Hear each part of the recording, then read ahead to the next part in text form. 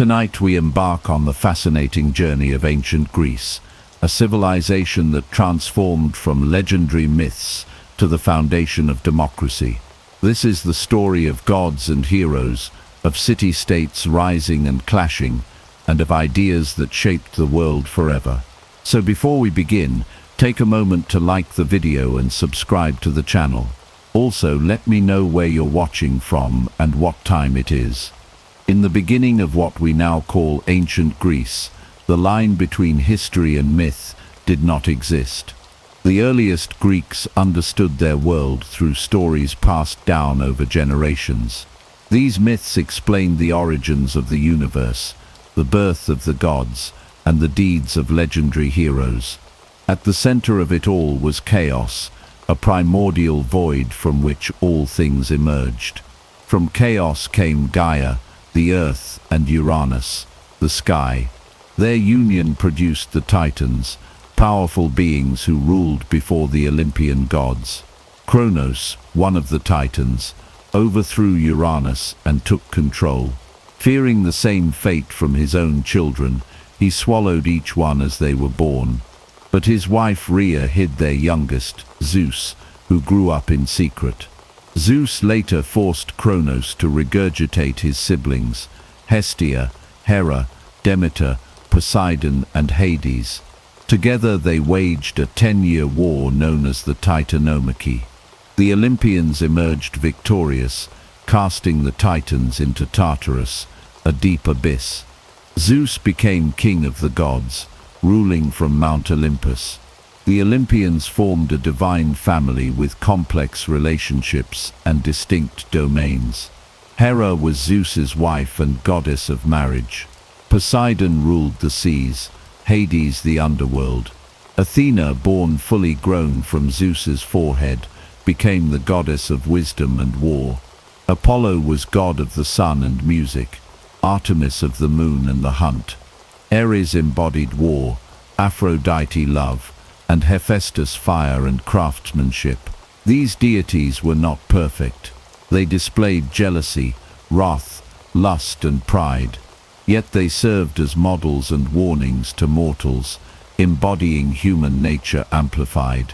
Myths of the gods were more than entertainment. They explained the seasons, natural disasters, and the origin of the cosmos. The myth of Persephone's abduction by Hades and her mother Demeter's grief explained the changing seasons. The tale of Prometheus, who stole fire from the gods to give to humanity, and was punished by eternal torment, illustrated the cost of defiance and the gift of knowledge. Rituals, temples, and festivals honored the gods. Oracles like the one at Delphi allowed mortals to communicate with the divine.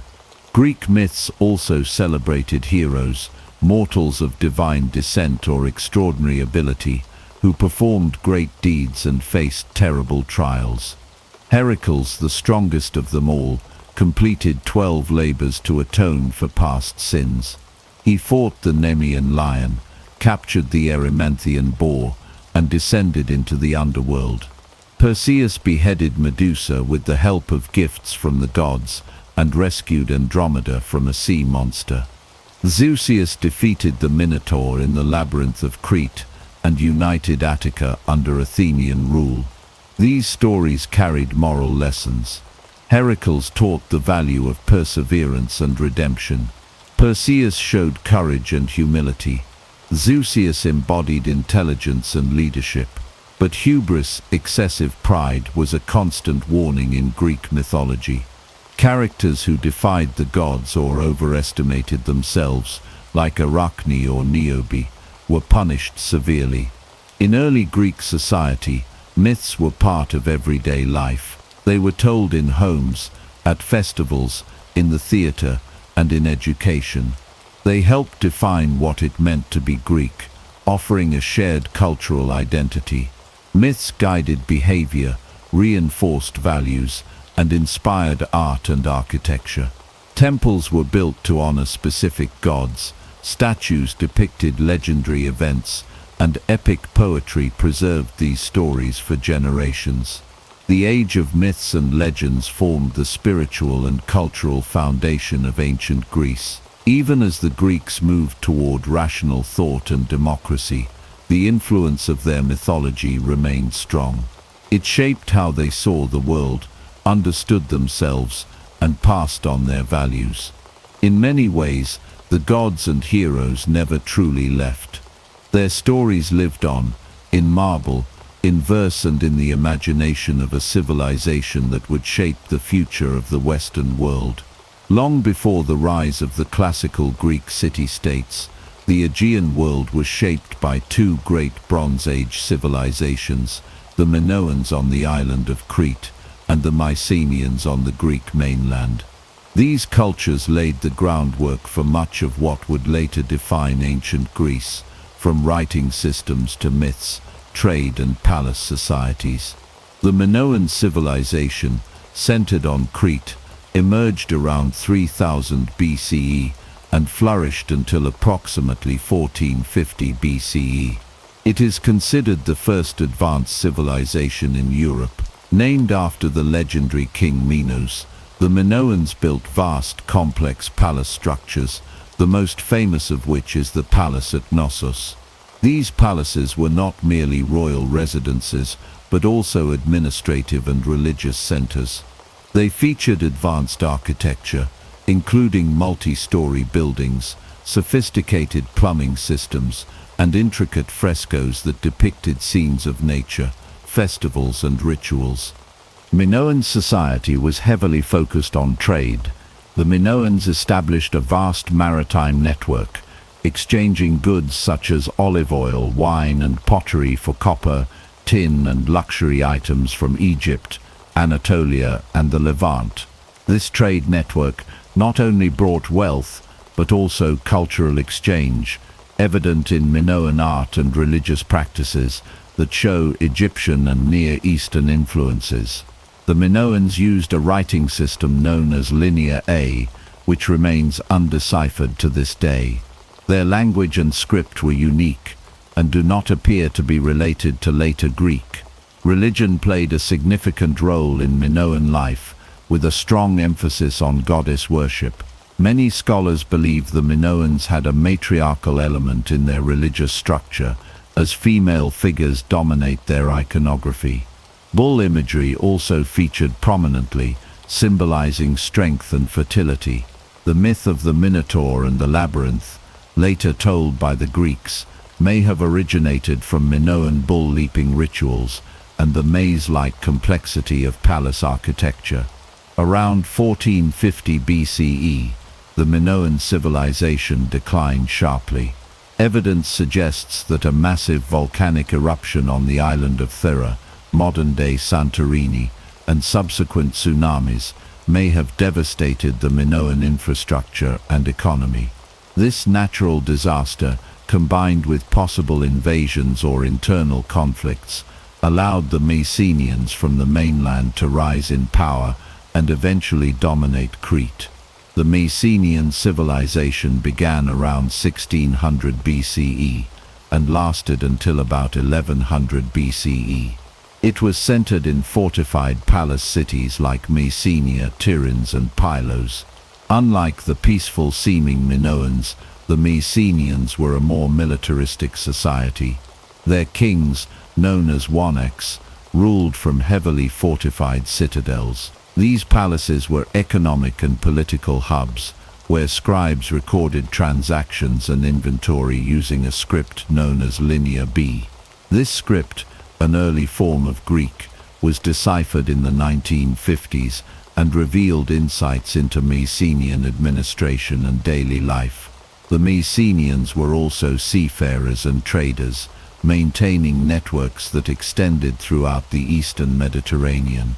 They adopted much from the Minoans, including art, architecture, and religious motifs, but gave them a more austere and martial character. Mycenaean tombs, particularly the beehive-shaped tholos tombs, and the wealth found within them, such as gold masks and ornate weapons, show a society that valued power and prestige.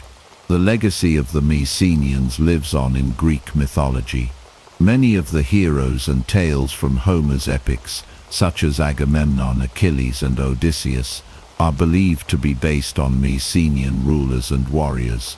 The story of the Trojan War, immortalized in the Iliad, may reflect a real conflict or a series of conflicts between Mycenaean Greeks and city-states in Anatolia, particularly Troy, which has been excavated in modern-day Turkey.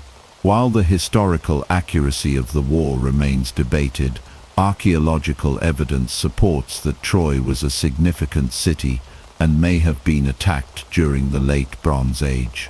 By around 1100 BCE, the Mycenaean civilization collapsed. The reasons are still debated, but likely include a combination of internal strife, invasions by the so-called Sea Peoples, and natural disasters. Their fall marked the beginning of the Greek Dark Ages, a period of decline in population, trade, and literacy. However, the cultural memory of the Minoans and Mycenaeans endured. Their myths, architecture, and early writing systems formed a foundation that later Greek civilization would build upon, ensuring that their legacy would never be completely lost. Around 1100 BCE, the Mycenaean civilization, which had dominated mainland Greece for centuries, abruptly collapsed. The great palaces of Mycenae, Pylos and Tiryns, were destroyed or abandoned. Trade routes fell silent. The carefully kept records in Linear B ceased to exist. This sudden and widespread decline marked the end of the Bronze Age in Greece and the beginning of a period historians now call the Greek Dark Ages. For roughly 4 centuries, from 1100 to 750 BCE, Greek society underwent profound change. It became smaller, poorer, and less connected to the wider world. The precise reasons behind the fall of the Mycenaeans remain uncertain.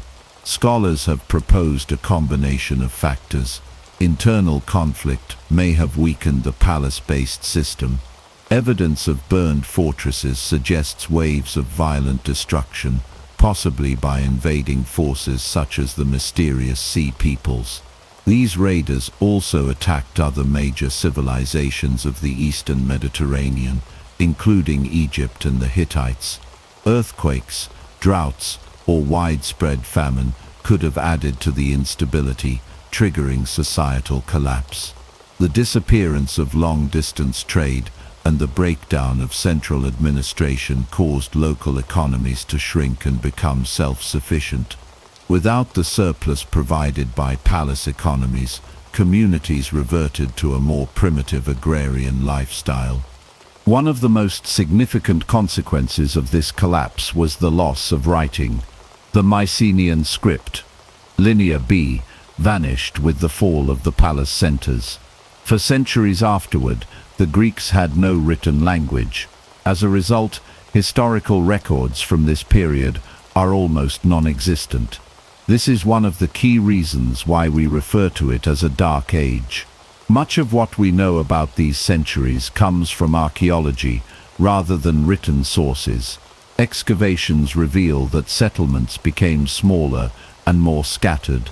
Monumental architecture disappeared. Pottery became simpler, and graves contained fewer luxury goods, reflecting a drop in wealth and social complexity. Despite the widespread decline, Greek culture did not vanish, it adapted. Over time, small tribal communities began to emerge across the Greek mainland and islands. These were often led by local chieftains, and their power was based more on personal leadership and kinship than institutional authority. These tribal societies were the seeds of what would later become the Greek city-states, or polis. Many Greeks migrated during this time, spreading out into new areas, including the islands of the Aegean and the western coast of Asia Minor, in what is now Turkey. These migrations helped preserve Greek language and culture, and led to the establishment of new communities in places like Ionia, Aeolis, and Doria. Oral tradition became crucial in preserving history, religion, and identity. Without written records, stories were passed down through generations by word of mouth. Poets, or bards, played an important social role, reciting epic tales of gods and heroes. It is during this time that the legends of Achilles, Odysseus, and other figures of the Trojan War were kept alive through oral poetry. These stories, rich in myth and memory, would later be written down in the great epics of Homer, the Iliad and the Odyssey, during the following archaic period. The Greek Dark Ages were not entirely stagnant. Though they began with widespread destruction and loss, the period also laid the groundwork for renewal. Iron tools and weapons began to replace bronze, giving rise to what is called the Iron Age. This technological shift allowed for better farming tools and stronger weapons, which slowly helped communities stabilize and grow. The simplicity of life in these centuries also contributed to a growing sense of local identity and self-reliance. By the end of the Dark Ages, new social and political structures were beginning to take shape. Communities became more organized, trade slowly revived, and contact with other cultures, such as the Phoenicians, reintroduced literacy through the adoption of the alphabet. The foundations were laid for the rebirth of Greek civilization in the Archaic period. Although the Greek Dark Ages were a time of hardship and uncertainty, they also represented a crucible of transformation. Out of the ashes of the Mycenaean collapse came the early formations of the classical Greek world. The myths, oral traditions, and tribal societies of this period formed the cultural bedrock of a civilization that would soon begin to flourish once again. After centuries of decline and isolation during the Greek Dark Ages, a powerful resurgence began to take shape around 800 BCE. This period, known as Archaic Greece, saw the gradual re-emergence of social, political, and cultural life across the Greek world. One of the most defining developments of this era was the rise of the polis, or city-state. Unlike the palace-centered kingdoms of the Bronze Age, the polis was a community of citizens with shared laws, customs, and religious practices, rooted in a common territory and identity. The polis was both a physical and conceptual entity. At its heart stood an urban center, often dominated by an acropolis, a fortified hilltop that held temples and public buildings. Below lay the agora, the central marketplace and gathering space for political, social, and commercial activity. Surrounding the city were fields and villages that provided food and resources. Each polis was politically independent, governed by its own citizens. Though they spoke the same language and worshipped the same gods, city-states like Athens, Sparta, Corinth, and Thebes developed distinct institutions, values, and ambitions. Athens, located in Attica, evolved into a hub of intellectual and artistic development. Early on it was ruled by aristocrats, but growing social unrest would eventually lead to reforms and the birth of democracy. Sparta, in contrast, developed a militarized society in the Peloponnesus, governed by a rigid code of discipline and ruled by a dual monarchy and a council of elders. Corinth became a wealthy trading center, strategically located on the narrow land bridge, connecting mainland Greece to the Peloponnesus. Thebes, powerful in central Greece, often played a rival role in the shifting alliances and wars among the polis. One of the major forces behind the rise of the city-states was the revival of trade and contact with the wider Mediterranean world. Around 800 BCE, the Greeks re-established connections with Egypt, the Near East, and the Western Mediterranean. These interactions brought new ideas, goods, and technologies. Most significantly, the Greeks adopted the Phoenician alphabet, which they adapted to create a true writing system. This new Greek script allowed for the recording of laws, treaties, poetry, and historical memory. It marked the end of the oral-only tradition of the Dark Ages. Colonization was another hallmark of the Archaic period. Between 750 and 550 BCE, Greek city-states founded hundreds of colonies across the Mediterranean and Black Sea regions.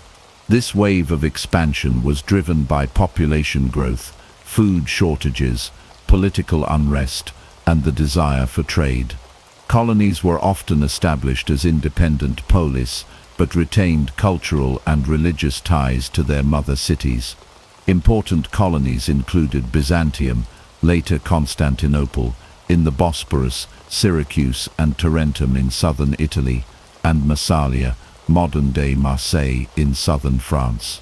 These new settlements helped spread Greek language, art, religion, and political ideas far beyond the Aegean.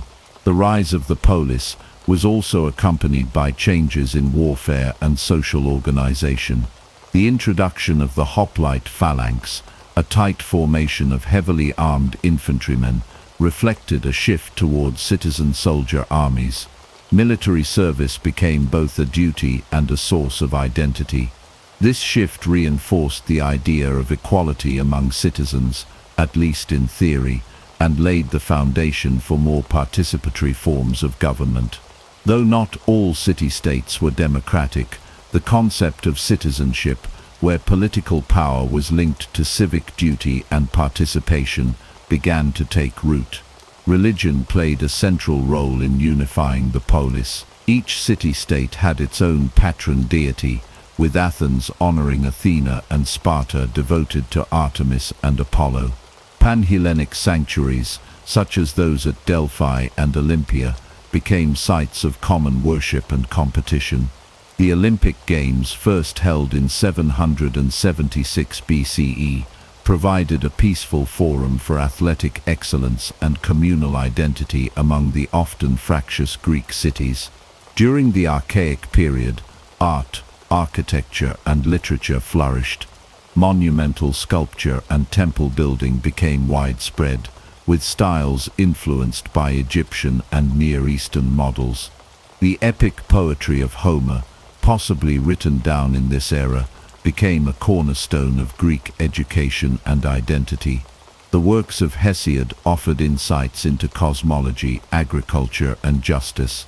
These texts provided moral frameworks and preserved collective memory in a rapidly changing society. By 600 BCE, the city-states of Greece had become the dominant political and cultural units of the region. Though each polis remained independent and often competed with others for power and influence, they shared a common Hellenic identity. They were bound by language, religion, and customs, yet fiercely proud of their autonomy. This dynamic tension between unity and independence defined Greek history for centuries to come. The rise of the polis in archaic Greece marked not just the end of the Dark Ages, but the beginning of a civilization that would shape the Western world in profound and lasting ways. Sparta, located in the region of Laconia in the southeastern Peloponnesus, developed one of the most distinctive societies in ancient Greece. While most Greek city-states valued trade, art, and political debate, Sparta chose a different path. It became a military state, structured entirely around discipline, obedience, and warfare. This transformation was not accidental, but the result of deliberate choices made by the Spartans in response to internal and external pressures. Spartan society was built on a rigid class system. At the top were the Spartiates, full citizens who had completed the rigorous state-sponsored education and military training system known as the agoge. Only Spartiates could vote, hold public office, and serve in the army as hoplites. Below them were the periakoi, or those who dwell around. These were free inhabitants of Spartan territory who managed trade and craft production, but had no political rights. At the bottom were the helots, an enslaved population primarily composed of conquered peoples from Messenia and other neighboring regions. The helots worked the land and provided food for the Spartan citizens. Their labor allowed the Spartiates to devote themselves entirely to military training and governance. To maintain control over this large and resentful Helot population, Sparta became a society permanently on guard. Fear of Helot uprisings shaped Spartan policy and culture. Every year the Spartan government declared ritual war on the Helots, legally allowing any Spartiate to kill a Helot without penalty. This brutal system was a cornerstone of Spartan dominance, but also a constant source of tension. The agoge was central to Spartan identity. Boys entered this state-run education system at the age of 7. They left their families and lived in communal barracks where they were taught discipline, endurance, loyalty, and martial skill. The agoge emphasized survival skills, physical toughness, and obedience to authority. Boys were subjected to harsh punishments, minimal clothing and food, and constant drills. At the age of 12, they began more intensive military training, and by 18 they were expected to participate in a form of secret police duty against the Helots, known as the Cryptia.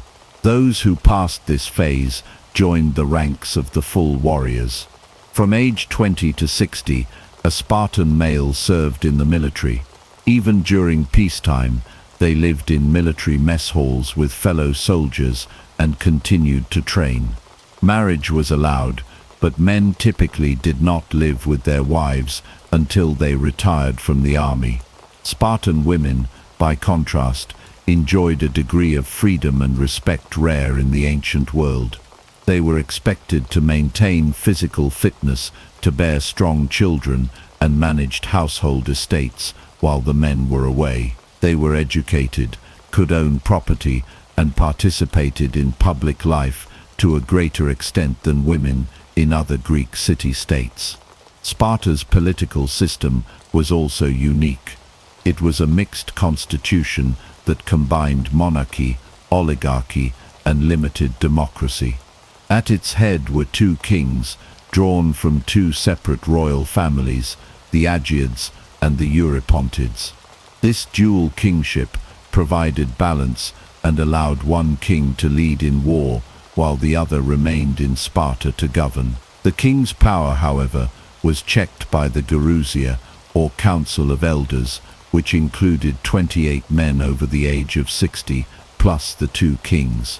This council proposed laws and served as a high court. The Apella, an assembly of Spartan male citizens over the age of 30, had the right to vote on proposals from the Gerousia.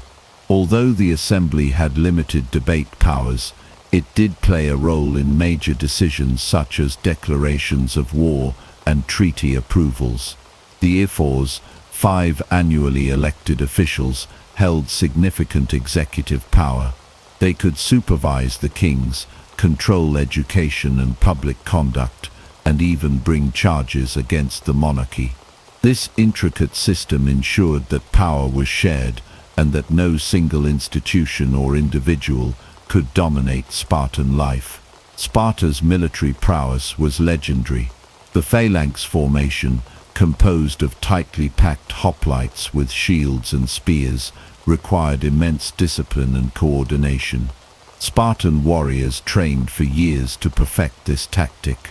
Their society's devotion to martial excellence made their army one of the most feared in the Greek world. They fought few wars compared to other city-states, but were nearly unbeatable on the battlefield. The Battle of Thermopylae in 480 BCE, where 300 Spartans led by King Leonidas made a heroic last stand against the Persian army, became a symbol of courage and sacrifice. Despite its strengths, Sparta's rigid system had limitations. Its refusal to adapt and its reliance on a shrinking class of full citizens eventually weakened its power. As fewer men qualified for full citizenship due to economic hardship or failure to complete the agoge, the military manpower declined. Furthermore, its cultural isolationism limited innovation in art, philosophy and trade. While other Greek city-states flourished during the classical period, Sparta remained insular. Nevertheless, Sparta's legacy endured. Its values of duty, discipline, and sacrifice were admired even by its rivals. Greek and Roman writers often idealized Spartan society, and its military culture became a model for later generations.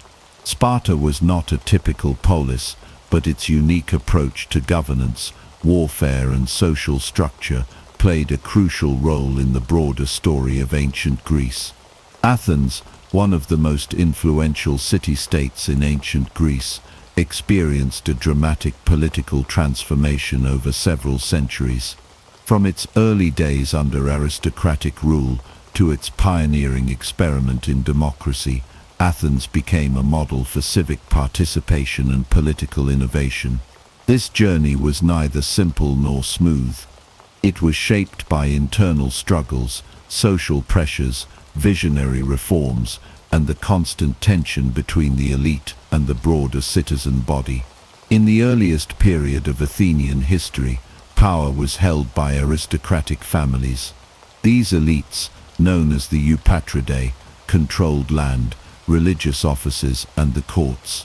Political decisions were made by the Areopagus, a council composed of former archons or magistrates. Ordinary citizens had little to no say in government. Tensions grew as economic inequality deepened. Many small farmers were pushed into debt slavery, and the city teetered on the brink of civil unrest. In response, Athens turned to a respected aristocrat named Solon around 594 BCE.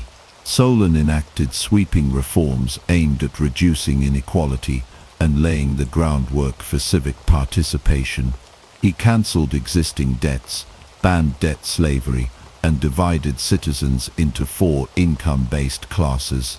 Political office became accessible based on wealth rather than birth, allowing richer non-aristocrats to participate in governance. Solon also created a council of 400 citizens to prepare legislation for the larger assembly. Although his reforms did not create full democracy, they marked a significant shift away from aristocratic dominance and toward broader political inclusion.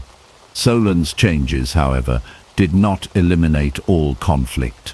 Power struggles continued, and within a few decades, a popular aristocrat named Pisistratos seized control and established himself as a tyrant. Unlike modern connotations of tyranny, Pisistratos' rule was relatively benevolent. He maintained Solon's reforms, promoted public works, supported the arts, and redistributed land to the poor. His sons, Hippias and Hipparchus, continued his rule until Hippias became increasingly oppressive following the assassination of Hipparchus. Eventually, Hippias was overthrown with the help of exiled aristocrats and the Spartans. The next major reformer was Cleisthenes, often called the father of Athenian democracy. Around 508 BCE, Cleisthenes reorganized the political structure of Athens to break the power of the aristocratic clans. He created 10 new tribes, based not on kinship but on geography, each composed of citizens from the city, the coast, and the inland regions. This diluted regional loyalties and promoted unity. He also established the Council of 500, with 50 members chosen by lot from each tribe, to oversee daily government operations and propose legislation. Most importantly, he expanded the role of the citizen assembly, or ecclesia, which could debate and vote on laws. Cleisthenes introduced ostracism, a practice that allowed citizens to vote once a year to exile any individual deemed a threat to the state. If a man received enough votes, he was exiled for 10 years but did not lose his property or rights. Ostracism was a safeguard against tyranny and political concentration, though it could be used for personal or factional rivalries. Democracy in Athens continued to evolve and reached its height under the leadership of Pericles in the mid-5th century BCE. Pericles expanded participation by introducing pay for public officials and jurors, allowing even the poorest citizens to serve in government. He reinforced the power of the ecclesia and supported cultural and architectural projects that turned Athens into a beacon of Greek civilization. Under Pericles, the Athenian democracy became more direct. All male citizens over the age of 18 could participate in the assembly, vote on laws, and serve on juries and councils chosen by lot. Athenian democracy was limited by modern standards. Only free male citizens could participate. Women, slaves, and resident foreigners, known as metics, were excluded from political life. Despite these limitations, the Athenian model introduced revolutionary ideas. It emphasized civic duty, accountability, and the belief that ordinary citizens could govern themselves. Citizens had the right and responsibility to participate in debates, propose laws, and vote on public matters. Courts were staffed by large juries of citizens selected by lot, and verdicts were final. This system minimized corruption and ensured broad participation in legal decisions. Athens' democratic system was not static. It faced challenges, including wars, economic crises, and political upheaval. Yet, even after periods of oligarchic rule and external pressure, the democratic institutions were often restored. The Athenian experiment profoundly influenced later thinkers, including Socrates, Plato, and Aristotle, who debated its strengths and weaknesses. Athens' transformation from aristocracy and tyranny to democracy was a complex and gradual process. Each reformer built on the work of those before them, responding to the needs and tensions of their time. Through innovation, conflict, and civic engagement, Athens created a political system that, while imperfect, laid the foundational concepts of citizen governance. These principles would echo through history, inspiring future generations and helping to shape the democratic ideals that continue to influence the modern world. In the early 5th century BCE, the Greek world faced one of the greatest threats in its history. The vast Persian Empire, ruled by the mighty kings Darius and later Xerxes, sought to bring the independent city-states of Greece under its dominion. What followed was a series of extraordinary events that tested the resilience, courage, and unity of the Greeks. Despite their differences and rivalries, the city-states came together in a desperate struggle for freedom. The Persian Wars, fought between 490 and 479 BCE, became a defining moment in Greek history and a foundation of their collective identity. The origins of the conflict lay in the Ionian Revolt of 499 BCE. The Greek cities of Ionia, located on the coast of Asia Minor and under Persian control, rose up against their overlords with support from mainland Greece, including Athens and Eretria. Although the revolt was ultimately crushed, it provoked the wrath of King Darius I, who vowed to punish the cities that had aided the rebellion. His plan was not just retribution, but the expansion of Persian control westward into the heart of Greece. In 490 BCE, Darius launched a punitive expedition. The Persian fleet crossed the Aegean Sea and landed at the plain of Marathon, northeast of Athens. The Athenians, joined by a small force from Plataea, chose to confront the invaders rather than wait behind their city walls.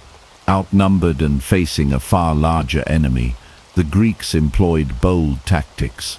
Under the command of Miltiades, the Athenian hoplites charged the Persian lines in a surprise assault.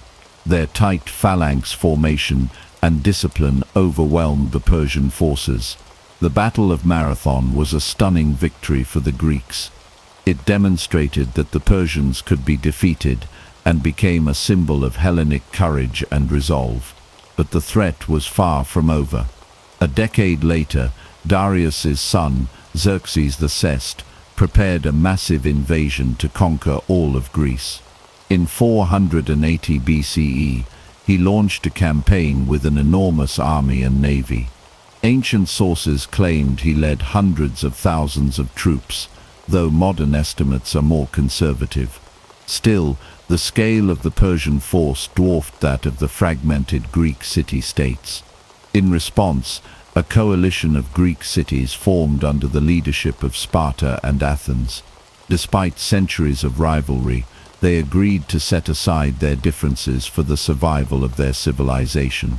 The first major clash of Xerxes' invasion occurred at the narrow mountain pass of Thermopylae.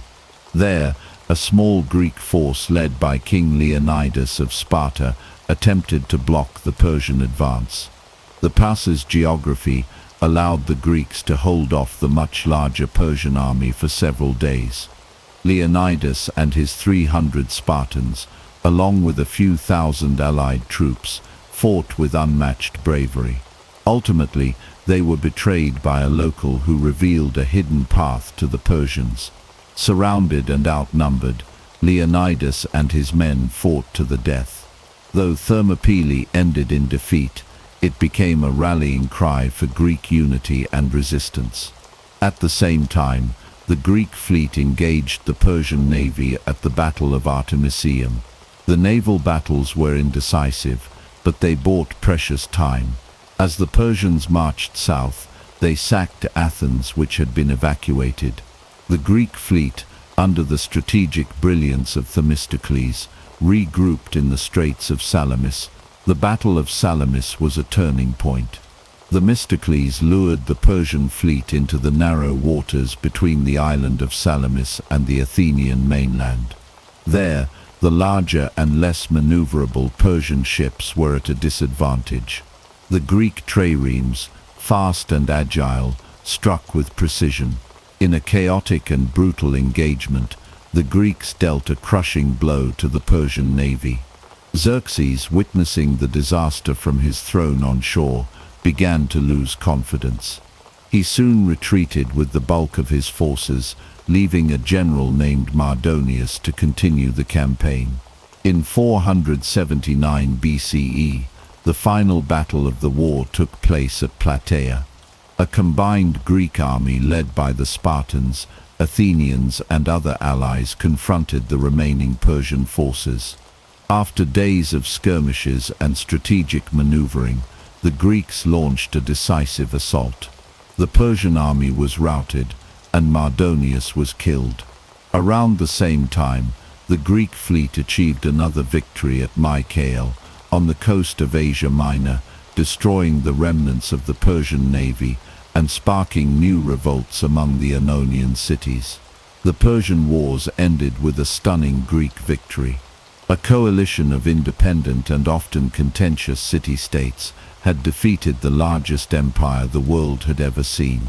The triumph was not just military but cultural. It affirmed the value of freedom, civic duty, and unity. It demonstrated that courage, strategy, and determination could overcome overwhelming odds. The wars also solidified a shared Greek identity. Though Athens, Sparta, and their allies would later fall back into rivalry and conflict, the memory of their joint resistance became a cornerstone of Greek pride and historical memory. In the aftermath, Athens rose to new heights. It rebuilt its city, strengthened its navy, and formed the Delian League, a defensive alliance against future Persian aggression. Sparta returned to its conservative ways, wary of Athenian ambition. But for a brief and shining moment, the Greek city-states had stood together, not as rivals but as defenders of a common civilization. The Persian Wars marked the birth of what we now call classical Greece, a period that would see the flourishing of philosophy, art, and democracy, all nurtured by the hard-won freedom secured on the battlefields of Marathon, Thermopylae, Salamis, and Plataea. Following the victory over the Persian Empire, Athens entered a remarkable period of cultural, political, and intellectual flourishing that historians call the Golden Age.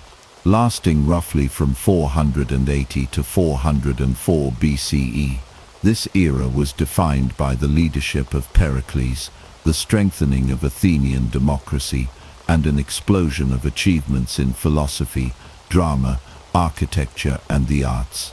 It was during this time that Athens became not only a powerful empire, but also the cultural and intellectual heart of the Greek world.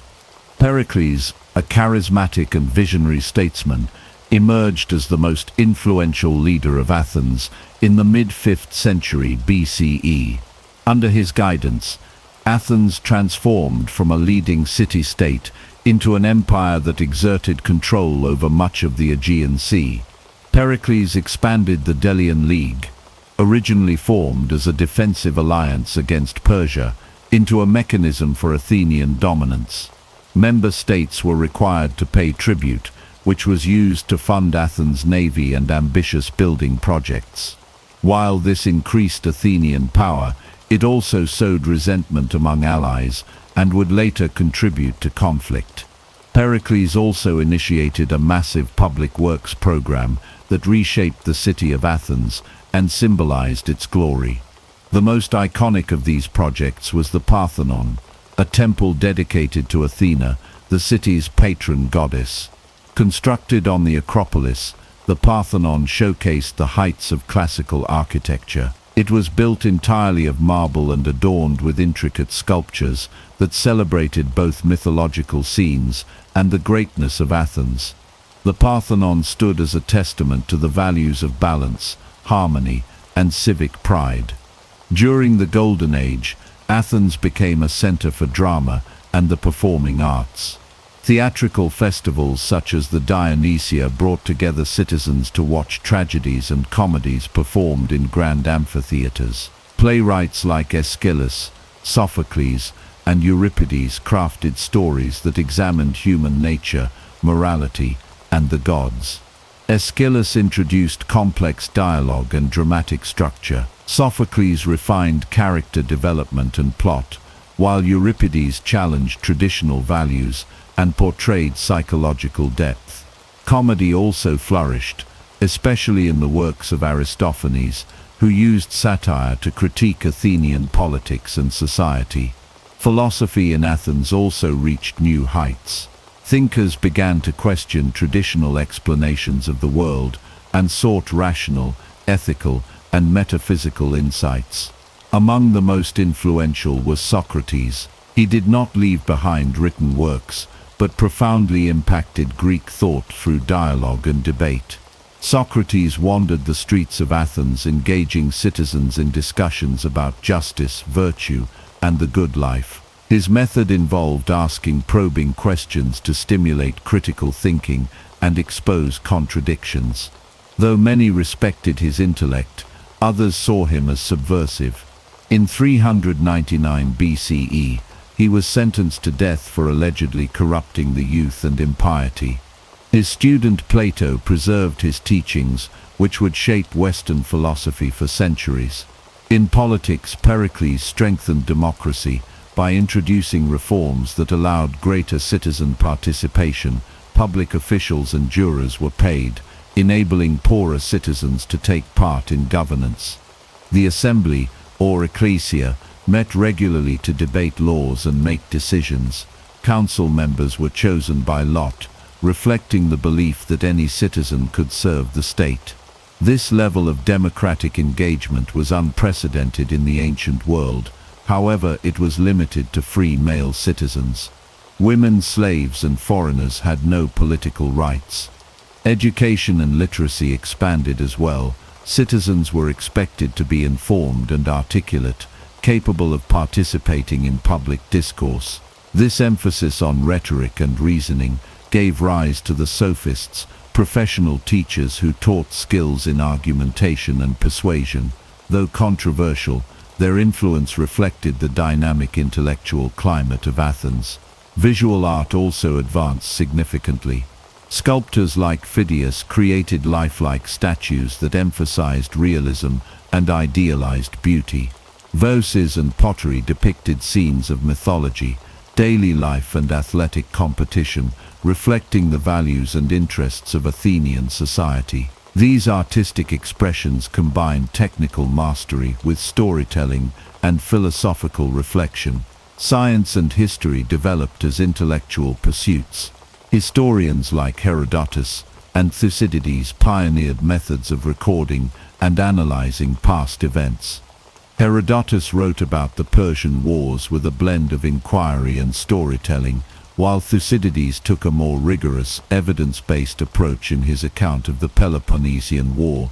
Despite its achievements, the Golden Age of Athens was not without flaws. Its empire was built on coercion, and its democracy excluded large portions of the population. Internal tensions, political rivalries, and growing resentment from other Greek city-states set the stage for future conflict. Nevertheless, the legacy of the Golden Age is enduring. It was a time when human potential was celebrated, when art and reason were elevated, and when the foundations of Western thought were laid. Athens during this period became a beacon of intellectual and artistic excellence. Its contributions in philosophy, drama, politics, and architecture continue to influence and inspire. The Golden Age of Athens represents one of the highest expressions of civilization in the ancient world, a moment when a city dared to imagine what humanity could achieve. In 431 BCE, the Greek world was plunged into a brutal and prolonged conflict that would leave it fractured and weakened. The Peloponnesian War, fought between Athens and its allies, and the Peloponnesian League, led by Sparta, lasted for nearly 3 decades and marked the end of the classical Greek Golden Age. It was a war not of foreign conquest, but of Greek against Greek, brother against brother. The struggle arose from deep-seated tensions over power, influence, and ideology, and it would have far-reaching consequences for the entire Greek world. The roots of the war can be traced to the aftermath of the Persian Wars. While the threat from Persia had unified the Greek city-states temporarily, peace did not last. Athens emerged from the conflict immensely powerful, having built a vast maritime empire through the Delian League.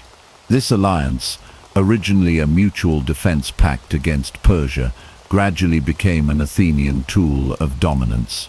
Athens used tribute from allied cities to fund its military and cultural projects, enforcing its will through naval strength. Sparta, a land-based military power with a rigid oligarchic society, viewed Athens' growing influence with alarm. The two city-states represented opposing systems, democratic Athens versus conservative, militaristic Sparta. Tensions escalated through a series of disputes involving their allies. When Corinth and Corcyra, two members of opposing alliances, clashed and Athens intervened, Sparta and its allies felt provoked. In 431 BCE, war formally broke out. The Peloponnesian War unfolded in 3 major phases. The first, known as the Archidamian War, lasted from 431 to 421 BCE.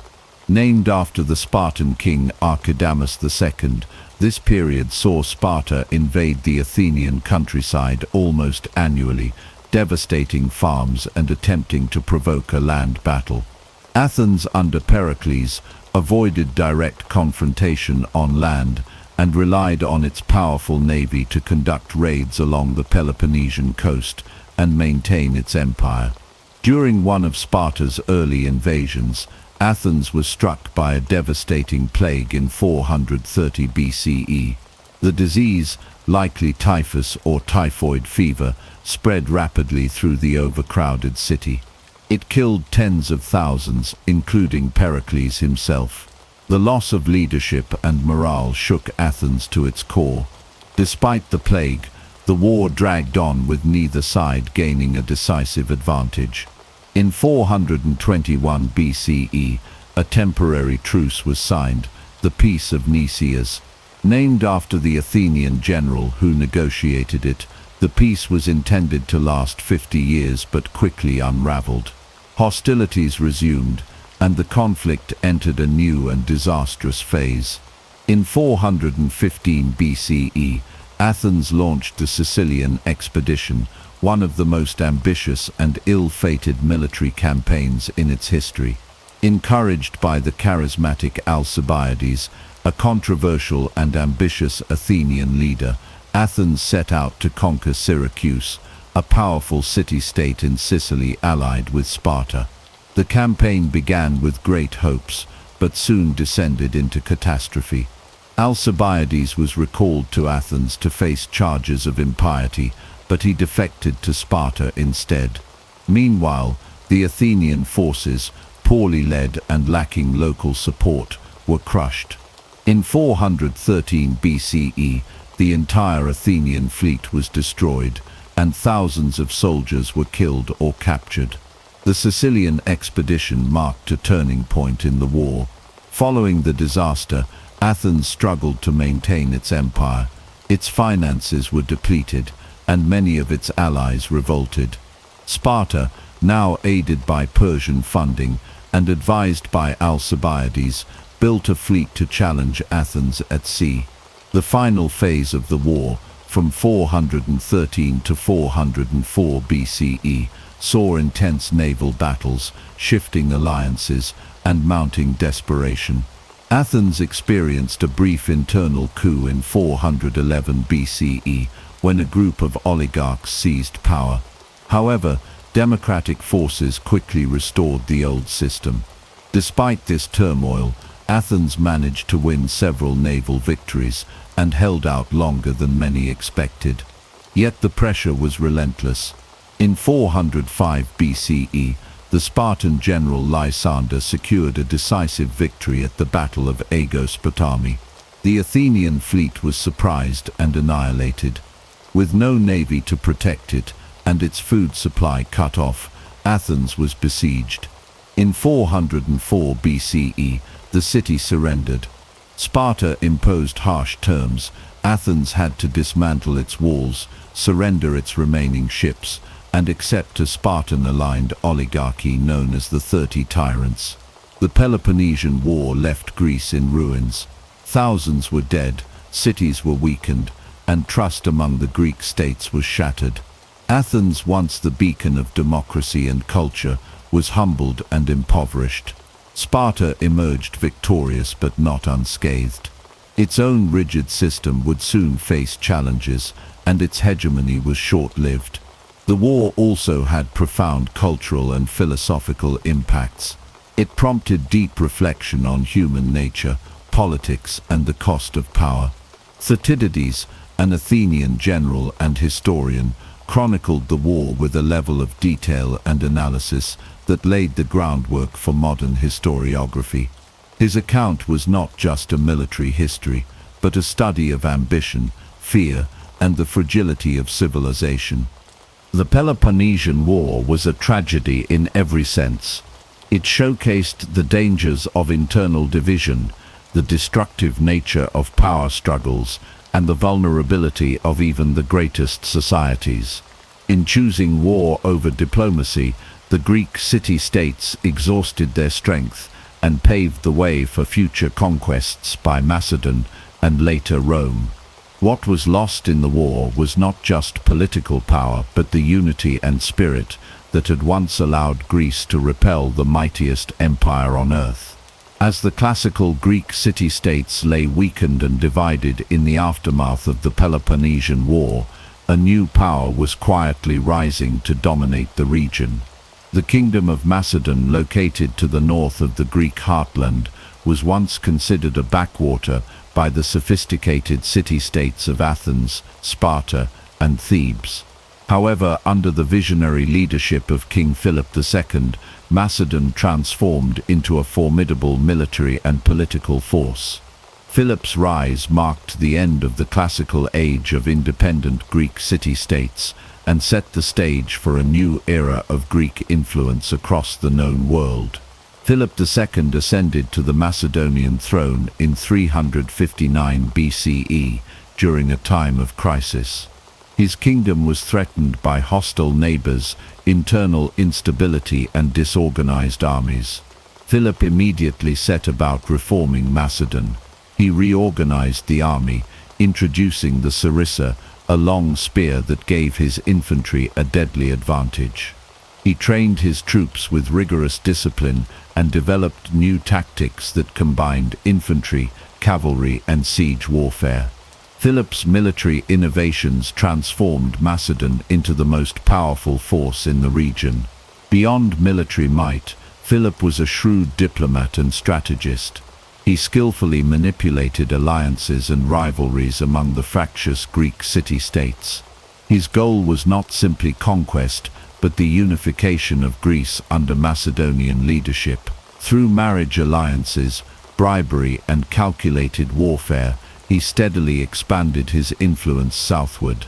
The Greek city-states, exhausted by decades of conflict, were unable to mount a united resistance. Athens was still recovering from the Peloponnesian War and internal strife. Sparta remained a shadow of its former self. Thebes, once powerful, had been weakened by civil conflict. In 338 BCE, Philip decisively defeated a coalition of Greek city-states at the Battle of Chaeronea. This victory effectively ended Greek independence. Philip established the Corinthian League, a federation of Greek states under his hegemony, ostensibly to defend Greece against Persia. Philip's vision extended beyond Greece. He planned to lead a grand campaign against the Persian Empire, the common enemy of all Greeks. However, his assassination in 336 BCE abruptly ended his reign. His son Alexander inherited the throne and the vast Macedonian army. Alexander the Great would carry Philip's ambitions to unprecedented heights, conquering the Persian Empire and spreading Greek culture across Asia and Egypt. This era, known as the Hellenistic Age, saw the blending of Greek and Eastern civilizations, expanding the legacy of classical Greece far beyond its traditional borders. Although the age of independent city-states was over, the ideals of classical Greece, democracy, philosophy, art and science, continued to influence the world. The achievements of Athens and Sparta, the tragedies and triumphs of their people, and the intellectual foundations laid during the classical period echoed through history.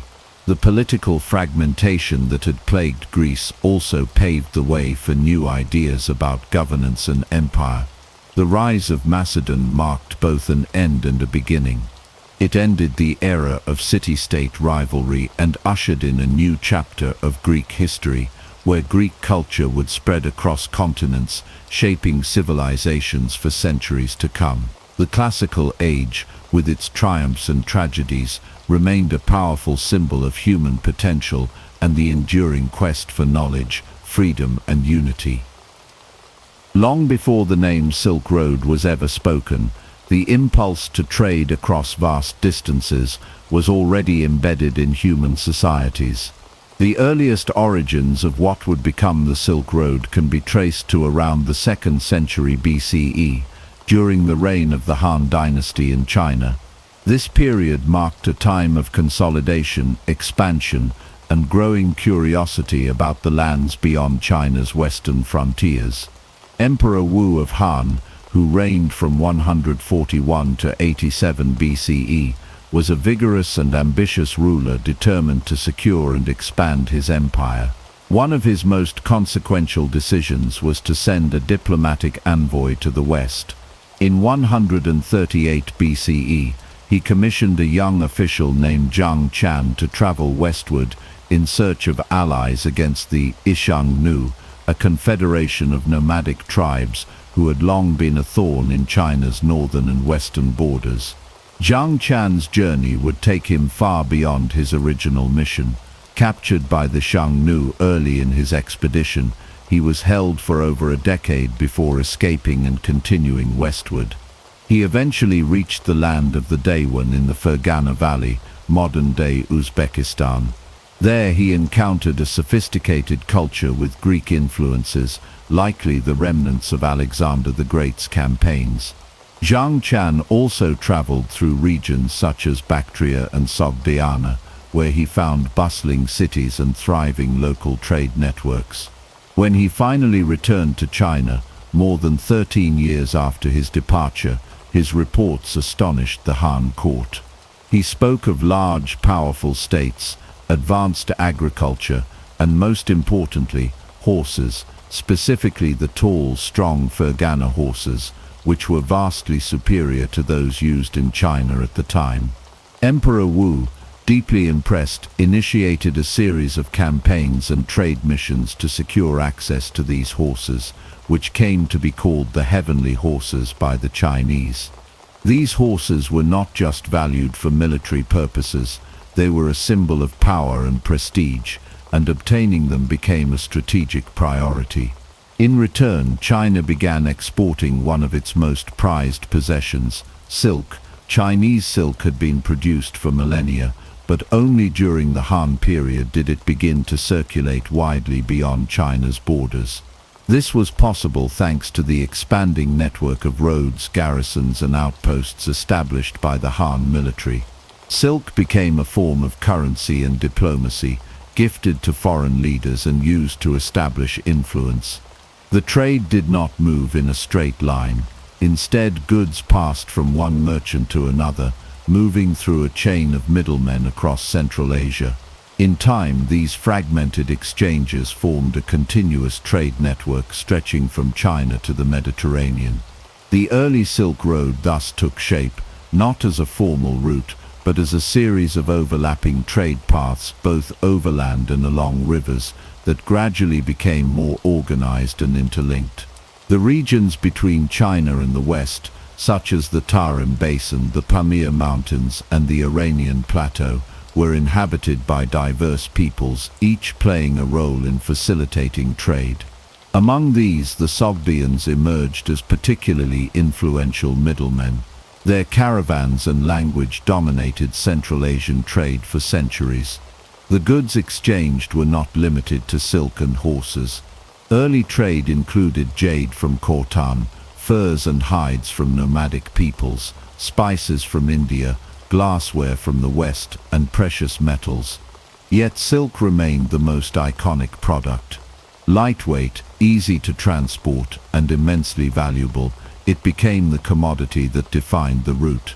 It was so closely associated with China that to the Romans, the mysterious people from the East were simply called the Ceres, or the Silk People. Roman elites came to treasure silk as a status symbol, though the exact origins of the fabric were cloaked in mystery. By the 1st century CE, trade across Eurasia had become increasingly structured.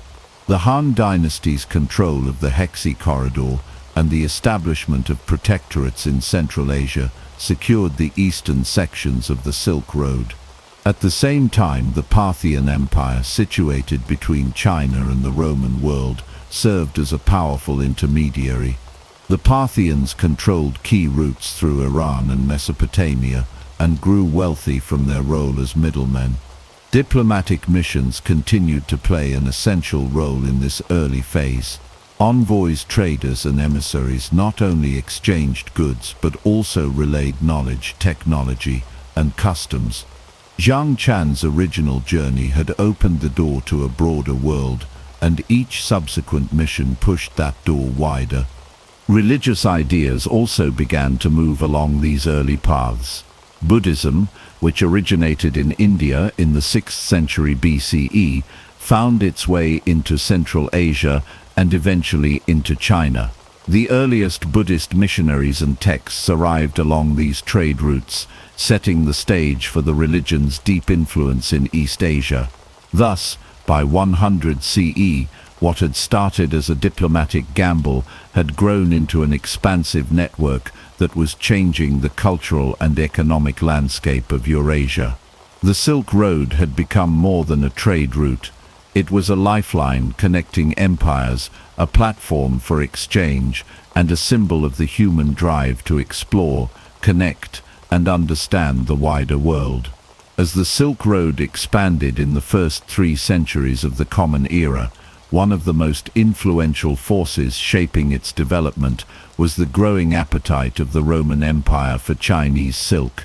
Though the two great empires of the ancient world, the Han dynasty in the east and the Roman Empire in the west, never established formal diplomatic relations, they became indirectly connected through a complex web of trade facilitated by intermediary states. The fascination with silk in Rome was both immediate and enduring. The delicate, shimmering fabric was unlike anything produced in the Roman world. Initially arriving through Eastern markets, it quickly became a luxury item reserved for the wealthiest citizens. Roman historians and moralists like Seneca and Pliny the Elder commented on the popularity of silk among Roman elites, often with disapproval. They saw the transparent and flowing material as decadent, even immoral, yet demand only grew. By the 1st century CE, Chinese silk had become one of the most prized commodities in Roman markets. The silk itself traveled across Central Asia through a network of merchants that included Parthians, Kushans, and Sogdians. These intermediaries kept the true origin of silk a closely guarded secret. To Roman buyers, the exact source of silk remained shrouded in mystery, and the producers of the fabric were known vaguely as the Seris, meaning the silk people. The Parthian Empire, which controlled the Iranian plateau, played a critical role in facilitating this trade. As a rival to both Rome and China, the Parthians carefully managed their position as intermediaries, often preventing direct contact between Roman and Chinese merchants. They benefited greatly by taxing goods and profiting from the markup at every stage of the journey. Beyond the Parthians, the Kushan Empire emerged as another vital link in the chain, occupying a vast territory that included parts of modern-day Afghanistan, Pakistan, and northern India. The Kushans bridged trade between Central Asia, South Asia, and China. They were instrumental in the spread of Buddhism along the Silk Road, but they also helped move Roman goods eastward and Chinese goods westward. Archaeological evidence reveals just how interconnected these regions had become. Roman coins have been discovered as far east as Vietnam and southern China, while Chinese silks have been found in Roman tombs and desert trade posts. The flow of goods was far from one-sided. While China exported silk, porcelain, and lacquerware, Roman exports included glassware, wine, metal goods, and artworks. Glass in particular became highly valued in China, as the Chinese had not yet mastered the art of making clear, high-quality glass. Roman amphorae and fine metalwork also appeared along trade routes in Central Asia, often found in the graves of local elites who prized them as exotic treasures. Despite the high demand for silk, the Roman Senate occasionally expressed concern over the trade imbalance. The Roman historian Pliny the Elder lamented that Rome was spending vast sums of gold to import silk, weakening the empire's economy. Yet the trade continued unabated, as merchants and elites saw too much value in the luxuries coming from the east. This era also saw the rise of maritime trade routes that complemented the overland Silk Road. Roman and Indian ships traveled across the Arabian Sea, connecting ports on the Red Sea and Persian Gulf to those along the western coast of India. From there, goods would travel inland toward Central Asia or continue overland toward China.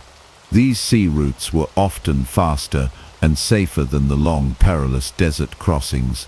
Ports such as Barigaza and Muziris in India became important hubs in this transcontinental exchange. Trade between Rome and the East was not limited to goods. Artistic and cultural influences also made the journey. Hellenistic art, inherited from the conquests of Alexander the Great, mixed with Buddhist iconography in Central Asia, producing the Greco-Buddhist art of Gandhara. This fusion of Greek realism and Indian spirituality is a testament to the cultural melting pot that the Silk Road had become. Meanwhile, Chinese sources record embassies from the West, including an alleged Roman mission that reached the Chinese court in 166 CE during the reign of Emperor Huan of Han.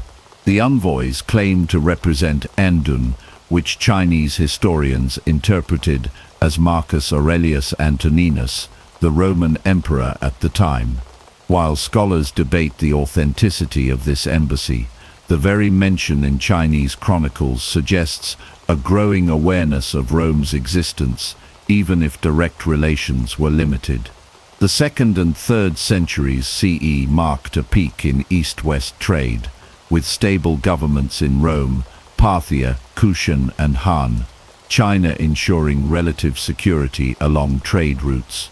However, this golden age would not last indefinitely.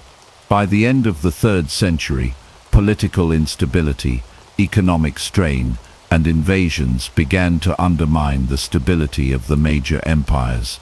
Yet during this brief period, the Silk Road had grown into a powerful artery of commerce and culture, linking the farthest corners of the known world. The Roman connection to the Silk Road did more than introduce silk to the West. It fostered a centuries-long fascination with the East that would inspire future explorers, merchants, and conquerors. It revealed the possibilities of long-distance trade and demonstrated how distant civilizations, even without direct contact, could become interdependent through networks of exchange. The trade in silk, gold, glass, and ideas during this era laid the groundwork for a globalized world centuries before the term existed. Between the 4th and 8th centuries CE, the heart of the Silk Road was not ruled by empires, but by a remarkable group of merchants who became the lifeblood of intercontinental trade.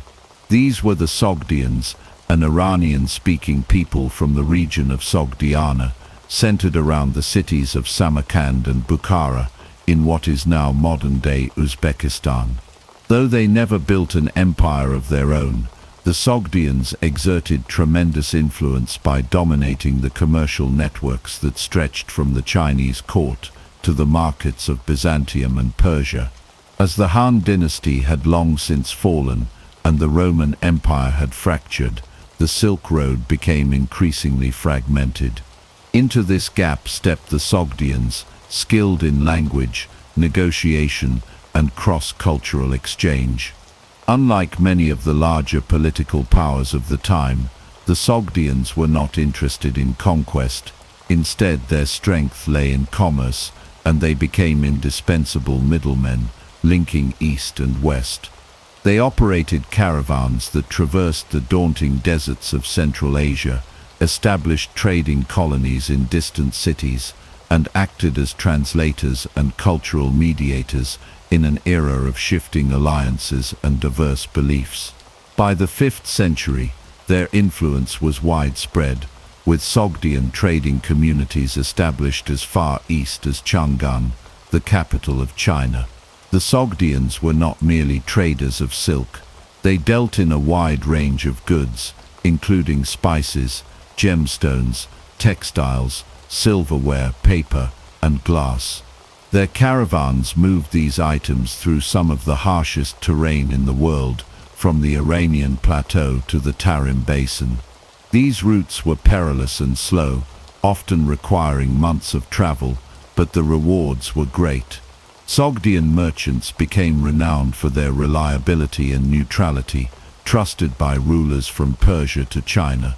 The Sogdians' unique value came in part from their cultural adaptability. They were multilingual, speaking Sogdian, Persian, Chinese, and other Central Asian languages. This allowed them to act as interpreters and negotiators, smoothing the flow of trade across language and cultural barriers. Their inscriptions, letters, and contracts found in places like Dunhuang and Turfan show a high level of sophistication in commercial dealings. Religion was another domain, where the Sogdians played a significant role. As they moved between empires, they became agents of cultural and religious exchange.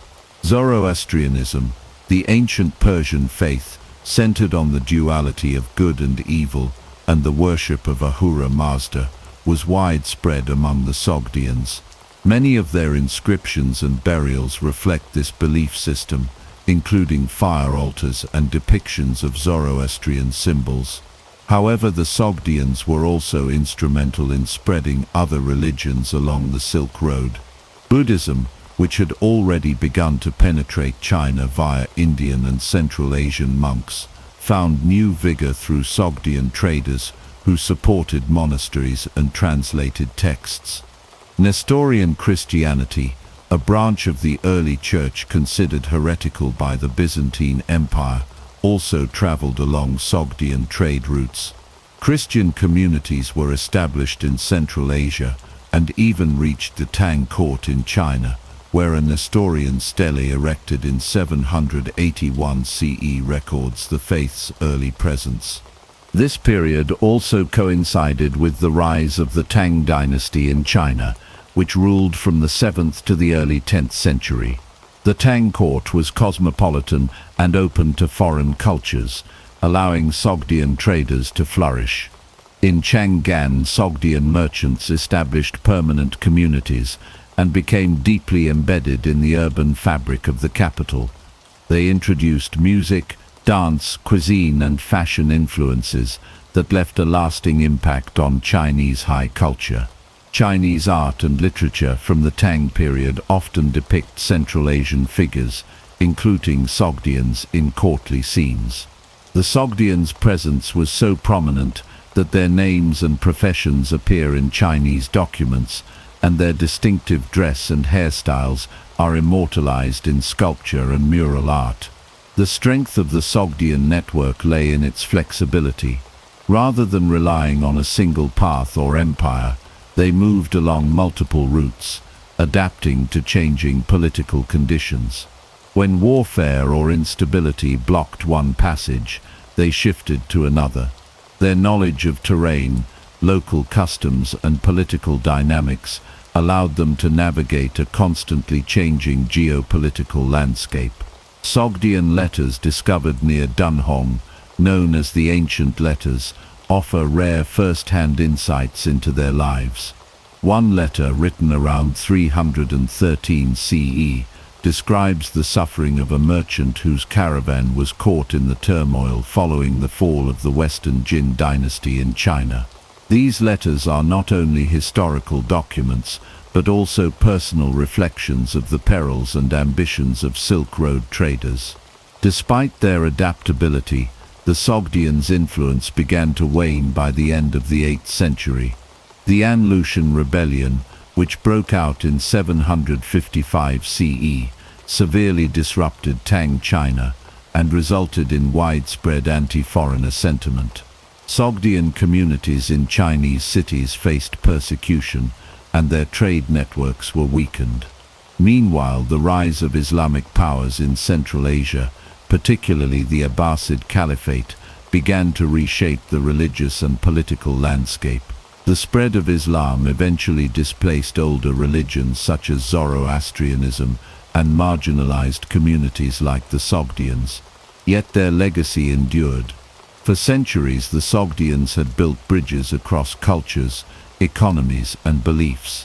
Their role as merchant masters of the Silk Road created a foundation for sustained Eurasian exchange.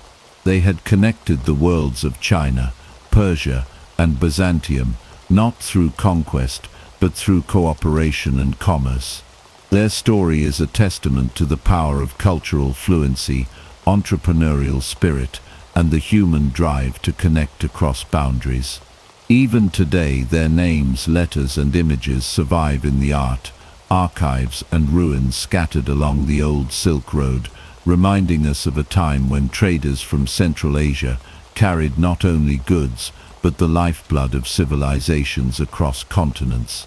From the 2nd to the 10th century CE, the Silk Road was not only a conduit for goods and merchants, but also a vast spiritual highway, one of the most important arteries for the spread of Buddhism across Asia. Originating in India, Buddhism traveled northward through the mountainous passes into Central Asia and beyond into China, carried not by armies or kings, but by pilgrims, monks and merchants who believed in the power of the Dharma. As traders moved along the caravan routes, so too did sacred texts, ritual objects, images of the Buddha, and relics.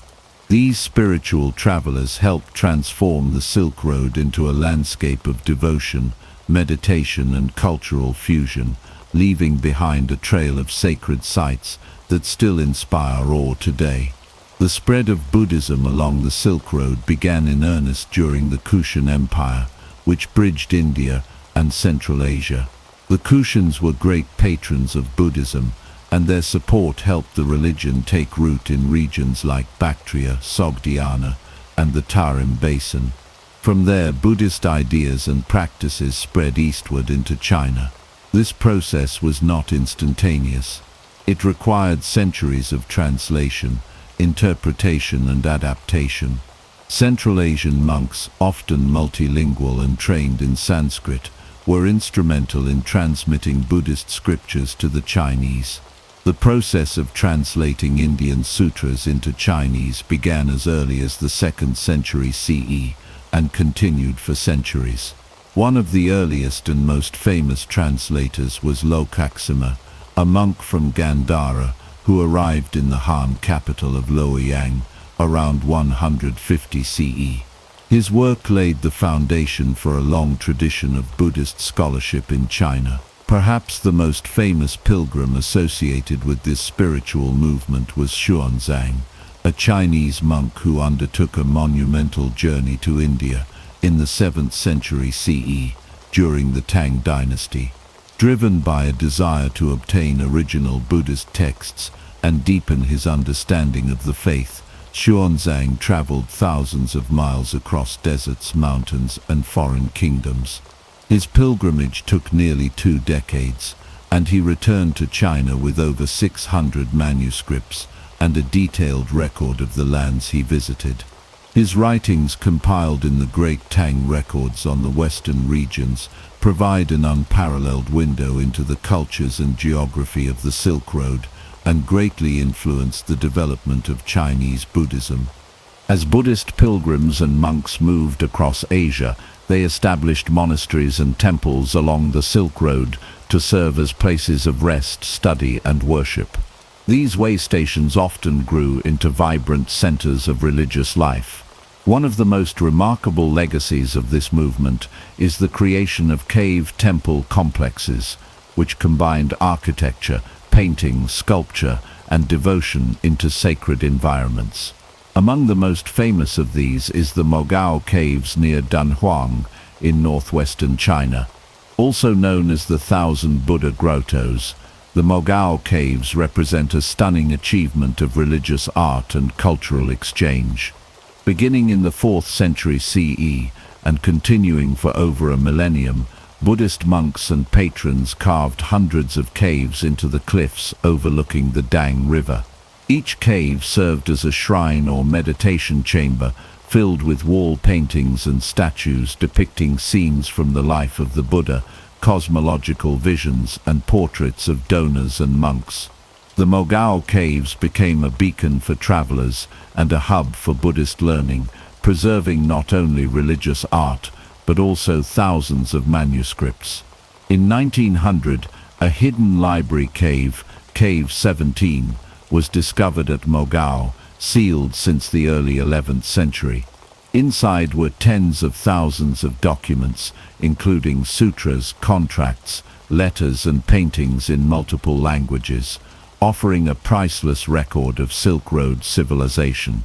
Among the texts was the Diamond Sutra, dated to 868 CE, considered the world's oldest known printed book. These treasures attest to the scholarly, religious, and multicultural life that flourished at this crossroads of empires. The movement of Buddhism along the Silk Road was not uniform. Different schools and sects traveled along different routes, and the religion adapted to local cultures. Mahayana Buddhism, which emphasized the role of bodhisattvas and the accessibility of enlightenment, gained particular traction in China and Central Asia.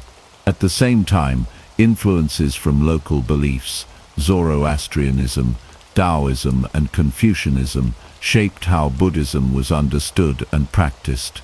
Monasteries became centers of learning, hospitals and social services, supported by both local elites and foreign traders. Artisans and patrons collaborated to create devotional objects that reflected a blend of styles: Gandharan realism, Central Asian symbolism, and Chinese elegance. These objects helped convey the universal themes of Buddhist teaching while also making them resonate with diverse populations. By the 10th century, however, the Silk Road began to fragment. Political changes, such as the fall of the Tang dynasty and the rise of Islamic empires in Central Asia, altered the religious landscape. Many Buddhist communities declined, and some monasteries were abandoned or converted. Yet the legacy of this spiritual highway endures. The art, texts and architecture left behind by Buddhist travelers and monks continue to reveal the deep interconnections between Asia's civilizations and the enduring power of faith to bridge cultures. The story of Buddhism on the Silk Road is one of perseverance, creativity, and spiritual passion. It illustrates how ideas and beliefs can travel just as powerfully as goods, and how devotion can leave a physical imprint on history. The great cave temples, the ancient manuscripts, and the biographies of monks and pilgrims all tell a story of belief in transformation, not only of the self, but of the world through compassion, wisdom, and connection. Between 618 and 907 CE, China experienced a period of remarkable cultural, economic, and political flourishing under the Tang dynasty. During this time, the Silk Road reached the height of its prosperity and influence. This era marked a golden age in which international trade, artistic innovation, and cultural exchange were not only encouraged but celebrated. The Tang capital of Chang'an, now known as Xi'an, became one of the most cosmopolitan cities in the world, a vibrant metropolis where merchants, diplomats, artists, and pilgrims from across Asia and beyond converged. The Tang dynasty's openness to foreign influence and its robust infrastructure created the conditions for the Silk Road to thrive like never before. One of the key reasons for the Silk Road's success during the Tang era was the political stability and expansive control exerted by the Tang emperors. At its height, the Tang Empire stretched far into Central Asia, securing important trade routes and establishing protectorates that ensured the safety of travelers and merchants. The Tang military, including skilled generals such as Gao Xianxi, pushed Chinese influence deep into the Tarim Basin, safeguarding the passes and oasis cities critical to Silk Road commerce. With these territories under Chinese control or allied governance, the movement of goods, people, and ideas became more reliable and frequent. Chang'an itself was a marvel of urban planning and international life. With a population that may have exceeded 1 million, the city was a melting pot of cultures. The Western market, known as the Asishi, bustled with goods from across the known world. Merchants from Sogdiana, Persia, India, Arabia, and even the Byzantine Empire set up shop alongside Chinese traders. They sold and bought silk, spices, gems, incense, glassware, silver, and exotic animals. Cultural and religious diversity was deeply embedded in daily life. One could walk through the streets of Chang'an and encounter Buddhist monks, Zoroastrian priests, Nestorian Christian missionaries, and Muslim merchants. Mosques, Zoroastrian fire temples, and Christian churches stood alongside Buddhist monasteries, reflecting a remarkable degree of religious tolerance and pluralism. The Tang court itself, was heavily influenced by foreign customs. Foreign music and dance were especially popular. Central Asian performers dazzled the Chinese elite with their instruments and acrobatic routines. Persian and Sogdian fashions were adopted by the aristocracy, including tall boots, patterned robes, and elaborate headgear. In the arts, this cultural fusion led to extraordinary innovation. Tang ceramics featured motifs and glazing techniques inspired by West Asian designs. Buddhist art incorporated Indian, Central Asian, and Chinese elements. Wall paintings from Dunhuang and sculptures from Longmen illustrate this synthesis vividly. Poetry, too, flourished. Tang poets such as Li Bai and Du Fu referenced distant lands, trade goods, and foreign cultures, capturing the global consciousness of their time. The prosperity of the Silk Road during the Tang period was also evident in technological and intellectual exchange. Papermaking, which originated in China, spread westward along the trade routes and eventually reached the Islamic world and Europe. Conversely, Chinese scholars gained access to new astronomical, mathematical, and medical knowledge through interactions with their counterparts in India and the Middle East. The Tang dynasty encouraged scholarly inquiry and maintained an openness to foreign ideas that made Chang'an not only a commercial capital but also a center of learning. In addition to overland routes, maritime trade expanded during this period. Chinese ships traveled through the South China Sea and Indian Ocean, connecting Tang China with Southeast Asia, the Indian subcontinent, the Arabian Peninsula, and East Africa. Ports like Guangzhou became international hubs where sailors and merchants from many cultures interacted. This maritime Silk Road complemented the overland routes and further extended the reach of Tang commerce and influence. However, the Golden Age was not without its challenges. The massive wealth and diversity that defined the Tang dynasty also gave rise to tensions. In 755 CE, the Anloshan rebellion erupted, leading to a devastating civil war that lasted nearly a decade. The rebellion severely weakened the central government and led to widespread destruction and loss of life. After the rebellion, the Tang court struggled to maintain its former dominance, and the control of the Silk Road territories began to slip. Though the dynasty survived for another century and a half, the cosmopolitanism of early Tang began to wane. Foreign merchants faced increased suspicion, and the vibrant multicultural atmosphere of Chang'an became more insular.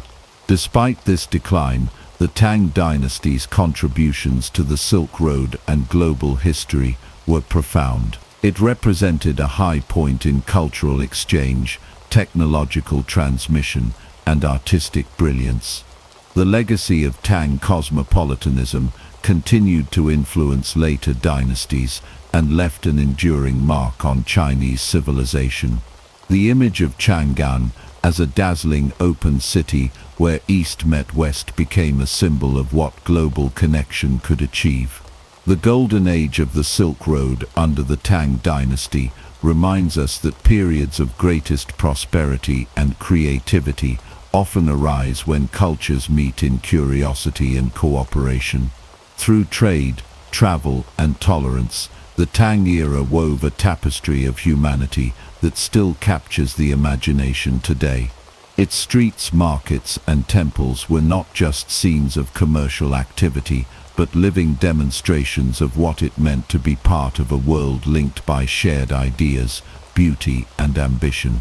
From the 7th to the 11th century CE, the rise of Islamic caliphates transformed the Silk Road in profound and lasting ways. As the Arab armies rapidly expanded across the Middle East, North Africa, and Central Asia, they established new political and cultural centers that reshaped the flow of goods, ideas, and people along this ancient trade network.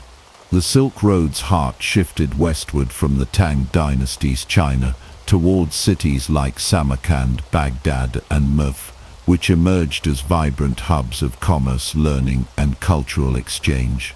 This period marked not only a change in political power, but also a golden age of Islamic civilization, during which science, philosophy, art, and technology flourished alongside trade. The initial Islamic expansion began in the 7th century with the Rashidun Caliphate and continued under the Umayyads and Abbasids.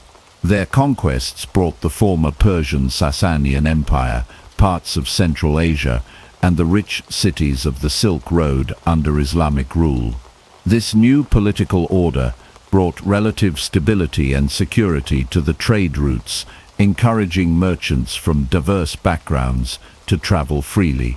Islamic law and commercial principles supported contracts, partnerships, and banking practices that facilitated long-distance trade. Merchants could rely on networks of caravanserais, roadside inns, supported by the caliphates, where travelers rested and exchanged news. Samarkand, located in modern-day Uzbekistan, became a key Silk Road city during this era. Its strategic position at the crossroads of various trade routes made it a bustling marketplace for silk, spices, precious metals, and textiles. The city was known for its stunning architecture, including grand mosques, madrasas, Islamic schools, and bazaars. Samarkand attracted scholars, artists, and traders from across Eurasia. It was also home to a rich cultural synthesis where Persian, Turkic, Arab, and local Central Asian traditions mingled. The city's reputation as a center of learning and commerce was immortalized centuries later by the famed 14th century conqueror Timur, who chose Samarkand as his capital. Baghdad, founded in 762 CE as the Abbasid Caliphate's capital, rose quickly to become the intellectual and economic heart of the Islamic world. The city's House of Wisdom was a renowned center of scholarship where texts from Greek, Persian, Indian, and other traditions were translated into Arabic. Scholars in Baghdad made significant advances in mathematics, astronomy, medicine, and philosophy. These intellectual pursuits were closely connected to trade, as knowledge of navigation, geography, and finance was vital to Silk Road commerce. Baghdad's markets offered goods from as far as China, India, and the Mediterranean, making it a cosmopolitan hub where cultures and ideas intersected. Merv, in present-day Turkmenistan, was another major Silk Road city under Islamic rule. Known for its fertile lands and strategic location, Merv became a center for agriculture, craft production, and trade. It was famous for its impressive walls and buildings, many of which reflected the wealth accumulated through Silk Road commerce. Like Samarkand and Baghdad, Merv hosted a diverse population, including Muslims, Christians, Jews, and Zoroastrians, showcasing the religious and ethnic pluralism of the Silk Road during this time. The spread of Islam also influenced Silk Road trade culturally and religiously. Islamic art and architecture introduced new aesthetics, emphasizing geometric patterns, calligraphy, and intricate tile work. Merchants carried Islamic coins, such as the dinar and dirham, along trade routes, which became widely accepted currencies facilitating exchange. The Arabic language spread as a lingua franca for commerce and diplomacy. Moreover, Islamic dietary laws and social customs shaped the daily lives of traders and urban residents. Despite the prosperity, the Silk Road during the Islamic expansion also faced challenges. Political rivalries, shifting alliances, and periodic conflicts occasionally disrupted trade. The rise of the Seljuk Turks and later the Mongols introduced new powers that would further alter the region's dynamics. Still, the foundations laid during the Caliphate era ensured that the Silk Road remained a conduit for goods, knowledge, and culture. In conclusion, the Islamic expansion between the 7th and 11th centuries reoriented the Silk Road's centers of power and culture. Cities like Samarkand, Baghdad, and Merv blossomed into magnificent metropolises that connected East and West not only through commerce, but through shared intellectual and artistic achievements. This era exemplifies how political change can invigorate trade networks and foster cross-cultural exchange, leaving a legacy that shaped the course of history well beyond the Silk Road itself. The rise of the Mongol Empire in the 13th century marked one of the most transformative periods in the history of the Silk Road. Before the Mongols, the Silk Road had existed for centuries, but it was often fragmented, controlled by various competing empires, kingdoms, and nomadic tribes. This fragmentation led to frequent conflicts, banditry, and unstable conditions that hindered the free flow of goods and ideas. However, the Mongol Empire, founded by Genghis Khan in the early 1200s, brought unprecedented stability and unification to the vast trade network stretching from China to Europe. Genghis Khan, born as Temujin around 1162 in the Mongolian steppes, rose from humble beginnings and through military genius and unrelenting ambition united the Mongol tribes. His vision was not only conquest, but also to create a stable and prosperous empire where trade and communication could flourish. Once the Mongol Empire expanded across Central Asia and into China, Persia, and Eastern Europe, the vast territory they controlled became known as the Pax Mongolica, or Mongol Peace. This period saw the restoration and protection of the Silk Road, making travel safer than it had been for centuries. Merchants, diplomats, missionaries, and travelers moved across the empire with far less fear of robbery or violence.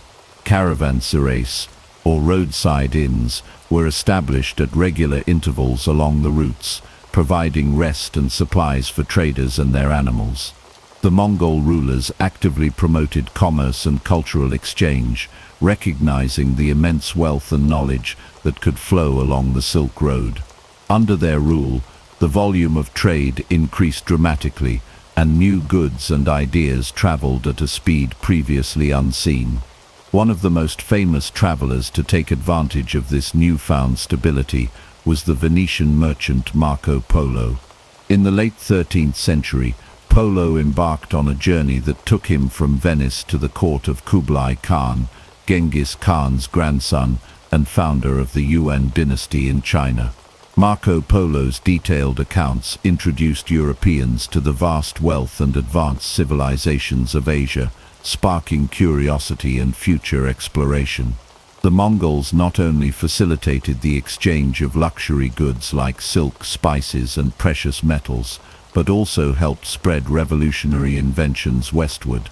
Technologies such as papermaking, printing, gunpowder, and the compass, all developed in China, traveled along the Silk Road and eventually transformed warfare, communication, and navigation in Europe.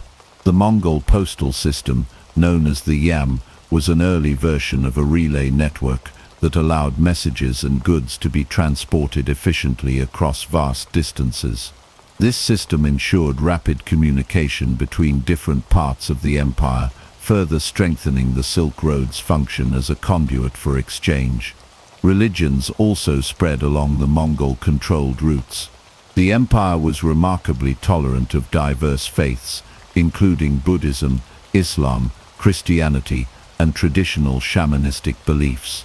This religious diversity encouraged dialogue and cultural blending among peoples who had never before encountered each other. The Mongol Empire's unification of the Silk Road was not without challenges. Despite the initial period of peace, internal strife, succession disputes, and the eventual fragmentation of the empire in the late 14th century led to renewed instability along the trade routes. The rise of competing powers, such as the Ottoman Empire and the Ming dynasty in China, shifted the political landscape and trade dynamics once again. However, the Mongol era had already reshaped the Silk Road in fundamental ways. By bringing vast territories under one rule and creating a relatively peaceful environment for travel and trade, the Mongols connected the East and West more closely than ever before. This connection accelerated the exchange of goods, ideas, culture, and technology, laying the groundwork for the global interactions that would define the coming centuries. The legacy of the Mongol Empire's impact on the Silk Road is still evident today in the cultural and historical ties that link Asia and Europe. Their unification of the road was a critical chapter in the long story of human connection and exchange that the Silk Road represents. In the mid-14th century, the flourishing networks of the Silk Road and other overland trade routes faced an unprecedented catastrophe that would shake Eurasia to its core. This catastrophe was the Black Death, a devastating outbreak of bubonic plague that swept across the continent between 1347 and the late 15th century. The plague's origins can be traced to Central Asia, where the disease was endemic among rodent populations. It spread rapidly along the established trade routes, carried by fleas that infested rats aboard merchant caravans and ships. The Black Death entered Europe in 1347, arriving at the port city of Kaffa on the Crimean Peninsula, which was a major trading hub connecting the East and West. The city had been besieged by the forces of the Mongol Golden Horde, and according to some historical accounts, the Mongols may have used biological warfare by catapulting plague-infected corpses into the city to break the siege. Regardless of the exact cause, the plague spread swiftly from Kaffa throughout the Mediterranean and across Europe, reaching major cities and rural areas alike. The impact of the Black Death was catastrophic. It is estimated that the plague killed between 30 and 60% of Europe's population in just a few years. The death toll across Asia and the Middle East was similarly devastating, leading to massive depopulation. Entire villages and towns were wiped out. The scale of human loss created widespread fear and social upheaval. Trade routes that once bustled with activity grew dangerously silent.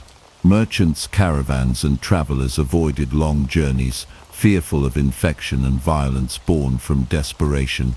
This collapse in trade disrupted not only the flow of goods like silk, spices, and precious metals, but also the exchange of ideas, culture, and technology. The overland Silk Road network, which had thrived for centuries under empires like the Mongols, fragmented. Political instability and the decline of centralized powers made the routes unsafe. Banditry and local conflicts increased as authority weakened in many regions. Moreover, the psychological impact of the plague changed how societies viewed travel and commerce. Fear of contagion led to quarantine measures and restrictions on movement. Many cities erected walls or closed their gates to outsiders. Long-distance travel, especially along the risky Silk Road paths crossing deserts and mountains, became less attractive. Economic activity shifted as maritime routes began to gain importance, with sea trade rising in the Mediterranean and Indian Ocean regions. The decline of the overland trade routes also contributed to the gradual political and economic shifts in Eurasia. The Mongol Empire, which had maintained peace and security across vast stretches of Asia, fragmented and lost its ability to protect and promote the Silk Road. New powers emerged, and the focus of trade moved toward maritime routes controlled by emerging European naval powers like Portugal and Venice. Despite this decline, the legacy of the Silk Road remained powerful. Even as overland trade diminished, the cultural and technological exchanges it had facilitated continued to influence societies. The Black Death, as tragic as it was, also accelerated changes in European society, including labor shortages that challenged feudal systems and helped stimulate economic transformation. By the end of the 15th century, The overland Silk Road was no longer the dominant artery of global trade it once had been. The catastrophic impact of the plague, combined with political fragmentation and changing economic priorities, had unraveled the great overland networks. Yet the story of the Silk Road would continue in new forms as maritime routes expanded and the age of global exploration dawned. By the 15th century, the centuries-old dominance of the Silk Road as the main artery of global trade was beginning to wane. A major shift was underway, driven by advances in maritime technology and the bold spirit of European exploration. These changes would reshape the global economy and profoundly reduce the importance of the traditional land-based trade routes that had connected East and West for over a millennium. The decline of the overland Silk Road routes had already begun in the 14th century, accelerated by the catastrophic impact of the Black Death and political fragmentation across Eurasia. However, it was the rise of sea routes controlled by European powers that decisively shifted the balance of global trade.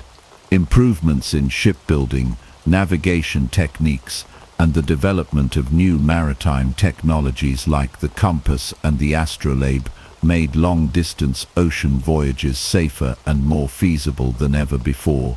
Portugal and Spain were the first European nations to capitalize on these advances. Portuguese explorers, such as Vasco da Gama, sailed around the southern tip of Africa in 1498, establishing a direct sea route to the rich markets of India. This route bypassed the traditional Silk Road and the Middle Eastern and Central Asian intermediaries who had long controlled trade between Europe and Asia. The Portuguese quickly set up fortified trading posts along the African coast, India, and later Southeast Asia, controlling key maritime choke points and monopolizing lucrative goods like spices, textiles, and precious metals. Spain's voyages to the Americas opened entirely new worlds of trade and wealth, further shifting economic focus westward. The influx of silver from New World mines, especially in places like Potosi, fueled global trade, but also altered economic dynamics in Europe and Asia. The increased availability of precious metals helped finance further maritime ventures and expanded European influence across the globe. Other European powers, including the Dutch and the English, soon joined the maritime competition. The Dutch East India Company and the British East India Company became powerful trading entities that challenged Portuguese and Spanish dominance. These companies established vast trading networks and colonies in Asia, further reducing the relevance of the overland Silk Road. The new sea routes allowed European powers to transport larger volumes of goods more efficiently and at lower cost than the slow, hazardous overland caravans. Maritime trade could carry bulk goods like spices, tea, silk, and porcelain in unprecedented quantities, opening global markets and fostering economic globalization. This shift also changed the cultural and political landscape of Asia and Europe, as European influence grew and Asian empires had to adapt to the new realities of global trade. Meanwhile, the traditional Silk Road routes suffered political instability, the rise of the Ottoman Empire's control over key land passages, and the increasing focus on maritime commerce led to a decline in the use of overland paths. The Silk Road's role transitioned from a vital trade artery to more regional and localized commerce. Despite this decline, the Silk Road's legacy endured. The centuries of exchange it had fostered between East and West had a lasting impact on the movement of ideas, technologies, religions, and cultures. The maritime age was not an end to global connectivity, but a transformation, a shift in how goods and people moved across the world. In conclusion, the rise of European maritime powers in the 15th to 17th centuries fundamentally changed global trade, by bypassing the Silk Road. The new sea routes transformed the global economy, diminished the role of traditional overland trade, and set the stage for the modern era of globalization and worldwide commerce. The Silk Road may have lost its dominance as the primary trade route centuries ago, but its legacy continues to shape our world in profound and often surprising ways. From the 18th century to the present day, the influences of the Silk Road have permeated global history, culture, genetics, language, cuisine, and geopolitics, leaving an indelible mark on human civilization. One of the most visible legacies of the Silk Road is cultural exchange. The centuries of contact between diverse peoples along the routes fostered the spread of religions such as Buddhism, Islam, Christianity, and Zoroastrianism. These beliefs traveled vast distances and adapted to new cultural contexts, influencing art, architecture, philosophy, and social structures across continents. The Silk Road also served as a conduit for languages, with traders and travelers adopting and blending dialects and vocabularies that enriched communication. Cuisine is another area where the Silk Road's influence is unmistakable. Many spices, fruits, and cooking techniques that originated in one region traveled hundreds or thousands of miles to become staples in faraway lands. For example, the chili pepper, native to the Americas, became a fundamental ingredient in Asian cooking after being introduced via later trade routes. Similarly, noodles, rice varieties, and tea spread along the Silk Road, creating culinary traditions that remain vital parts of many cultures today. The Silk Road's impact also reaches into human genetics. Genetic studies have revealed the movement and intermingling of populations along these trade routes. The exchange of peoples, whether merchants, migrants, or conquerors, helped shape the genetic diversity of Eurasia, contributing to the rich tapestry of humanity we see today. Politically and economically, the Silk Road laid foundations for globalization long before the modern era. The interconnectedness fostered by trade created early forms of international diplomacy, treaties, and economic systems that resonate with today's globalized world. The rise and fall of empires along the Silk Road also demonstrate how trade routes can influence the rise of power and the shifting dynamics of regional and global politics. In the 21st century, the legacy of the Silk Road has inspired ambitious new initiatives. Perhaps the most notable is China's Belt and Road Initiative, launched in 2013. This modern infrastructure and economic project aims to revive the ancient Silk Road by connecting Asia with Africa, Europe, and beyond, through a network of railways, highways, ports, and trade agreements. The initiative reflects the continuing importance of connectivity, economic cooperation, and cultural exchange in an increasingly interconnected world. The Silk Road's legacy also reminds us of the challenges that come with global trade, including geopolitical competition, cultural tensions, and the need for sustainable development. Understanding this history helps provide context for contemporary global issues and encourages cooperation rooted in a shared human past. In conclusion, the Silk Road was much more than a trade route. It was a dynamic artery of exchange that shaped human history over centuries. Its echoes persist in our cultures, economies, and global relationships. As modern societies look toward new connections and partnerships, the spirit of the Silk Road continues to inspire visions of a world linked by commerce, culture, and cooperation. Julius Caesar was born in 100 BC into the patrician Julia family, an ancient but not particularly wealthy lineage in Rome. His family claimed descent from Venus through Aeneas, reinforcing their aristocratic status, but by the time of Caesar's birth, their political influence had waned. His father, Gaius Julius Caesar, served as a minor official, and his mother, Aurelia, was known for her intelligence and strong will. It was Aurelia who would have the most profound influence on young Caesar, instilling in him the discipline and ambition that would define his life. Rome at the time was in turmoil. The Republic was racked by social and political conflicts between the populares, who sought to represent the common people, and the optimates, who upheld the power of the Senate and the aristocracy. The violent struggles between these factions shaped Caesar's early worldview. The legacy of Gaius Marius, his uncle by marriage and a leader of the populares, loomed large over his youth.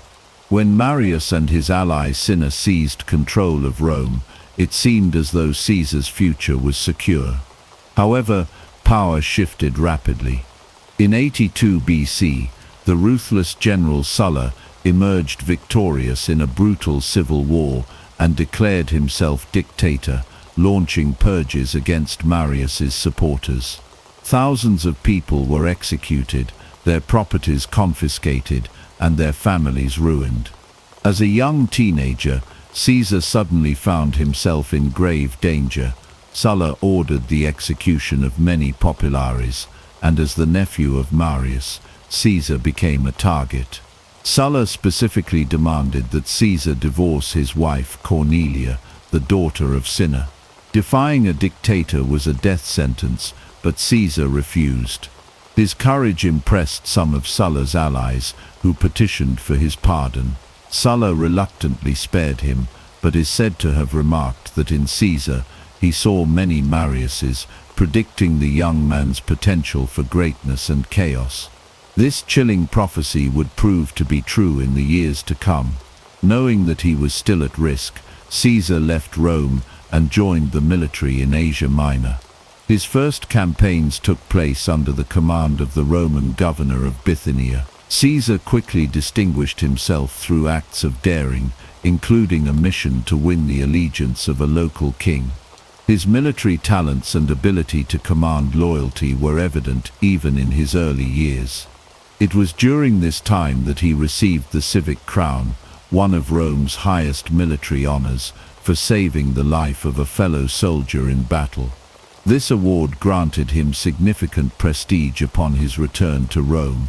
It also showed his willingness to put himself in danger, a trait that would define his military career. However, his journey back was interrupted by one of the most famous episodes of his youth, his capture by Cilician pirates. The pirates underestimated their prisoner. While awaiting ransom, Caesar treated them not as captors but as inferiors, jokingly warning them that he would return and have them crucified. He demanded they increase his ransom, asserting his own value. Once freed, he wasted no time in raising a small force, hunting down the pirates, and carrying out his promise. He personally oversaw their executions, ensuring that they suffered the fate he had warned them of.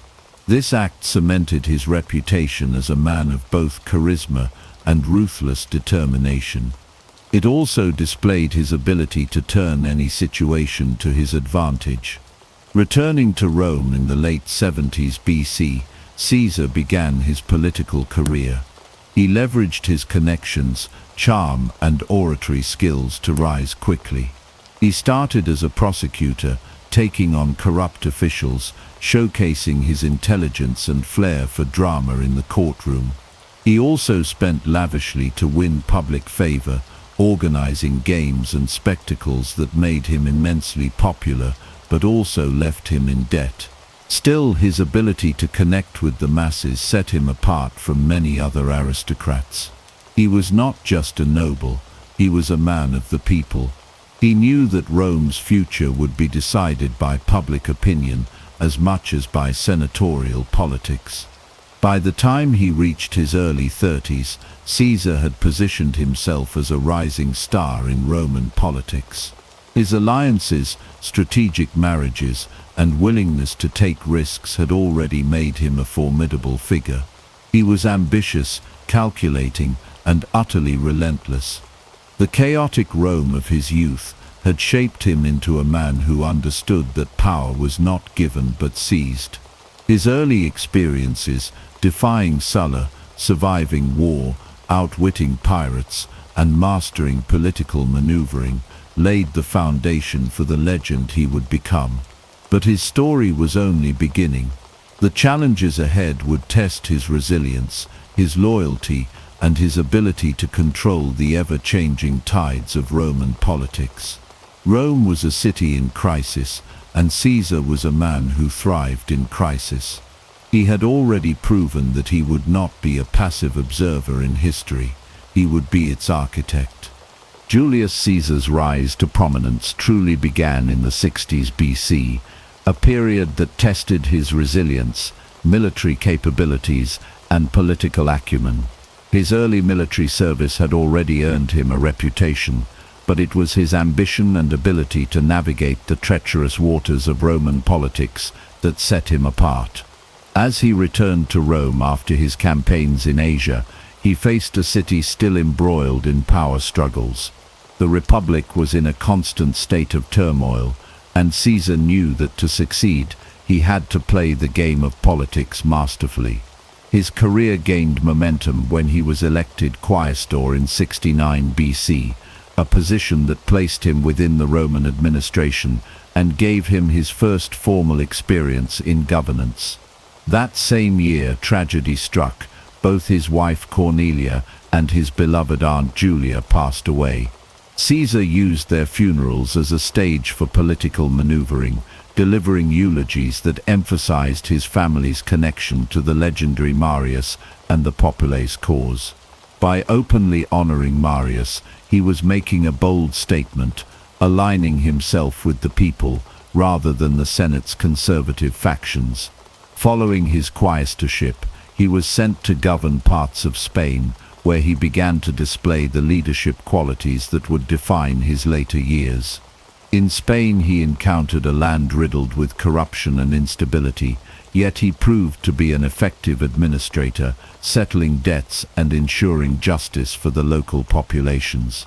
He also demonstrated his military brilliance by leading successful campaigns against rebellious tribes, earning his soldiers' respect and further solidifying his reputation. However, his ambition extended far beyond provincial rule. He saw the grander picture, Rome itself, and knew that his path to ultimate power lay there. In 65 BC, Caesar was elected aedile, a role that allowed him to oversee public works and entertainment in Rome. He seized this opportunity to further win over the masses, organizing extravagant games and events that outshone those of his rivals. Though this lavish spending left him deeply in debt, it also made him one of the most popular figures in the city. His ability to connect with the people, to inspire loyalty and admiration, set him apart from many other senators who relied solely on wealth and heritage. By 63 BC, Caesar was elected Pontifex Maximus, the highest religious office in Rome. This was a significant achievement, as it granted him immense influence over Roman society and politics. Many had underestimated him, assuming he was too young and unseasoned for such a role, yet he had outmaneuvered his competitors with a combination of charm, bribes, and strategic alliances. His growing power did not go unnoticed, and his rivals in the Senate began to take him more seriously. His tenure as praetor in 62 BC saw him continue to rise, but it was his appointment as governor of Hispania Ulterior in 61 BC that provided him with the opportunity to truly prove himself.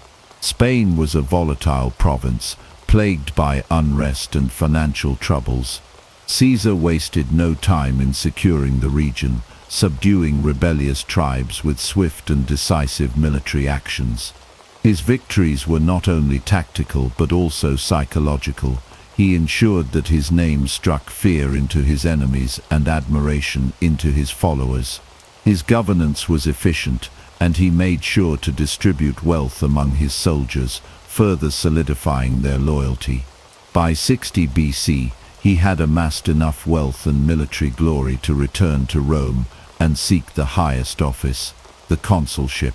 But Rome was still a battlefield of political factions, and Caesar knew that he needed powerful allies. It was then that he formed one of the most famous political alliances in history, the First Triumvirate, with Crassus, the wealthiest man in Rome, and Pompey, the greatest general of the time. This alliance would propel him to the heights of Roman politics, setting the stage for his eventual domination of the Republic. Julius Caesar's rise from a debt-ridden politician to a powerful statesman was not merely the result of luck. It was a testament to his relentless ambition, his ability to adapt, and his unparalleled understanding of both military and political strategy. He had already tasted power, and he would not stop until he had taken complete control of Rome. The next chapter in his journey would see him achieve just that, but it would also set into motion the events that would ultimately lead to his downfall. By 60 BC, Julius Caesar had positioned himself as one of the most ambitious politicians in Rome. However, ambition alone was not enough to secure power in a republic dominated by rival factions and entrenched elites.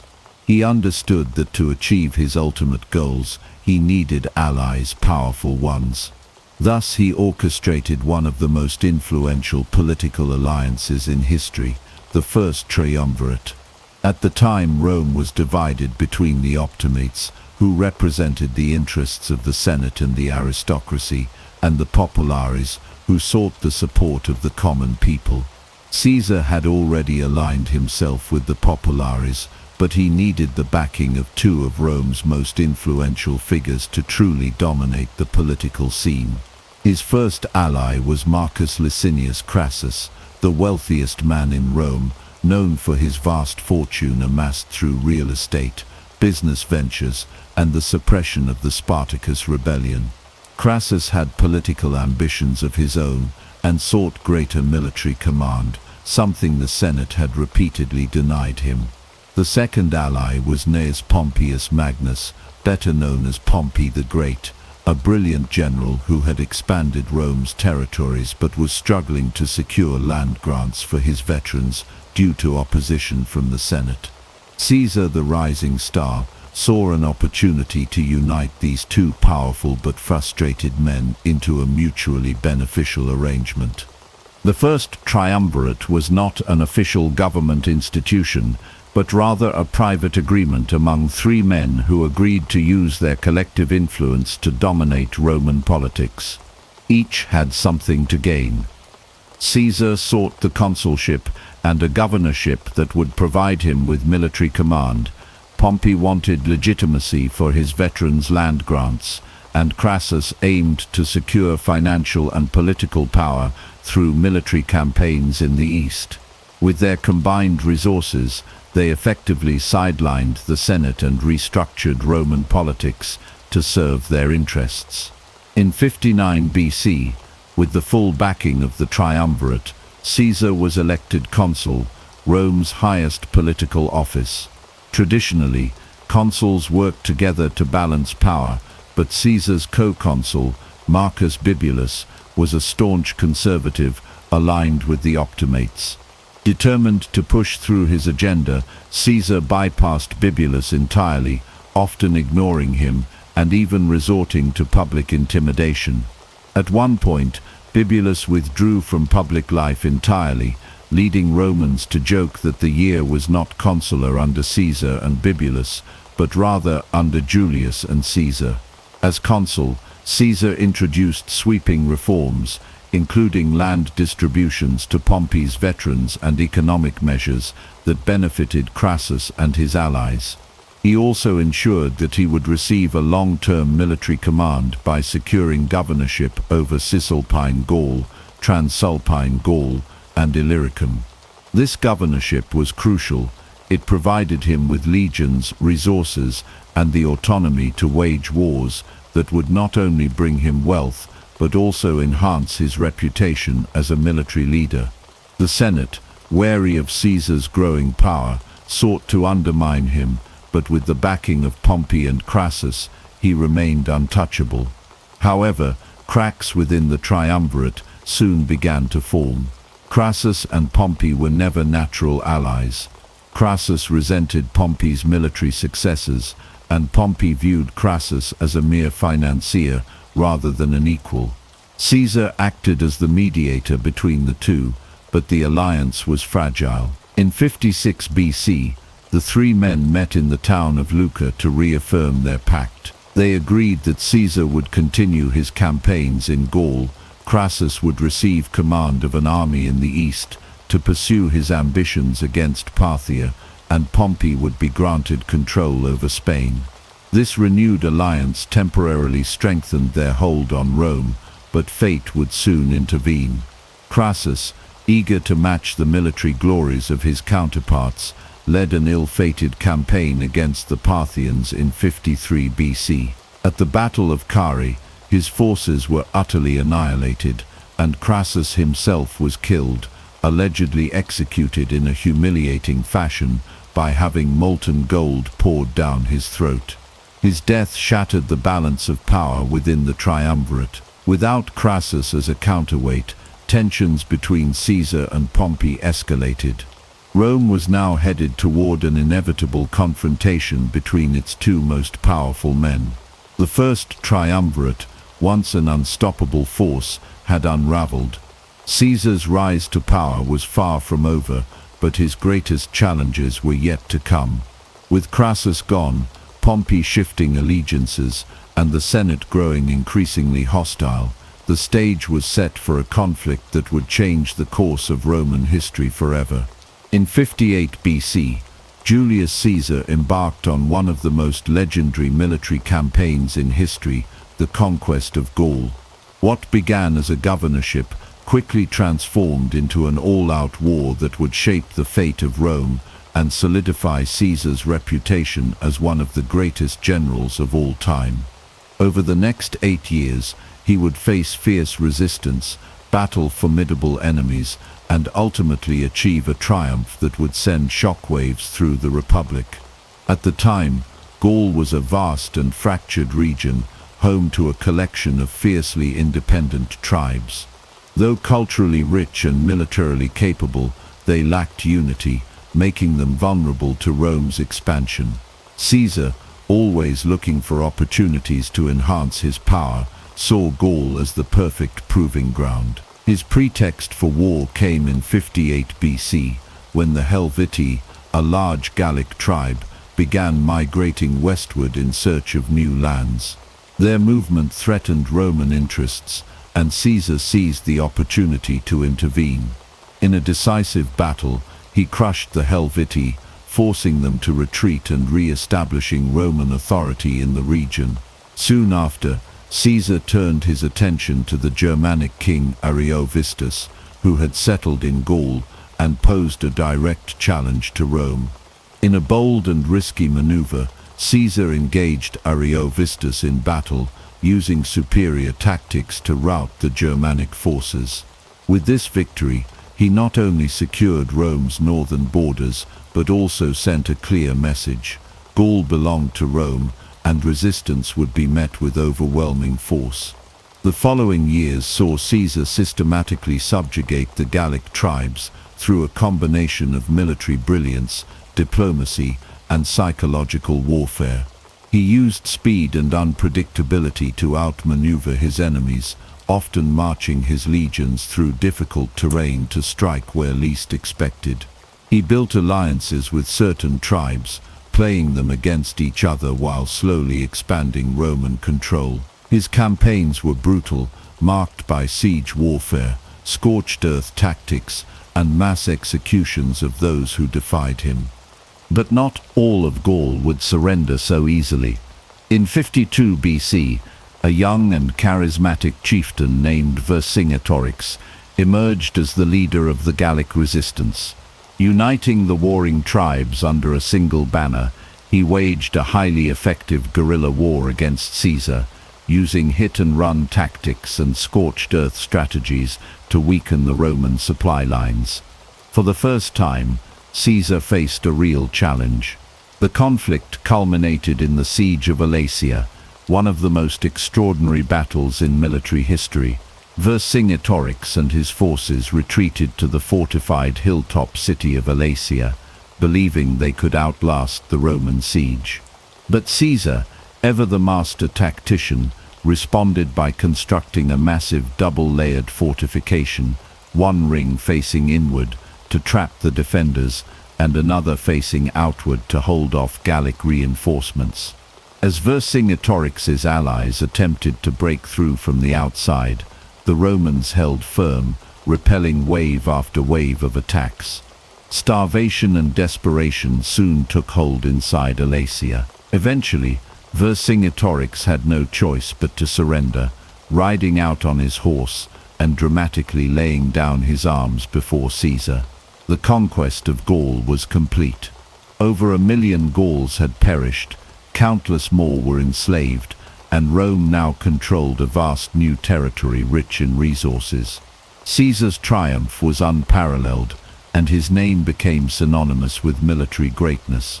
He had turned his legions into an unstoppable force, proving that superior strategy, discipline, and leadership could overcome even the fiercest resistance. Yet, while Gaul was now his, Rome was slipping out of his grasp. The Senate, wary of his growing power, began plotting against him. Pompey, once his ally, now viewed him as a threat. As Caesar basked in the glory of his victories, he knew that an even greater battle awaited him, the battle for Rome itself. By 49 BC, Julius Caesar had become the most powerful man in Rome, but his success had made him enemies. The Senate, now firmly under the influence of Pompey, feared that Caesar's ambition threatened the very foundations of the Republic.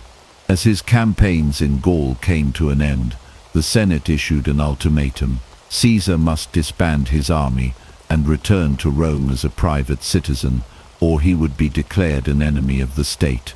It was a demand meant to strip him of power and leave him vulnerable to his rivals.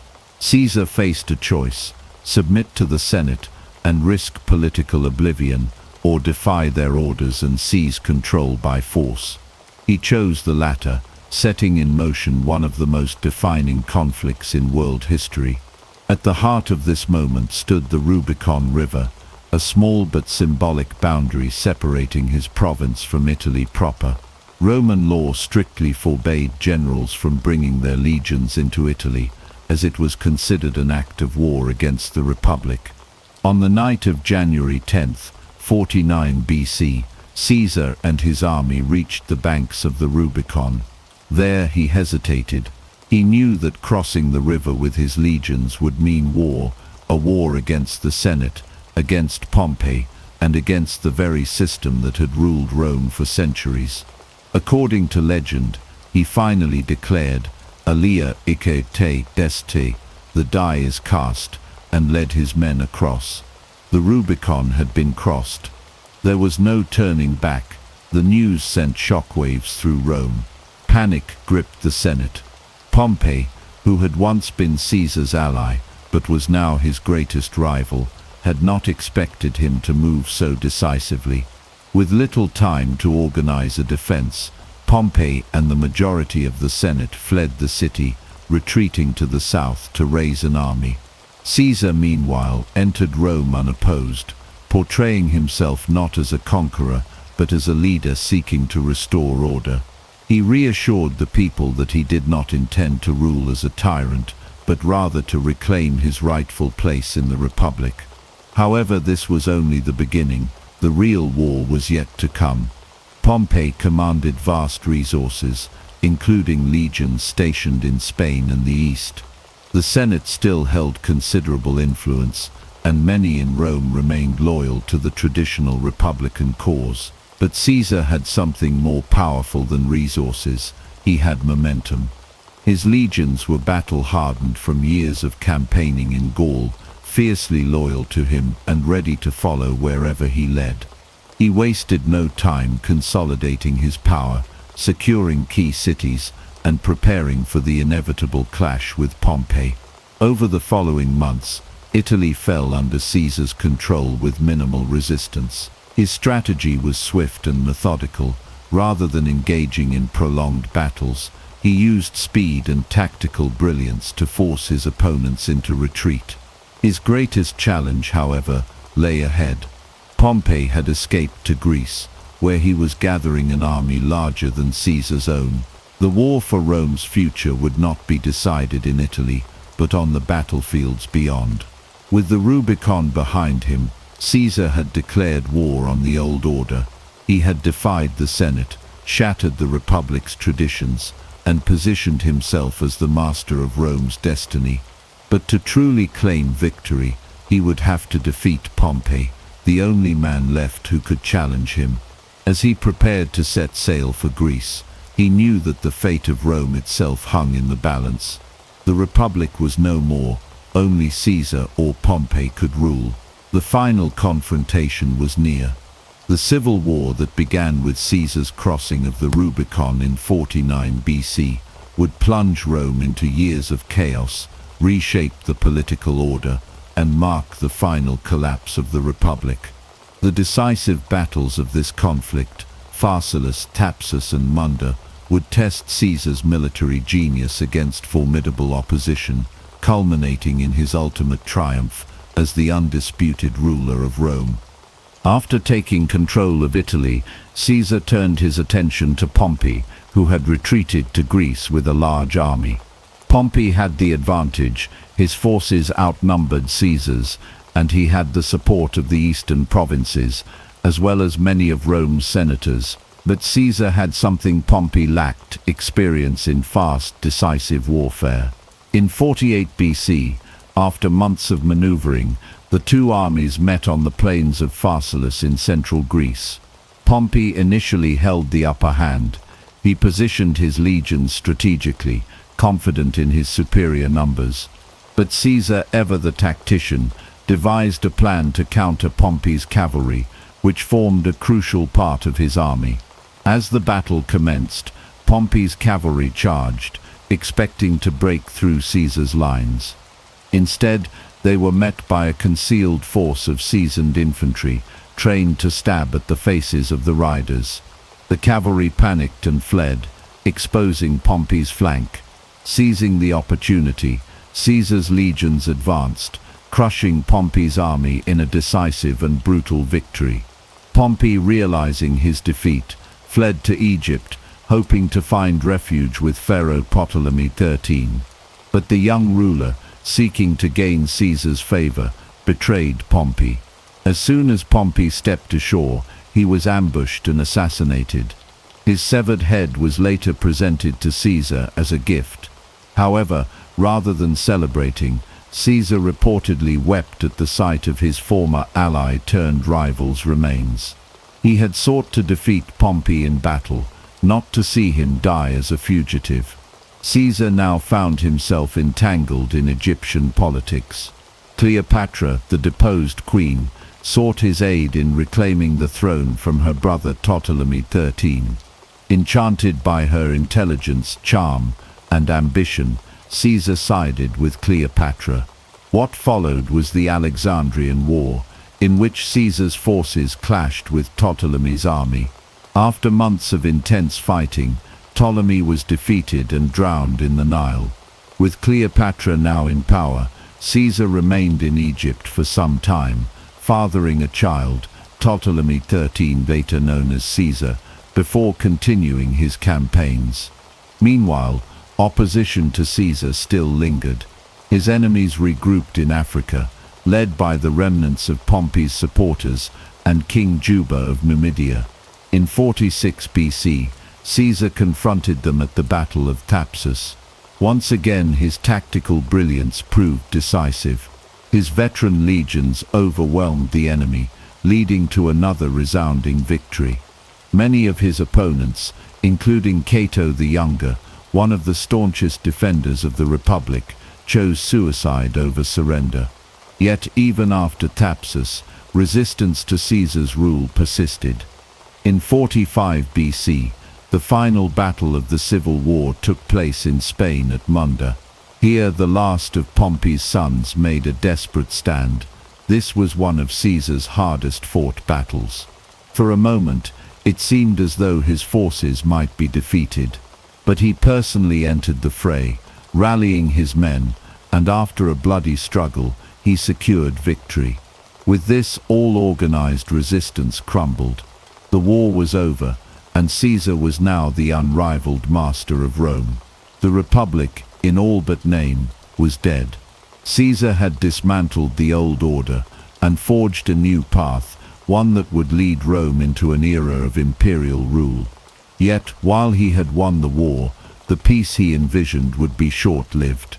His triumph had made him powerful, but it had also made him vulnerable. In Rome, whispers of conspiracy had already begun.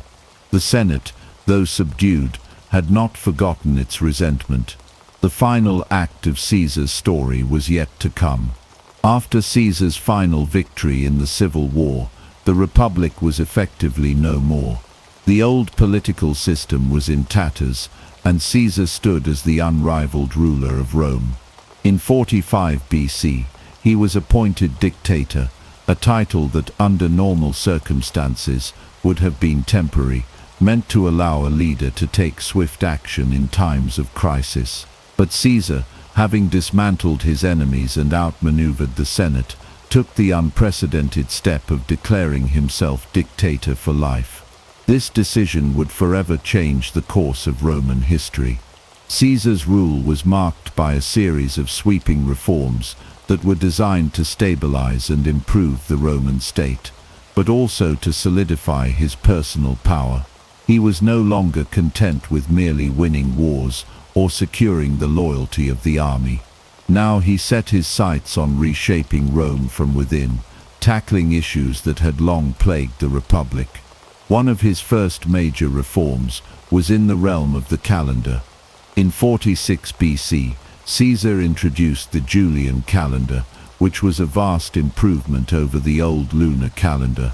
The new system, based on the solar year, was more accurate and would be used in Europe for over 1,600 years.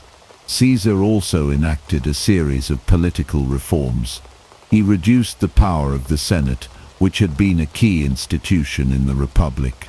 Many senators, who once held significant power, now found themselves sidelined or rendered irrelevant.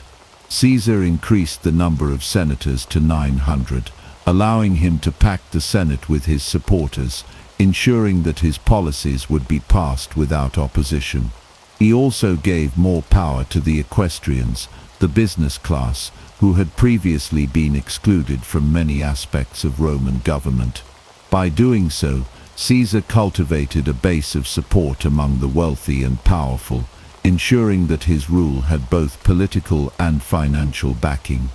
In addition to political reforms, Caesar embarked on a series of grand construction projects. His most famous project was the construction of the Forum Julium, a massive public square meant to rival the grandeur of the older Roman forums. Caesar's public works program was not just about beautifying the city, it was a way to demonstrate his power and provide tangible benefits to the Roman people. New temples, roads, and public buildings were constructed throughout Rome, and the city's infrastructure was significantly improved. These projects not only provided employment for thousands, but also reinforced Caesar's image as a leader who was actively improving the Roman state. But it was not just the common people who benefited from Caesar's rule. His reforms extended to land distribution as well. As part of his efforts to support veterans and reduce social inequality, Caesar enacted laws that distributed land to his soldiers and the poor.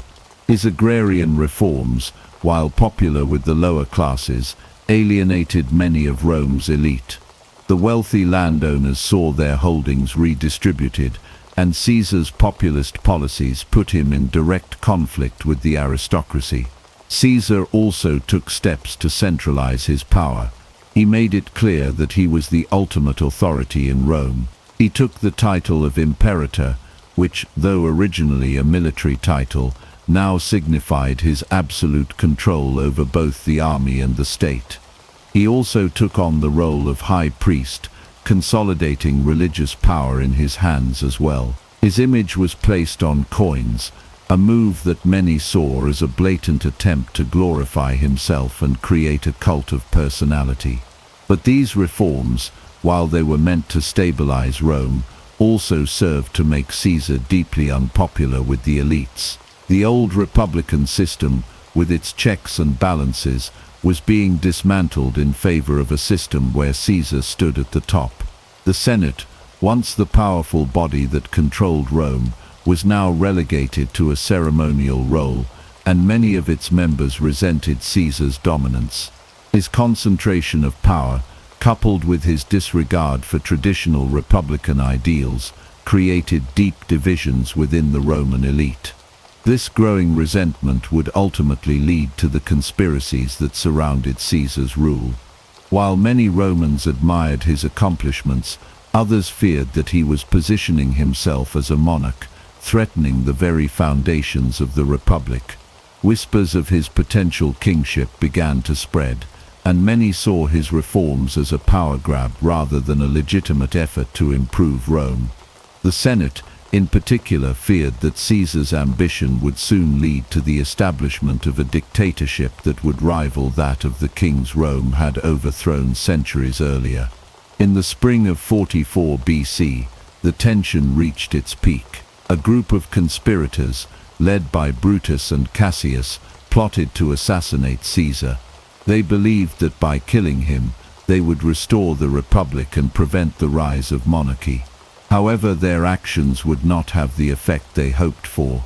Caesar's assassination on the Ides of March 1544 BC, did not bring about the return of the Republic. Instead, it plunged Rome into another round of civil war, as Caesar's supporters and enemies vied for control of the Republic he had left behind.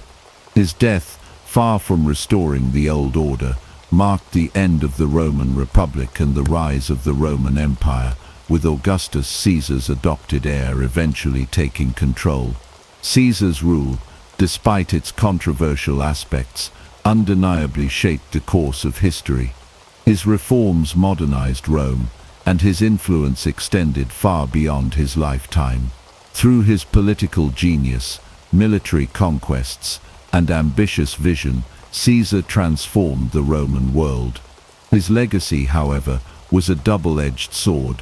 While he was revered by many for his accomplishments, his concentration of power, and the fears of absolute monarchy that it invoked led to his tragic assassination. In the end, Julius Caesar's reign marked the transition from the Roman Republic to the Roman Empire, setting the stage for the rule of emperors for centuries to come. The Ides of March 15th, 44 BC, would go down in history as one of the most dramatic and pivotal moments in Roman history. On this day, Julius Caesar, the man who had transformed the Roman Republic into a personal dictatorship, would be struck down by the very people he had once served alongside in the Senate. His assassination was the result of a conspiracy led by Brutus, the son of Caesar's mistress and one of his most trusted allies, and Cassius, a former general in Caesar's army who felt betrayed by his rise to power. The death of Caesar would not restore the Republic, as his assassins had hoped. Instead, it marked the beginning of a new chapter in Roman history, the transition from Republic to Empire. The plot to kill Caesar had been brewing for months. The conspirators, including high-ranking senators, were deeply dissatisfied with the way Caesar had consolidated power in his own hands. Despite his many achievements, including his military conquests and political reforms, many saw his dictatorship as a threat to the Roman ideals of the Republic. His concentration of power, his appointment as dictator for life, was the tipping point for many who feared that he intended to establish a monarchy. Some of these men had served Caesar loyally in the past, but now they viewed him as a tyrant who had undone centuries of republican tradition. Brutus, who was perhaps the most famous of the conspirators, had a personal connection to Caesar. He was the son of Servilia, one of Caesar's former lovers, and he had been a trusted ally of Caesar for many years. Caesar had even pardoned Brutus after he had been accused of treason, an act that had only increased Brutus' loyalty to him. But in the years leading up to Caesar's assassination, Brutus began to change. He became disillusioned with Caesar's accumulation of power and began to believe that Caesar's ambitions for Rome would destroy the Republic. For Brutus, the final break came when he was persuaded by Cassius and other senators that the assassination was the only way to preserve Rome's ancient ideals. Cassius, the other leader of the conspiracy, was a seasoned military leader who had once served under Caesar. He had witnessed firsthand how Caesar had become a figure of near absolute authority. He believed that Caesar's power had become so entrenched that it threatened the very foundation of Roman governance. Unlike Brutus, who struggled with his personal feelings toward Caesar, Cassius was determined and unwavering in his conviction that Caesar had to be stopped. The conspirators planned the assassination carefully. They knew that Caesar would be attending a Senate meeting on the Ides of March, and they took advantage of this opportunity. They also knew that they had to act swiftly and decisively to prevent Caesar from having any chance to defend himself. The Senate meeting was held in the theater of Pompey, and as Caesar entered, he was surrounded by the conspirators. They greeted him as they would any other senator, but beneath their smiles and greetings was a deadly intent. The moment of the assassination came when the conspirators, led by Brutus and Cassius, surrounded Caesar in the Senate chamber. According to historical accounts, the first blow came from a senator named Casca, who struck Caesar in the neck. At that moment, Caesar is said to have looked around at the faces of the senators, and upon seeing Brutus, reportedly uttered the famous words, "Et tu, Brute?" And you, Brutus. This phrase has come to symbolize the ultimate betrayal. Caesar, who had shown Brutus great favor, could not believe that his adopted son and trusted ally would turn on him. After this, the senators who had been waiting for the signal all joined in stabbing Caesar repeatedly. Caesar was struck 23 times by his assassins. According to some accounts, he tried to defend himself, but he was ultimately overwhelmed by the number of attackers. His last moments were a mixture of shock and betrayal. As he collapsed, he was surrounded by those who had once been his friends, and his death marked the end of an era. The Senate, which had once been the heart of Roman politics, was now forever tainted by the bloodshed. The immediate aftermath of Caesar's assassination was chaotic. Brutus and Cassius, along with the other conspirators, had hoped that by killing Caesar, they would restore the power of the Senate and bring an end to Caesar's reign. But their actions did not have the effect they had hoped for. While some senators celebrated Caesar's death, many others feared that the Republic was now in a more precarious position than ever. Caesar's supporters, including Mark Antony and Octavian, Caesar's adopted heir, quickly moved to consolidate power and avenge his death. Civil war soon followed, leading to the rise of the Roman Empire. Caesar's assassination did not restore the Republic as the conspirators had hoped. In fact, it only hastened its demise. The Senate, once a symbol of Roman democracy, was now a hollow institution, and the power struggles that followed Caesar's death would eventually lead to the rise of the empire. Augustus, Caesar's adopted son, would emerge as the first emperor of Rome, bringing an end to the republican system that had existed for over 500 years. Caesar's death marked the end of one of the most significant and controversial chapters in Roman history. His assassination was an act of political desperation by a group of men who believed they were saving the Republic, but instead they sealed its fate. The legacy of Julius Caesar, his conquests, reforms, and eventual assassination would live on, shaping the future of Rome and the world. The death of Julius Caesar on the Ides of March in 44 BC sent shockwaves through Rome and the entire Roman world. The conspirators, led by Brutus and Cassius, had hoped to restore the Roman Republic, which they believed had been destroyed by Caesar's rise to power. However, instead of restoring the old order, Caesar's assassination set off a chain of events that would further destabilize Rome and lead to the final collapse of the Republic. In the wake of his death, the power struggle that ensued would change the course of Roman history, culminating in the rise of the Roman Empire under Caesar's adopted heir, Octavian. At first, the reaction to Caesar's assassination was one of shock and confusion. While the conspirators had hoped to gain the support of the people and the Senate, the public reaction was far from what they had anticipated. Many Romans, particularly the lower classes, were outraged at the murder of their leader. Caesar had been a champion of the people, enacting reforms that had benefited the poor and the veterans, and his death was seen by many as a betrayal. His supporters, who had been loyal to him for years, now rallied to avenge his death and preserve his legacy. The Senate, too, was divided. While many senators had been complicit in the assassination, they were unsure of what to do next. The power vacuum left by Caesar's death created an opportunity for ambitious individuals to seize control. One of the key players in the aftermath of the assassination was Mark Antony, Caesar's close friend, general, and right-hand man. Antony quickly took control of Caesar's military legions and his political legacy, positioning himself as the natural successor to Caesar's power. However, the true struggle for power in Rome was about to begin, and the most formidable challenger to Antony's ambitions would be Caesar's adopted heir, Octavian.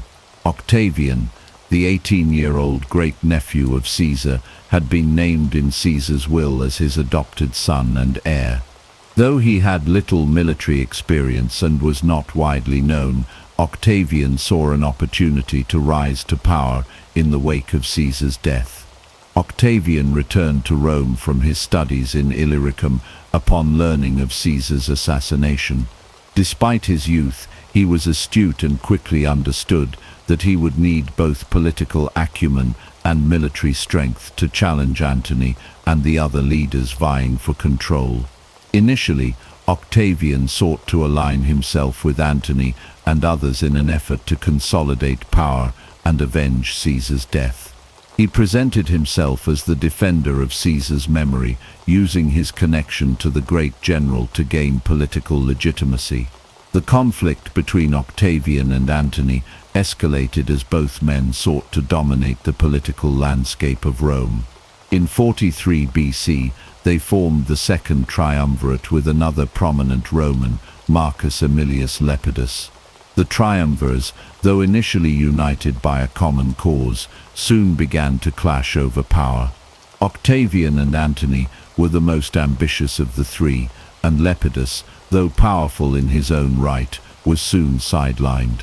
The triumvirs began a campaign of purges to eliminate their political enemies. Thousands of senators and equestrians were executed or forced into exile, and the political landscape was irrevocably altered. This period of violence and retribution became known as the proscriptions, and it further alienated many of the Roman elite. In the years that followed, the rivalry between Octavian and Antony intensified. The key turning point in their struggle for supremacy came in 42 BC, with the Battle of Philippi. Antony and Octavian faced off against the forces of Brutus and Cassius, the leaders of the conspiracy that had assassinated Caesar. The battle was a decisive victory for Antony and Octavian, and the two men consolidated their control over Rome. The deaths of Brutus and Cassius ensured that the conspirators' cause was extinguished, but it also marked the beginning of an even fiercer competition between the two future rulers of Rome. The rivalry between Octavian and Antony, however, was not just a political struggle, it was a clash of ideologies and personalities. Antony, a seasoned general and politician, had long been associated with the eastern provinces of the Roman Empire, particularly Egypt, where he had developed a close relationship with Queen Cleopatra. Octavian, on the other hand, was firmly rooted in the western provinces and had gained popularity by positioning himself as the champion of Roman traditions and the legacy of Caesar. The final chapter of the power struggle came in 31 BC with the Battle of Actium. In a climactic naval battle off the coast of Greece, Octavian's fleet, led by Agrippa, decisively defeated Antony and Cleopatra's forces.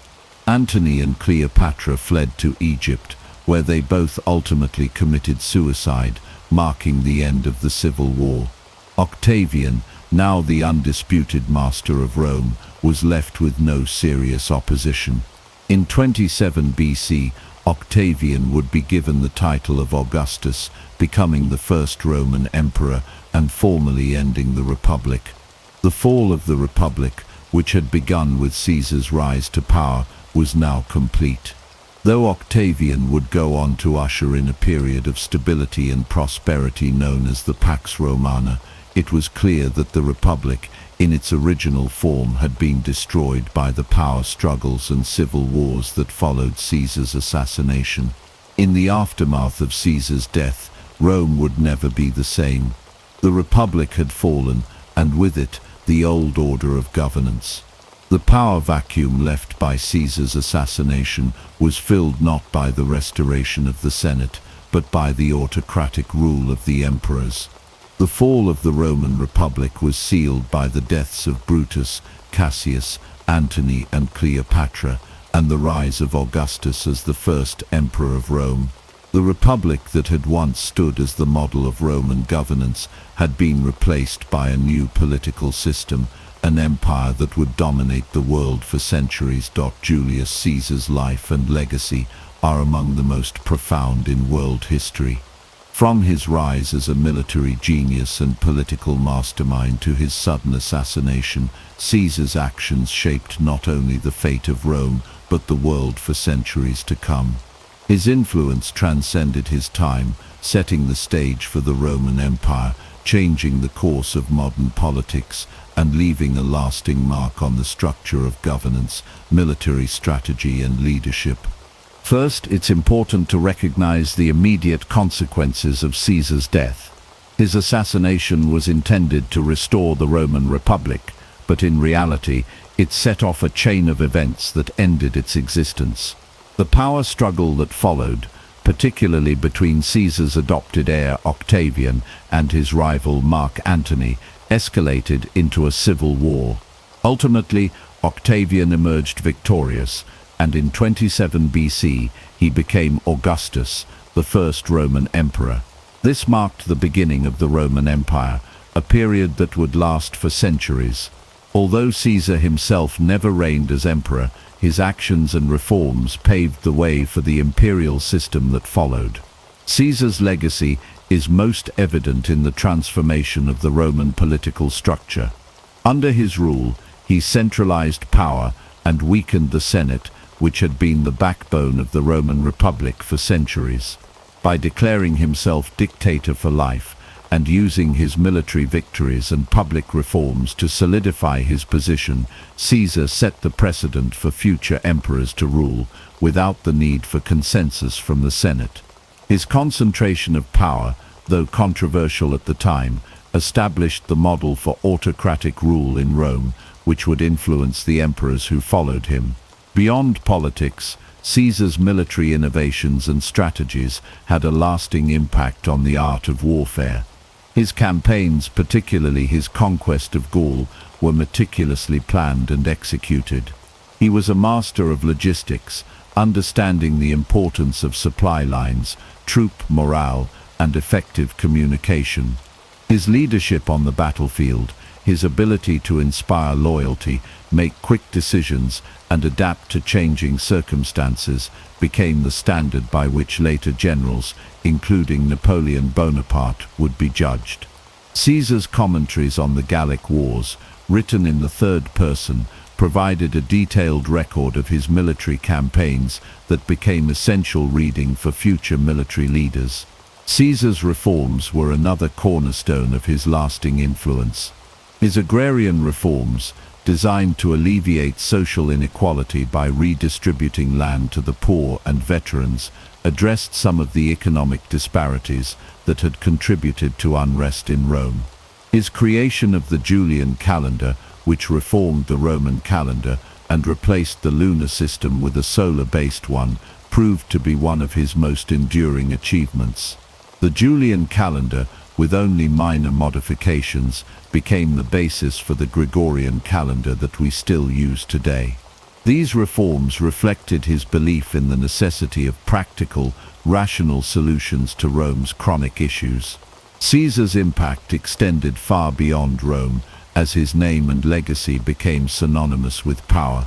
The title Caesar itself became a byword for emperor, and it was used by all subsequent Roman emperors as part of their titles.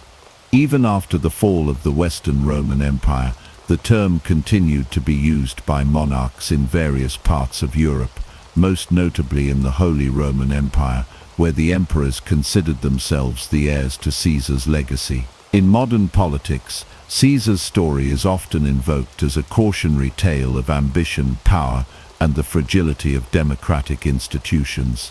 His rise to power demonstrated the potential for individual leaders to consolidate authority, often by capitalizing on crises and public discontent. His centralization of power, at the expense of traditional republican structures, serves as a warning in contemporary discussions about the dangers of autocratic rule and the erosion of democratic norms. While many leaders in modern history, from Napoleon to Vladimir Putin, have drawn inspiration from Caesar's example, his story also serves as a reminder of the tensions between the needs of the state and the ambition of those who wield power. Finally, Caesar's enduring legacy is cemented in his status as one of the most iconic figures in history. His name remains synonymous with greatness, and his story is taught in classrooms around the world as a lesson in leadership, ambition, and the complex dynamics of power. Caesar's influence can be seen in literature, art, politics, and even popular culture. Shakespeare's play Julius Caesar remains one of the most famous works of the English language, and the image of Caesar, whether as the conqueror of Gaul, the statesman in the Senate, or the ruler betrayed on the Ides of March, has been immortalized in countless works of art and historical narratives. Though his life was cut short, Julius Caesar's impact continues to resonate in the modern world. He reshaped Rome, and in doing so, he helped lay the foundation for the rise of Western civilization. His story is one of brilliance, ambition, betrayal, and the eternal struggle for power. In the end, Caesar's legacy is not just about the man himself, but about the world he helped to create, one that would leave an indelible imprint on history for millennia. The story of the American frontier begins long before the Wild West as we know it. In the 1600s and 1700s, long before cowboys and gold rushes, European powers began exploring and settling the vast lands of North America. The earliest efforts came from Spain, France, and England, each seeking to expand their empires and extract wealth from the new continent. What they encountered instead was a land already inhabited by diverse and complex Native American societies who had lived, hunted, and traded across the continent for thousands of years. Spanish explorers were among the first Europeans to enter the interior of what would later become the American West. As early as the 1540s, conquistadors such as Francisco Vázquez de Coronado led expeditions through what is now the American Southwest, searching for the fabled 7 cities of gold. While they never found these mythical riches, they laid claim to vast territories and established missions and settlements in present-day New Mexico, Arizona, Texas, and California. The Spanish brought Catholic missionaries who sought to convert native peoples, often by force, and imposed European systems of governance, labor, and religion. In the north, the French pursued a different strategy, focused primarily on the fur trade. French trappers and traders ventured deep into the Great Lakes region and down the Mississippi River. They developed close alliances with tribes such as the Huron and the Algonquin, learning native languages and intermarrying with local communities. French settlements like Detroit and St. Louis began as trading posts, slowly expanding over time. Compared to the Spanish and English, the French presence was more dispersed and less confrontational, though not without its share of conflict. The English, meanwhile, began to establish permanent colonies along the Atlantic coast. Jamestown, founded in 1607 in Virginia, was the first successful English colony in North America. The English pushed westward slowly, encountering resistance from native tribes who had no intention of giving up their land. Conflict erupted frequently, including the Powhatan Wars in Virginia and King Philip's War in New England. These early clashes set the tone for centuries of frontier conflict. As European settlements grew, they encroached deeper into indigenous territories. Native tribes were forced to adapt or resist.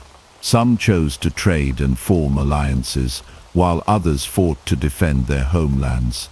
Disease brought by Europeans devastated native populations, wiping out entire villages and reducing the ability of tribes to resist colonization. Despite the hardships, Native American cultures remained resilient, preserving traditions and adapting to new realities. Life on the frontier was harsh and unforgiving. Early settlers faced threats not only from hostile encounters, but also from the environment itself. Winters were brutal, food was often scarce, and medical knowledge was limited. Communities had to rely on cooperation and shared labor to survive. Homes were made from whatever materials were available, wood, sod, or stone, and life revolved around subsistence farming, hunting, and trade. Throughout the 1700s, the frontier continued to move westward. The Appalachian Mountains were a major barrier, but settlers slowly began to cross them in search of new land. The Proclamation of 1763, issued by the British Crown, attempted to halt westward expansion beyond the Appalachians in an effort to stabilize relations with native tribes. This proclamation was largely ignored by settlers eager for land, leading to increased tensions and violence. The French and Indian War, which lasted from 1754 to 1763, was a pivotal conflict in the struggle for control of the North American frontier.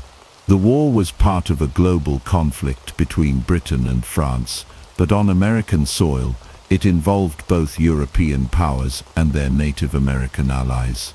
Britain emerged victorious, gaining control of vast new territories, including Canada and the land between the Appalachian Mountains and the Mississippi River. However, the war left Britain deeply in debt and set the stage for colonial unrest. With the American Revolution in the late 1700s, the dynamics of the frontier shifted again. Colonists rebelled against British rule and sought to expand westward without interference. After the war, the newly formed United States began a more aggressive push into the interior.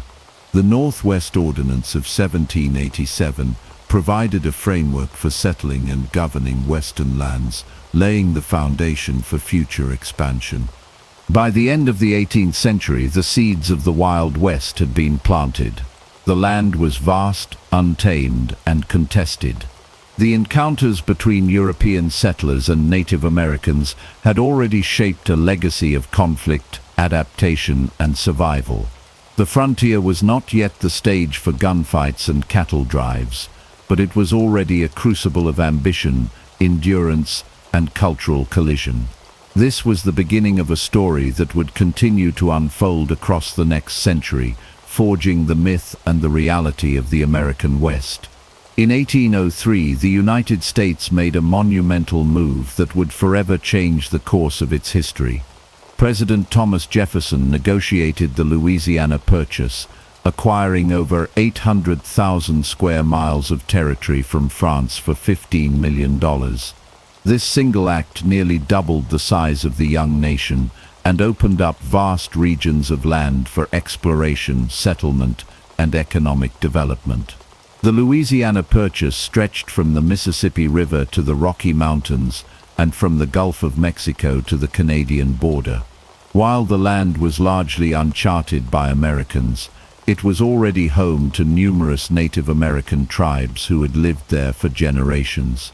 Jefferson saw the acquisition not only as a strategic economic opportunity, but also as a safeguard for the agrarian ideals he believed were vital to the Republic.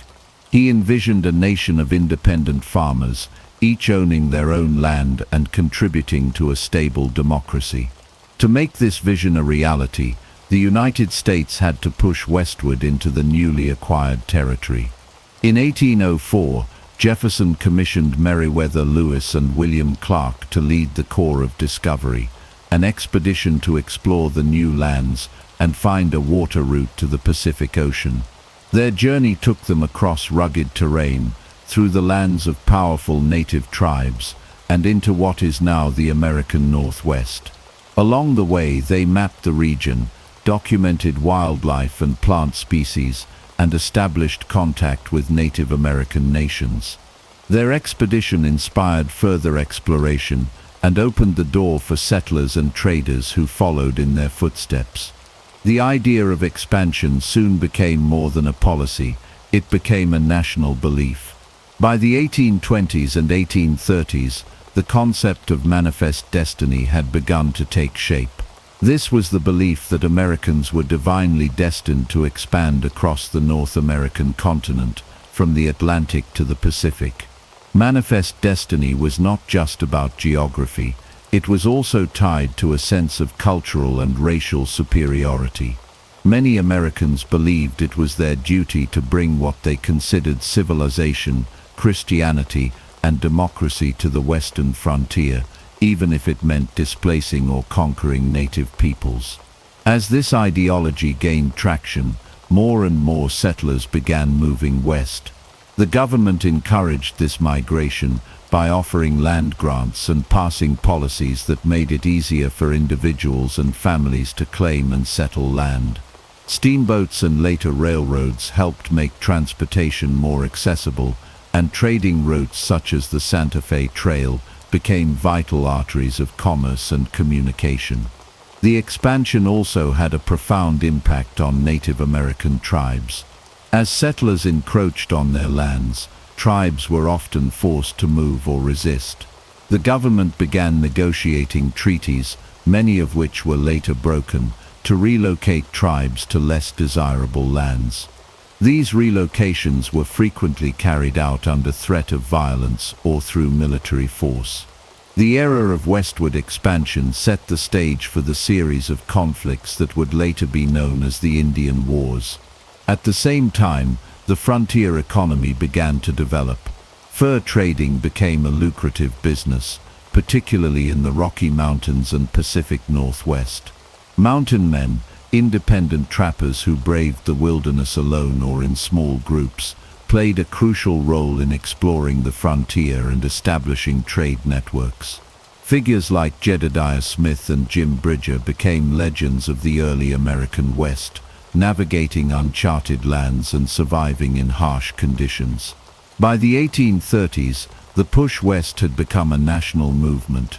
Towns and outposts appeared in previously uninhabited regions. The frontier began to take shape as a place of both opportunity and hardship. Pioneers faced isolation, disease, and the constant threat of attack. Yet they were driven by dreams of land ownership, economic success, and the promise of a better life. The Louisiana Purchase and the ideology of manifest destiny were foundational in shaping the trajectory of American expansion. They provided the land and the justification for moving westward, setting into motion a series of events that would culminate in the dramatic and often violent era of the Wild West. This chapter of American history was marked by ambition and idealism, but also by displacement, conflict, and the irreversible transformation of a continent. In the 1830s through the 1860s, a new chapter of American expansion took form as thousands of settlers packed their belongings, gathered their families, and set out west along the Oregon Trail. This was the Age of Pioneers, a period defined by migration, endurance, and the drive to forge a new life in the uncharted territories beyond the Mississippi River. The journey was long and perilous, but for many it represented the promise of land, opportunity, and freedom. The Oregon Trail stretched over 2,000 miles from Independence, Missouri, to the fertile Willamette Valley in Oregon. It crossed plains, deserts, rivers, and mountain ranges. The journey typically took 4 to 6 months, depending on weather, terrain, and the health of the travelers. Most migrants traveled in covered wagons, also known as prairie schooners, which were packed with supplies, tools, food, and personal belongings. These wagons were usually pulled by oxen or mules and moved at a slow, steady pace across the rough terrain. Families would begin preparations for the journey months in advance. They needed to gather enough food, clothing, tools, and livestock to survive not just the trip, but also the early months of settlement once they arrived. Emigrants faced many hardships on the trail, including extreme weather, accidents, disease, and the constant wear of travel. Cholera was especially deadly, sweeping through wagon trains with little warning and claiming countless lives. Rivers posed significant dangers, as wagons and animals could be lost during crossings.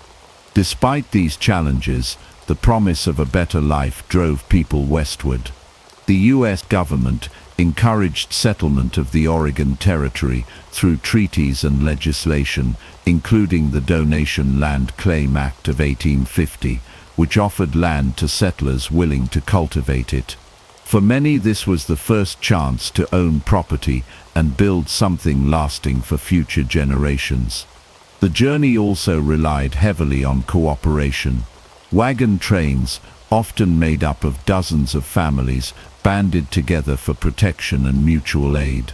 Leaders were elected to maintain order, and decisions were made democratically. This sense of community helped many endure the physical and emotional hardships of the trail.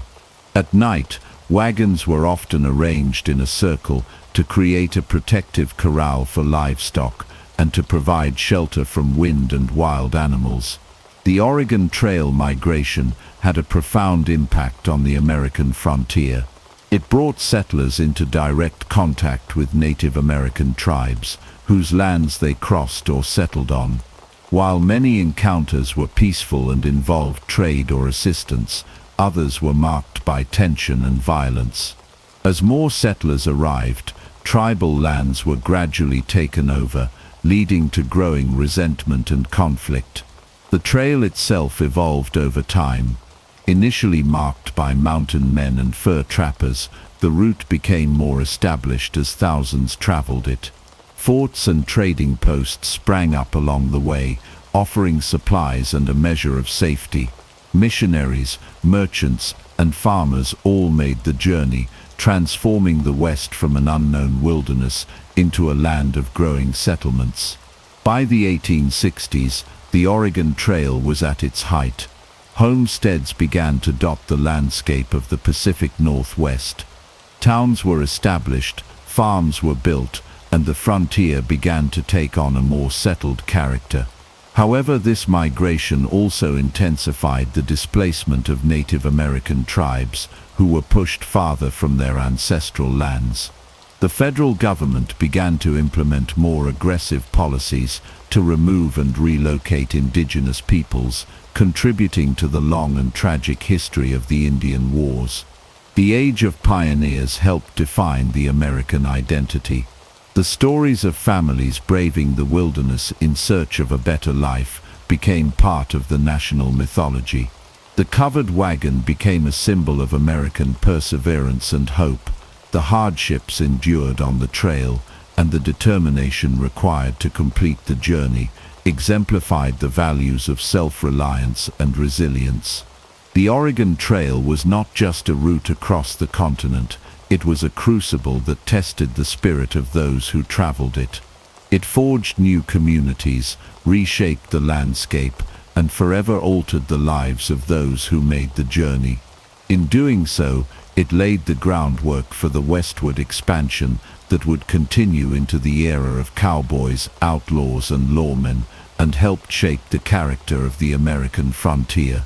In the decades following the Civil War, from the 1860s to the 1880s, the American West underwent a dramatic transformation as cattle ranching emerged as a dominant economic force. The wide open spaces of the Great Plains and Southwest became the foundation of a booming cattle industry, and at the heart of this transformation was the cowboy. These rugged, skilled laborers became iconic figures of the Wild West, though their real lives were often more grueling and complex than the romantic image portrayed in popular culture. The roots of cattle ranching in the American West trace back to Spanish colonists who introduced longhorn cattle and ranching techniques to what is now Texas and the Southwest. Over time, these herds grew and adapted to the harsh environment, developing into the resilient Texas Longhorn breed. After the Civil War, large numbers of cattle roamed freely across the open range, and their value increased significantly due to growing demand for beef in the industrial cities of the North and East. Railroads played a pivotal role in this emerging economy. As rail lines extended westward, particularly into Kansas, they created access points where cattle could be driven and then shipped to urban markets. The town of Abilene, Kansas, became one of the first major cattle shipping hubs, thanks to entrepreneur Joseph McCoy, who promoted the idea of trailing Texas Longhorns north to the railheads. These long cattle drives, often covering hundreds of miles, became a defining element of the era. Cowboys were responsible for managing the herds during these drives. Most were young men in their teens or 20s, often from diverse backgrounds. African Americans, Mexican vaqueros, and Native Americans made up a significant portion of the cowboy workforce. The work was difficult and dangerous. Cowboys endured long hours in the saddle, extreme weather, and the constant threat of stampedes, predators, and hostile encounters. Their days were filled with dust, heat, and physical labor, while their nights were spent sleeping under the stars. The tools of the cowboy trade included saddles, lassos, spurs, and wide-brimmed hats for sun protection. Their clothing was functional, designed to withstand the rigors of the trail. The cowboy developed a distinct culture, with songs, jargon, and customs that became ingrained in the mythology of the West. Yet behind the romance was a demanding and often underpaid lifestyle. Ranching operations expanded rapidly during this period. Wealthy investors established large cattle companies, and ranches spread across the plains of Texas, New Mexico, Colorado, Wyoming, and Montana. The open range system allowed cattle to graze freely on public lands, but this also led to conflicts over land use and ownership. Barbed wire, introduced in the 1870s, revolutionized ranching by enabling property owners to enclose their land, leading to the gradual end of the open range. The cattle industry fueled the economic growth of the West.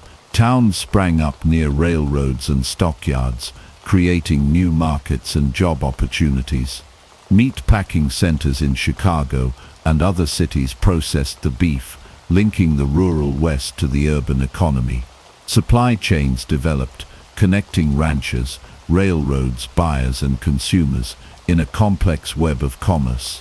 Despite its economic success, the cattle boom had environmental and social consequences. Overgrazing damaged the prairie ecosystem, and the influx of ranchers and settlers disrupted Native American communities. Conflicts arose over land and resources, contributing to the broader struggle between indigenous peoples and expanding American settlement. The great cattle drives began to decline in the late 1880s. Harsh winters, droughts, and market fluctuations led to financial losses for many ranchers. The expansion of railroads made long drives less necessary, and fenced-in ranches became the norm. Yet the legacy of the cowboy endured, becoming a lasting symbol of freedom, resilience, and the rugged spirit of the West. During the height of cattle ranching, the West was a land of opportunity and risk. The industry brought prosperity to many, but also reinforced the inequalities and challenges of frontier life. It helped shape the culture, economy, and identity of the American West, and left behind a powerful narrative of hard-working individuals who faced the frontier with grit and determination. This era was not just about cattle and cowboys, it was about the rise of a new economy, one that would define the Wild West and influence the development of the United States for generations to come. In 1848, the discovery of gold at Sutter's Mill in Coloma, California, set off one of the most transformative events in American history. This moment marked the beginning of the California Gold Rush, a phenomenon that would bring hundreds of thousands of people to the American West in search of fortune and permanently reshape the region's economy, society, and landscape. Within months of the discovery, news of gold spread rapidly, first across California, and then to the eastern United States, and eventually around the world. By 1849, an estimated 80,000 people had arrived in California, and they would become known as the 49ers.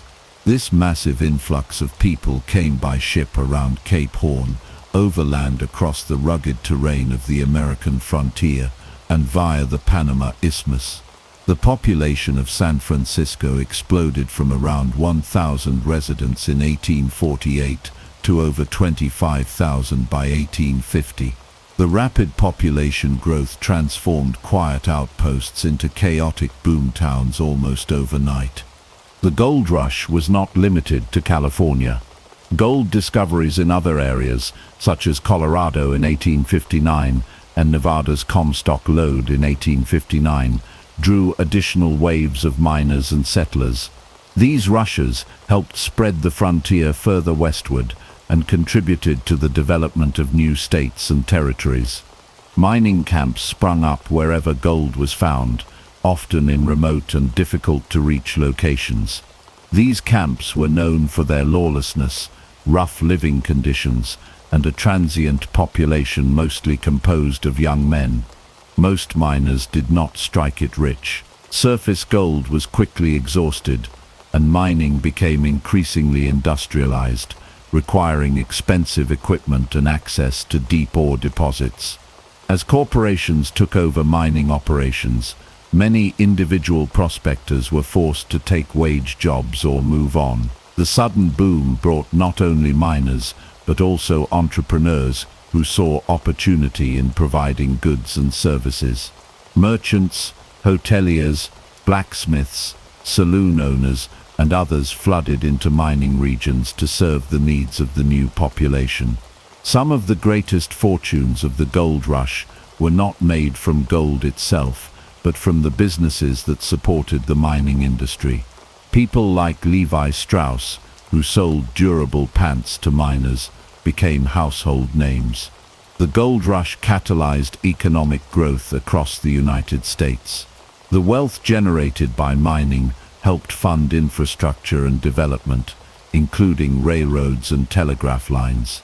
Banks, investment firms, and shipping companies all profited from the increased economic activity. The gold rush also had significant social and political consequences. California's rapid population growth and economic importance led to its admission to the Union as a state in 1850. However, the rush for wealth also brought tension, discrimination, and violence. Native American populations were devastated as settlers encroached on their lands, introduced new diseases, and carried out violent campaigns of displacement and extermination. The influx of people from China, Mexico, South America, and Europe created a multicultural society, but also led to racial tensions and discriminatory laws. The Foreign Miners' Tax of 1850 targeted non-white miners, particularly Chinese immigrants, and was one of many measures that marginalized minority groups. Vigilante justice was common in the mining camps. With little formal law enforcement, communities often took justice into their own hands, resulting in public hangings, lynch mobs, and widespread corruption. As towns grew, efforts were made to establish order, but the early days of the gold rush were marked by an atmosphere of lawlessness and unpredictability. The impact of the gold rush extended beyond economics and demographics. It changed the physical environment of the West. Hydraulic mining techniques, which used high-pressure water jets to wash away entire hillsides, caused massive environmental damage. Rivers were clogged with sediment, forests were stripped, and landscapes were permanently altered. The long-term consequences of these practices are still visible today. By the 1860s, the easy-to-reach gold had been largely depleted.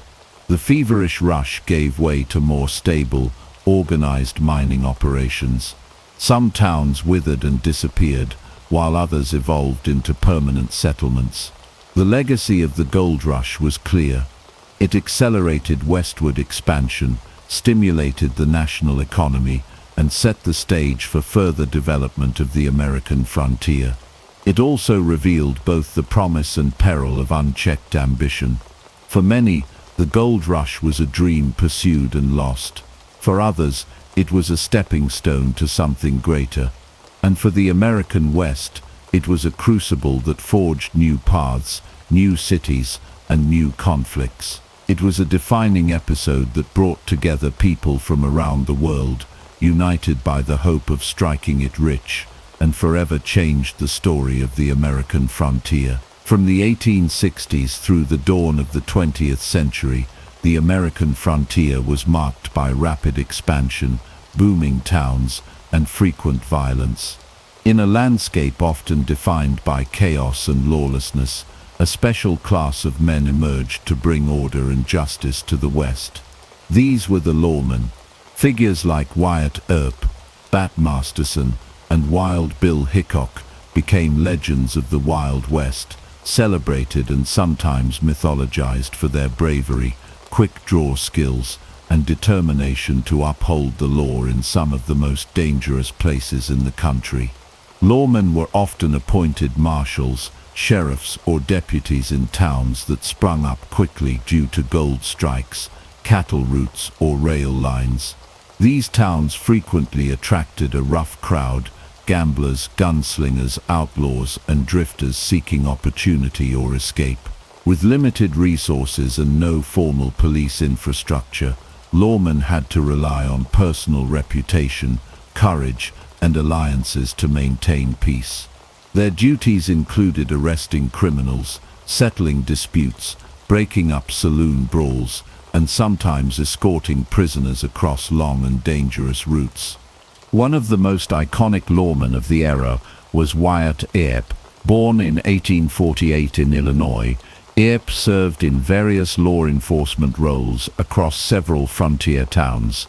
He is most famous for his role in the gunfight at the OK Corral in Tombstone, Arizona, in 1881.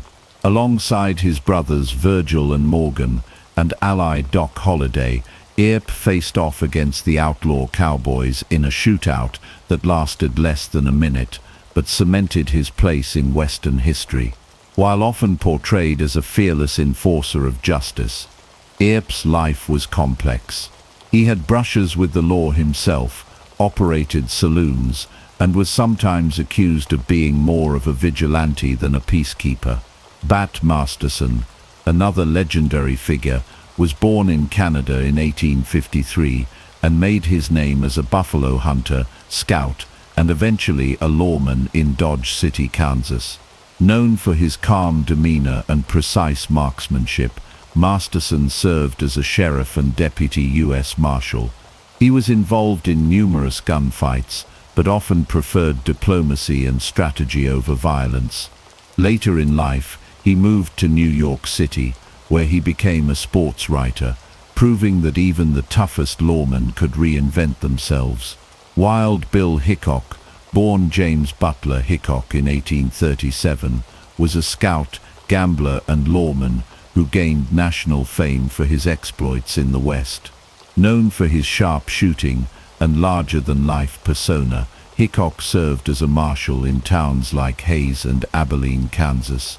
His reputation as a deadly gunfighter was solidified by tales of multiple shootouts and daring arrests. He was also a showman, performing in early Wild West shows that helped shape the public image of frontier life. Hickok's life ended abruptly in 1876 when he was shot in the back while playing poker in Deadwood, South Dakota. The cards he held, a pair of aces and eights, became known as the dead man's hand. Lawmen often walked a fine line between justice and vigilantism. The lack of formal courts and legal protections meant they had to make quick decisions, sometimes based more on instinct than procedure. This blurred line led to both praise and criticism. Some saw them as heroes who protected the innocent. Others saw them as men who imposed order through force and fear. Many lawmen were also part of the very systems they tried to regulate, owning saloons, gambling halls or brothels. Despite the contradictions, these men played a vital role in bringing stability to the frontier. Their presence deterred crime and provided a sense of order amid the chaos. Their stories were widely reported in newspapers and dime novels, turning them into national figures and embedding them into American folklore. As the frontier began to close and towns became more civilized, the need for such rugged lawmen diminished. The rise of more structured law enforcement agencies, statehood for many Western territories, and increased communication and transportation reduced the scope of lawlessness. But the legacy of the lawmen endured. They became enduring symbols of courage and justice in American culture. Films, books, and television shows portrayed them as fearless defenders of order in a wild and untamed land. While the real lives of Earp, Masterson, Hickok, and others were far more nuanced than the legends suggest, their impact on the development and stabilization of the American West cannot be overstated. They stood as both men of their time and as lasting icons of the values and contradictions of the frontier era. Between the 1860s and the early 1900s, the American frontier was not only shaped by pioneers and lawmen, but also by the outlaws who defied authority and operated outside the law. These bandits and rogues became legendary figures, feared and admired in equal measure. Their daring crimes, bold escapes, and violent ends contributed to the mythos of the Wild West, painting a picture of rebellion and danger that has fascinated generations. Among the most infamous outlaws of the Wild West were Jesse James, Billy the Kid, and Butch Cassidy. Each of these men carved their names into history through a combination of violence, charisma, and notoriety. Jesse James, born in Missouri in 1847, began his criminal career as a Confederate guerrilla during the Civil War. He and his brother Frank were part of a group known as Quantrill's Raiders, responsible for brutal attacks against Union forces and sympathizers. After the war, Jesse and Frank turned to a life of crime, forming the James Younger Gang. They carried out a series of daring bank and train robberies across the Midwest and South. Jesse styled himself as a modern-day Robin Hood, claiming to steal from the rich and give to the poor, though there is little evidence to support this image. The gang's exploits were widely reported in newspapers, and Jesse became a folk hero to some. But he was also ruthless. Innocent people died in their raids, and he remained on the run for years. In 1882, Jesse James was betrayed and killed by Robert Ford, a member of his own gang who hoped to collect a bounty. James was shot in the back while dusting a picture on the wall in his own home. Billy the Kid, whose real name was Henry McCarty, was born in New York City in 1859 and orphaned at a young age. He drifted westward and by his teens had already become involved in petty crime. By the time he was 21, Billy had killed multiple men and was one of the most wanted criminals in New Mexico. His involvement in the Lincoln County War, a violent conflict between rival ranching factions, thrust him into the spotlight. Billy was charismatic and reportedly well liked by those who knew him, but he was also deadly. He escaped from jail multiple times and was known for his quick draw. In 1881, he was shot and killed by Sheriff Pat Garrett, a former acquaintance, in a darkened room at Fort Sumner. Billy's legend grew quickly, helped by newspaper stories and dime novels that portrayed him as a tragic anti-hero rather than a ruthless killer. Butch Cassidy, born Robert Leroy Parker in Utah in 1866, took a slightly different path. Along with his partner Harry Alonzo Longabaugh, better known as the Sundance Kid, Cassidy led the Wild Bunch Gang, which became famous for robbing banks and trains throughout the western United States. Unlike many outlaws, Cassidy often avoided unnecessary violence and preferred planning over gunplay. The Wild Bunch conducted some of the most successful and well-organized robberies of the era. After law enforcement intensified efforts to capture them, Cassidy and the Sundance Kid fled to South America. Their exact fate remains a mystery. Some accounts claim they were killed in a shootout in Bolivia in 1908, while others suggest they escaped and lived under assumed names. Regardless of the truth, their story captured the imagination of the public and inspired books and films for decades. Outlaws of the Wild West were not merely criminals, they became symbols of rebellion during a time of rapid change. As railroads, telegraphs, and government structures expanded into the frontier, some people viewed these men as resisting encroaching authority and industrialization. Their stories reflected both fear and fascination with the untamed nature of the West. Newspapers played a crucial role in shaping the legends of outlaws. Sensational headlines and dramatic retellings of robberies and gunfights turned criminals into celebrities. Dime novels added layers of fiction, portraying them as gallant rebels or misunderstood loners. This romanticized image often obscured the violence and hardship they left in their wake. Many outlaws came from disadvantaged backgrounds. Some had served in the Civil War, others were orphans or laborers who saw few opportunities in a changing economy. The lawless conditions of the frontier provided both motive and opportunity for criminal behavior. Outlaws often formed gangs for protection and efficiency, relying on tight-knit groups to carry out their plans and evade capture. These gangs would often find temporary refuge in isolated hideouts, such as Hole in the Wall in Wyoming or Robber's Roost in Utah, where geography made it difficult for law enforcement to reach them. Despite their daring, most outlaws met violent ends. Few retired peacefully. The frontier was an unforgiving place, and loyalty was fragile. Betrayal was common, as in the case of Jesse James. Others, like Billy the Kid, were hunted relentlessly until they were gunned down. Their deaths only added to their legends, turning them into martyrs of the frontier mythos. By the early 1900s, the frontier had largely closed.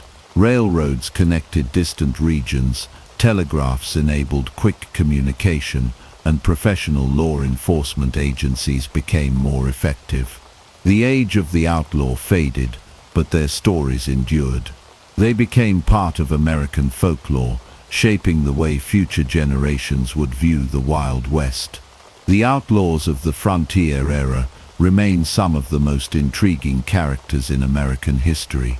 Their lives were marked by danger, drama, and contradiction. They were both products and provocateurs of a tumultuous time.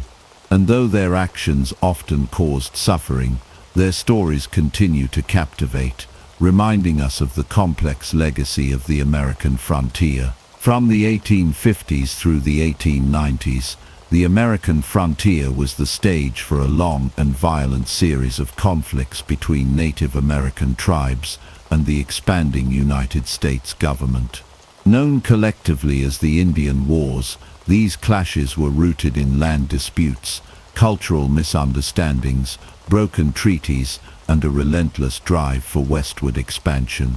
As settlers pushed into tribal territories, indigenous peoples resisted the invasion of their ancestral homelands, leading to tragic and often brutal confrontations that reshaped the West. The roots of these conflicts go back to earlier decades, particularly the policy of Indian removal adopted by the U.S. government. One of the most infamous episodes was the Trail of Tears, which took place during the 1830s. Under the Indian Removal Act signed by President Andrew Jackson, thousands of Native Americans, including the Cherokee, Choctaw, Creek, Chickasaw, and Seminole, were forcibly removed from their lands in the southeastern United States. They were marched west to what was then called Indian Territory, in present-day Oklahoma. The journey was marked by disease, starvation, and exhaustion. Thousands died along the way, making the Trail of Tears a symbol of suffering and injustice. In the decades that followed, as settlers continued to pour into the Great Plains, the Rocky Mountains, and the Southwest, more tribes came into direct conflict with the U.S. military. The Plains tribes, such as the Sioux, Cheyenne, Comanche, and Apache, were among the most fiercely resistant. These were warrior cultures with deep spiritual connections to the land, and they did not accept the encroachment of railroads, homesteaders, or soldiers without a fight. One of the most iconic battles of the Indian Wars was the Battle of the Little Bighorn in 1876. It took place in Montana Territory and is often referred to as Custer's Last Stand. Lieutenant Colonel George Armstrong Custer led the 7th Cavalry into battle against a coalition of Lakota Sioux, Northern Cheyenne, and Arapaho warriors led by Sitting Bull and Crazy Horse. Custer underestimated the strength of the native force and divided his troops, which led to the complete annihilation of his unit. Over 260 U.S. soldiers were killed.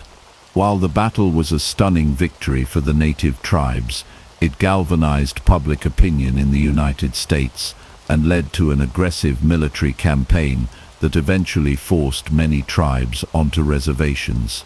Other significant conflicts during this era include the Sand Creek Massacre of 1864 in Colorado, where a peaceful village of Cheyenne and Arapaho was attacked by a Colorado militia, resulting in the deaths of over 150 people, many of them women and children. The Red River War of 1874-75 in Texas and the Southern Plains saw the U.S. Army clash with Comanche, Kiowa, and Southern Cheyenne tribes. The Nez Perce War of 1877 involved a remarkable retreat by Chief Joseph and his people, who traveled over 1,000 miles in an attempt to reach Canada before ultimately being forced to surrender. The Apache Wars in the Southwest lasted for decades and involved legendary figures like Geronimo, an Apache leader who resisted U.S. and Mexican forces through guerrilla warfare. Geronimo's campaign spanned from the 1850s to the 1880s and became symbolic of native resistance. His eventual capture in 1886 marked one of the final chapters in the Indian Wars. The last major conflict is often considered to be the Wounded Knee Massacre of 1890 in South Dakota. Tensions had risen due to the ghost dance movement, a spiritual revival among native tribes that preached the return of the buffalo and the retreat of white settlers. The U.S. government saw the movement as a threat. When the 7th Cavalry attempted to disarm a group of Lakota at Wounded Knee Creek, a shot was fired and chaos ensued. Soldiers opened fire, killing around 300 Native Americans, including many women and children. Wounded Knee symbolized the tragic end of the Indian resistance and the closing of the American frontier. Throughout the Indian Wars, native tribes suffered tremendous losses. Their populations declined from disease, warfare, and starvation. Many were confined to reservations, often far from their traditional lands and with limited resources. Treaties were frequently broken, promises were unfulfilled, and generations of Native Americans endured systemic displacement and cultural erosion. Despite these hardships, native cultures endured. Many tribes preserved their languages, traditions, and spiritual practices. In the face of adversity, they adapted and survived. The history of the Indian Wars remains a painful but essential chapter in the story of the American West. It highlights the cost of expansion and the resilience of the peoples who resisted it. The legacy of the Indian Wars continues to be felt today. Native communities still face challenges related to land rights, economic opportunity, and cultural preservation. But they also continue to celebrate their heritage and reclaim their histories. The tragic events of the Indian Wars remind us that the American frontier was not only a place of opportunity, but also a place of deep and enduring conflict. By the 1890s, the Wild West had begun to change, signaling the end of an era that had once been defined by lawlessness, rugged individualism, and the unregulated life of frontier towns. The closing of the frontier, officially declared in 1890 by the U.S. Census Bureau, marked a turning point in American history. As the frontier receded, the promise of uncharted land and endless opportunities began to fade, replaced by the realities of industrialization, organized law enforcement, and the expansion of the railroad. The Indian Wars, which had been waged for decades, effectively came to a close by the end of the 1880s. With the defeat of major Native American resistance movements, the remaining tribes were confined to reservations, and their traditional ways of life were all but destroyed. The vast expanse of the American frontier was now largely under the control of the U.S. government and its settlers.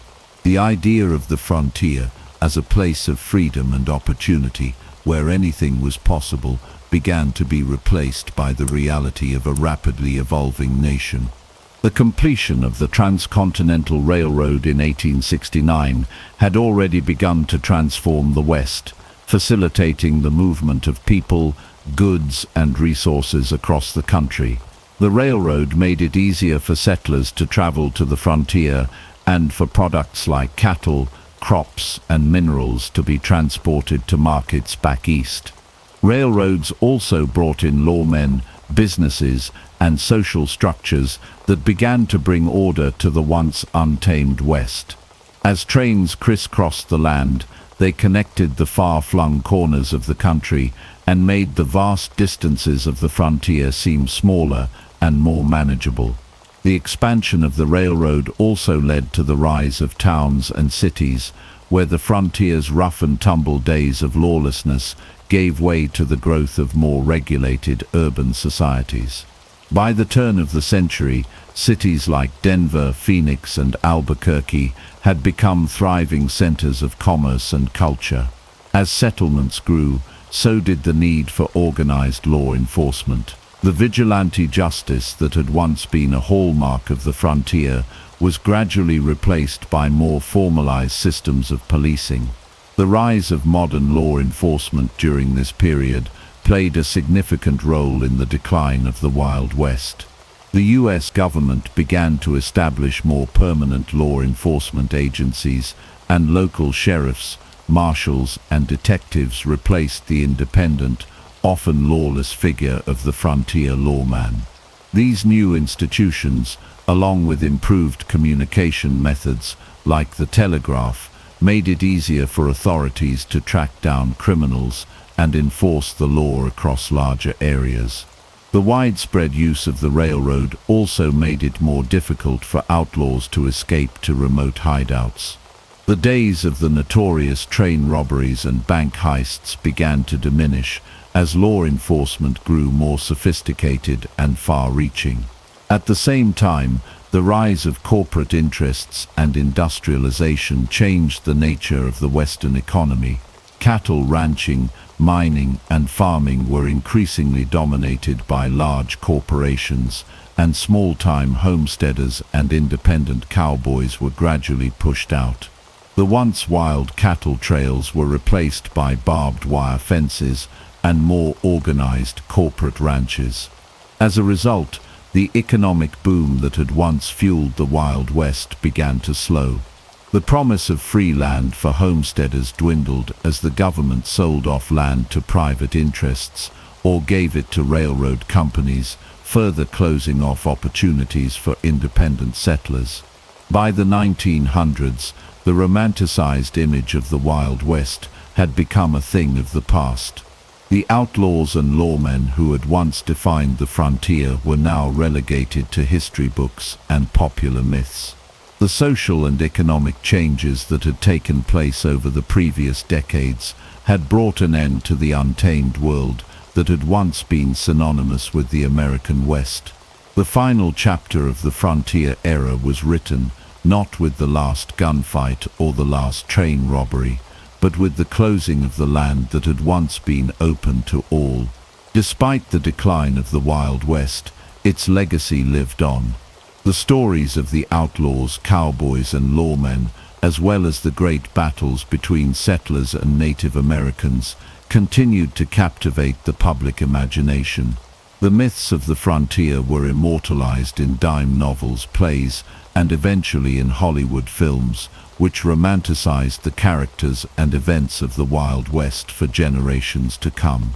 The Wild West became a symbol of American toughness, resilience, and individualism, qualities that were associated with the pioneering spirit and the forging of the nation. The closing of the frontier signaled the end of a specific chapter in American history, but in many ways it marked the beginning of a new era. The lessons and legends of the Wild West continued to influence American culture, politics, and identity for years to come. The frontier may have closed, but the spirit of exploration, the desire for freedom, and the quest for new opportunities would continue to shape the country in the century that followed. The Wild West has long been a symbol of freedom, adventure, and rugged individualism, but much of what we think of as the Wild West today is shaped by myth and legend. From the moment the frontier began to close in the late 19th century, the stories of cowboys, outlaws, lawmen, and the untamed land itself began to evolve. What was once a real and chaotic part of American history gradually became a romanticized vision, exaggerated and idealized in the popular imagination. The myths of the Wild West were not just confined to books and folklore, they were amplified by the emerging movie industry in the early 20th century. Filmmakers eager to tell stories of adventure and heroism found a rich source of material in the legends of the American frontier. Westerns became a genre all their own, with iconic films such as Stagecoach 1939, The Searchers 1956, and High Noon 1952 solidifying the myth of the lone cowboy, battling the forces of chaos and lawlessness. These films often portrayed a stark contrast between the rugged individualism of the cowboy and the encroaching modernity of society. The cowboy, as depicted in these films, was often an anti-hero, a figure who operated outside the law but still maintained a sense of honor and justice. His world was one of adventure, danger, and the fight for freedom, embodying ideals of personal independence that resonated with American audiences, especially during periods of social and economic upheaval. But while the films painted a picture of the West as a place of high drama and moral complexity, they also often glossed over the realities of life on the frontier. The violent conflicts with Native American tribes, the struggles of settlers and homesteaders, and the challenges faced by women and minorities were frequently sidelined in favor of more heroic and romanticized narratives. In the years following World War II, Hollywood westerns reached their peak. Actors like John Wayne, Clint Eastwood, and Gary Cooper became synonymous with the image of the cowboy hero, and their portrayals became the standard by which all westerns were measured. Yet, despite their popularity, these films often failed to accurately depict the true history of the Wild West.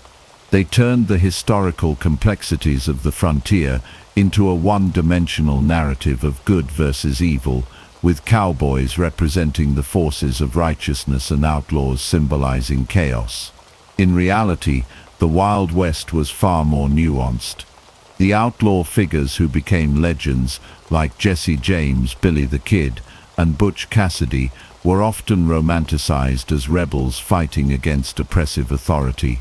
Their robberies and violent actions were portrayed as acts of defiance rather than criminal behavior, turning them into folk heroes in the eyes of many. These stories, sometimes embellished and exaggerated, were passed down through dime novels, newspapers, and later, Hollywood films. But while the outlaws were glamorized, the Native Americans who resisted encroachment on their lands were often demonized as villains or savages.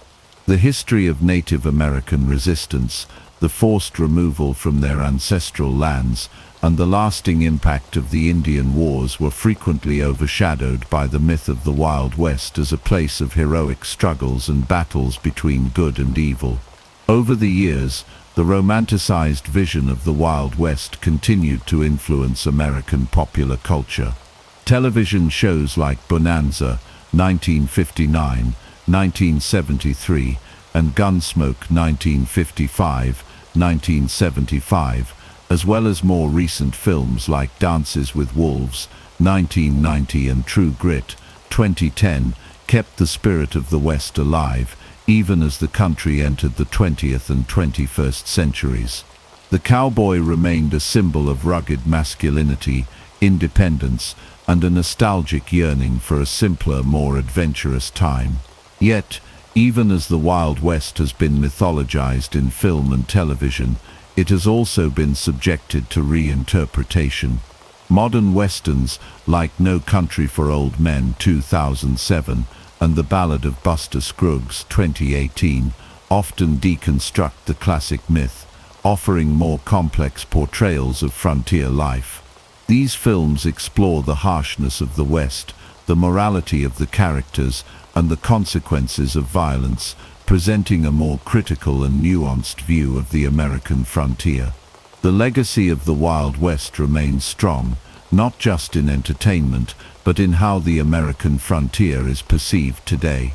The symbols of cowboys, outlaws, and lawmen still evoke a sense of freedom and adventure, despite the fact that much of the mythic history of the Wild West has been distorted or simplified.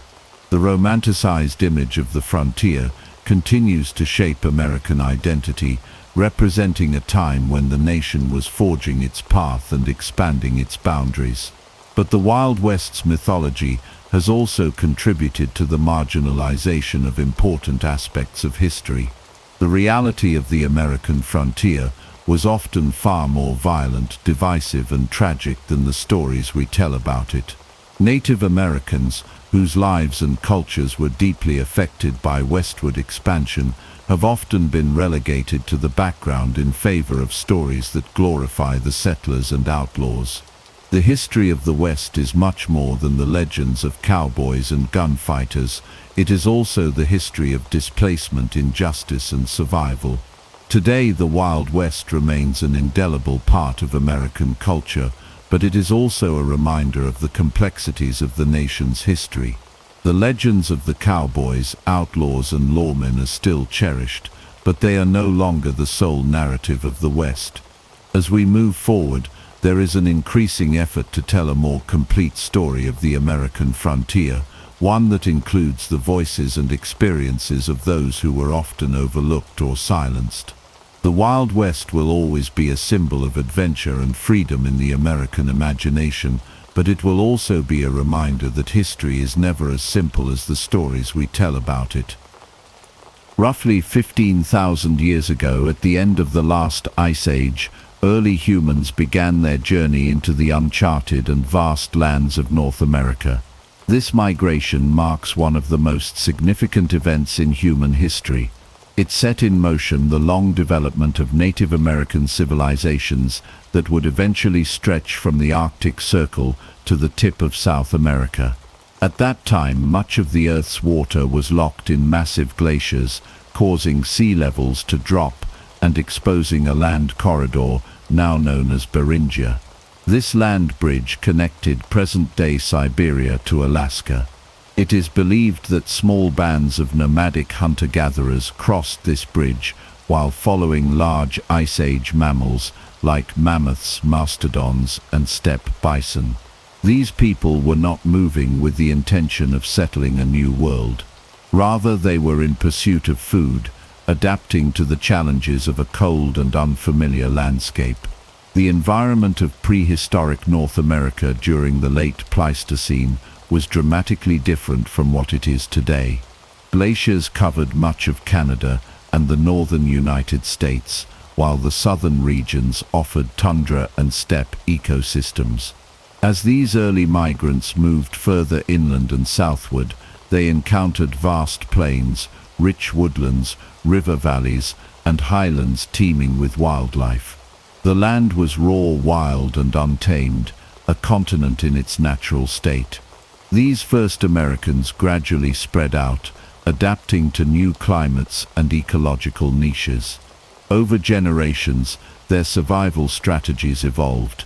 They became masters of their environments, learning to hunt, forage, and craft tools suited to their needs.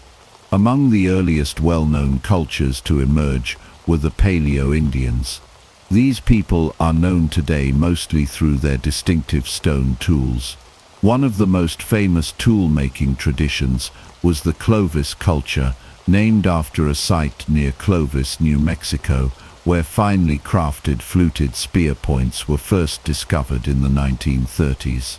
Dated to around 13,000 years ago, Clovis points were designed for hunting large game and are considered some of the earliest evidence of widespread human presence in North America. The technology spread rapidly across the continent, suggesting that early humans shared ideas or migrated quickly. The Clovis people were highly skilled hunters who targeted megafauna and traveled in small mobile groups. As the climate continued to warm and megafauna began to disappear, other cultures adapted to the changing environment. The Folsom culture, which followed the Clovis tradition around 10,000 years ago, produced smaller and more refined projectile points. Folsom points were used to hunt bison and other smaller game, reflecting a shift in prey and hunting techniques.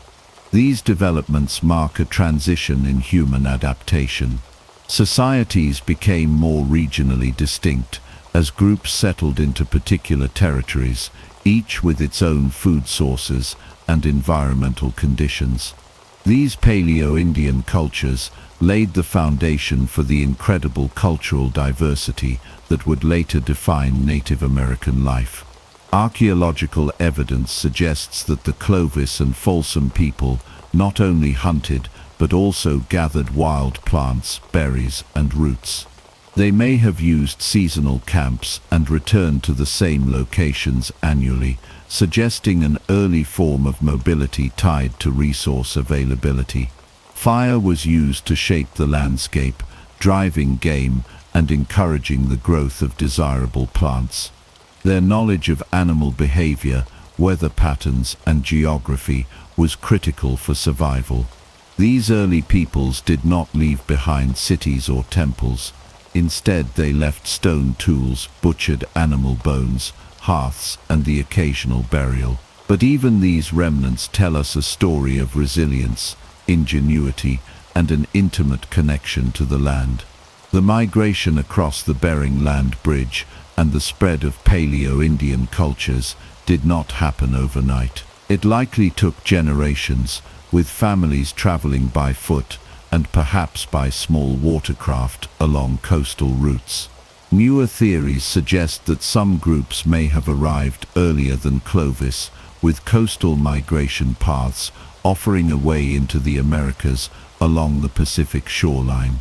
Archaeological sites like Monte Verde in Chile and Bluefish Caves in Canada offer tantalizing evidence of pre-Clovis presence, though this remains a subject of ongoing debate. Still, what is clear is that these people were the first to call the Americas home.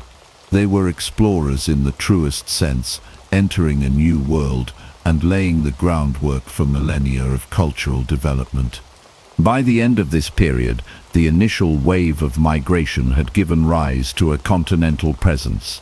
Human beings were living across what is now the United States, Mexico, and parts of South America. Their lives were shaped by the pursuit of food, the demands of the seasons, and the rhythms of nature. They lived in small groups, moved frequently, and developed tools and strategies for survival.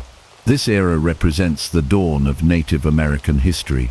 It is a time of bold movement, critical adaptation, and the first human footprints on a land that would one day be home to countless nations.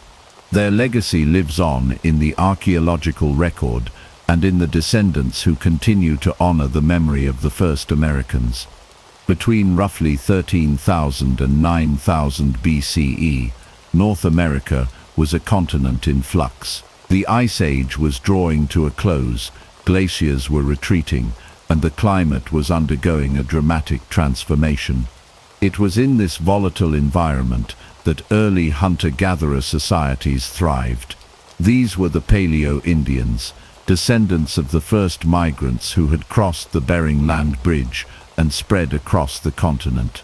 They lived in small mobile bands and relied on their knowledge of the land, animals, and seasons to survive. Their lives revolved around the hunt, particularly of the now extinct megafauna that once roamed in abundance. Mammoths were among the most prized and formidable of their prey. These massive relatives of modern elephants provided a wealth of resources. A single kill could feed a group for weeks. Meat was consumed fresh or dried, bones and tusks were used to make tools and shelters, and hides were fashioned into clothing and coverings. Hunting mammoths required planning, teamwork, and courage. Groups likely used spears tipped with finely made clovis, or later falsum points to target vulnerable areas. They may have driven mammoths into bogs, ambushed them at watering holes, or coordinated attacks using fire and noise to direct the animals into traps. Other megafauna included giant ground sloths, saber-toothed cats, short-faced bears, camels, mastodons, and enormous bison. The diversity of large animals provided hunters with opportunities and challenges. Tracking these creatures demanded an intimate understanding of animal behavior, migration routes, and seasonal patterns. As prey populations moved, so did the people. Campsites were often temporary, set up in places where game was plentiful and abandoned when resources grew scarce. This pattern of seasonal mobility defined Paleo-Indian life. Social structure in these early societies was likely egalitarian. With survival dependent on cooperation, decisions were probably made collectively and resources shared among the group. Leadership was based on skill, experience, and knowledge rather than formal authority. Tasks were divided by ability, with hunters, tool makers, gatherers, and caregivers all playing crucial roles. Elders were valued for their wisdom, while children were taught from a young age through observation and participation. Spirituality was likely centered around nature, animals, and the cycles of life and death, though direct evidence is sparse. Burial sites and cave paintings hint at a worldview that respected the power of the natural world. As the Ice Age ended and the climate warmed, dramatic changes swept across the continent. Glaciers receded, forests expanded, and sea levels rose. With these changes came the extinction of many megafauna species. While the reasons are still debated, it is likely that a combination of climate change and human hunting pressure led to their disappearance. For the hunter-gatherer societies that depended on these animals, this was a profound shift. They were forced to adapt quickly, diversifying their diets and refining their survival strategies. Smaller game animals like deer, rabbits and birds became more important, as did fishing and the gathering of edible plants, seeds, nuts and roots. Tools evolved to match these new needs. Spears and atlatls remained in use, but were supplemented by traps, fishing hooks and grinding stones. Campsites began to show evidence of more varied diets and more permanent seasonal use. People returned to the same locations year after year, suggesting the beginnings of territoriality and more defined social identities. These adaptations led to the emergence of regionally distinct cultures. People in the Great Basin, the Southwest, the plains and the eastern woodlands began to follow different ways of life suited to their environments. Trade networks began to form, allowing groups to exchange materials like obsidian, shells and ochre over long distances. This exchange of goods likely included ideas, rituals and technologies. Even without written language, these societies developed complex oral traditions that passed knowledge from generation to generation. The end of the Ice Age marked both a loss and a new beginning. While the era of mammoth hunting faded, the foundations were laid for more complex societies to emerge. The skills learned during this period of great challenge and change became the basis for later innovations in agriculture, settlement, and social organization. These early Americans were not primitive. They were resourceful, observant, and deeply connected to the land.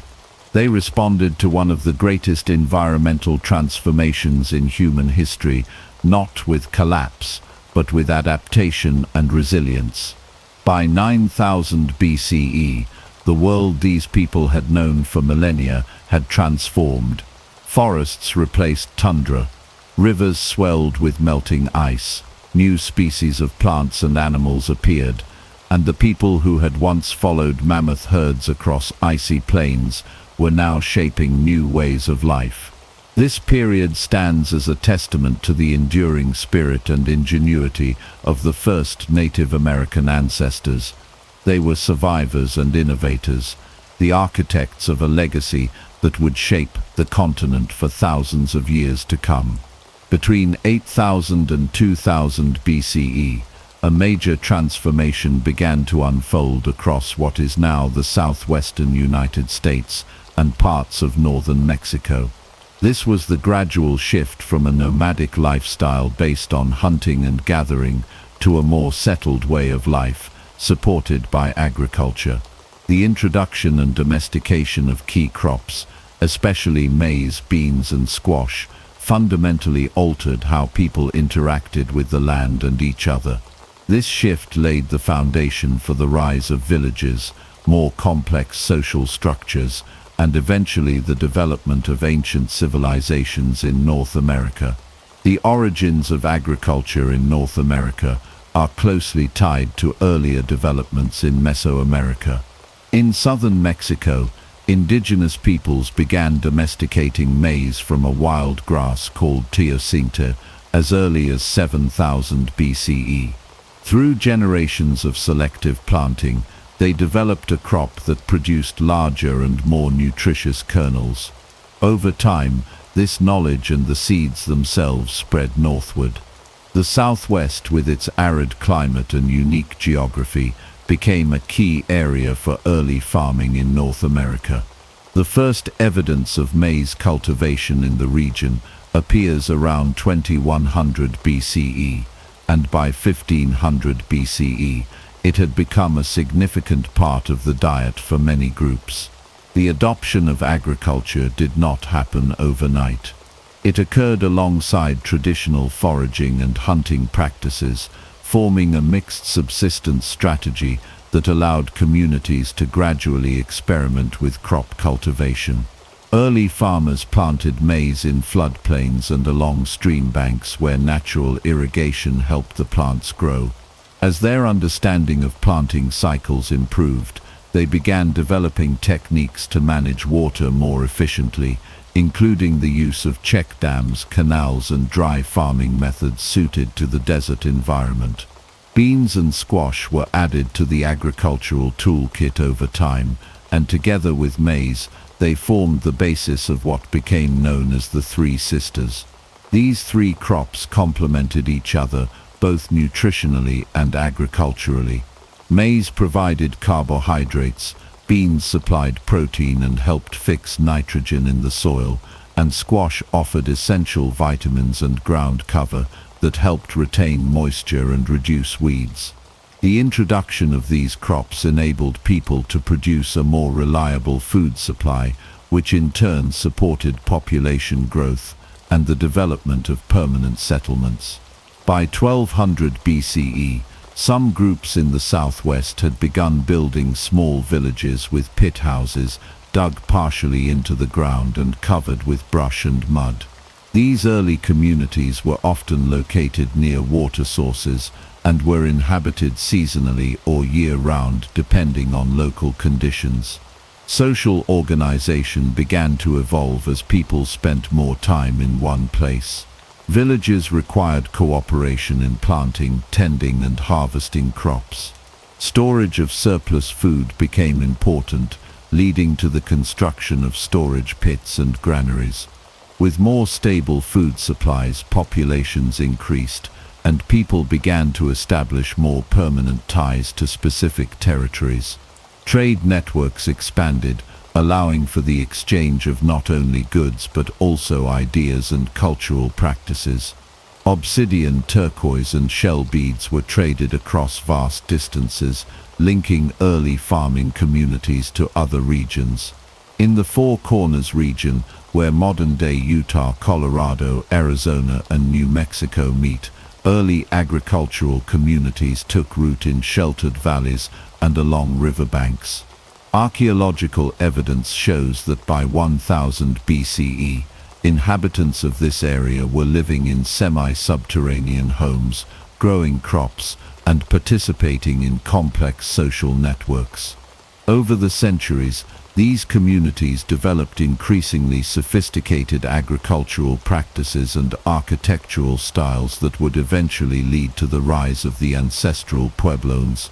But even in this early stage, we see the emergence of cultural traits that would define the region for generations, such as communal labor, ceremonial practices, and a deepening relationship with the land. Despite the advantages of farming, early agricultural life was not without its challenges. Crops could fail due to drought, pests, or soil depletion.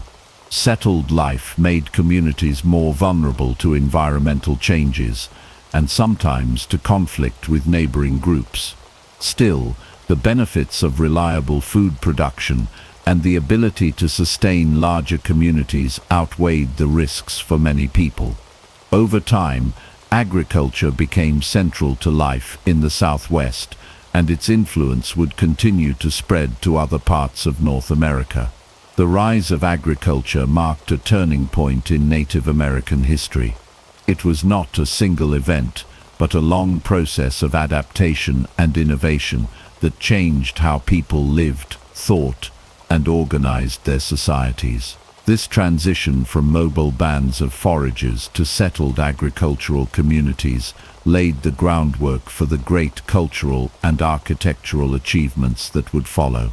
The seeds planted in this period would grow into cities, civilizations, and enduring traditions that continue to shape native identity today. Between 1000 BCE and 500 CE, A series of interconnected Native American cultures flourished in the fertile Ohio River Valley and surrounding regions. These societies, commonly referred to as the Mound Builders, are best represented by the Adena and Hopewell cultures. Though distinct in time and characteristics, both left behind a striking archaeological legacy of ceremonial earthworks, burial mounds, and trade networks that stretched across much of eastern North America. Their achievements challenge the misconception that pre-Columbian societies in North America were uniformly simple or undeveloped.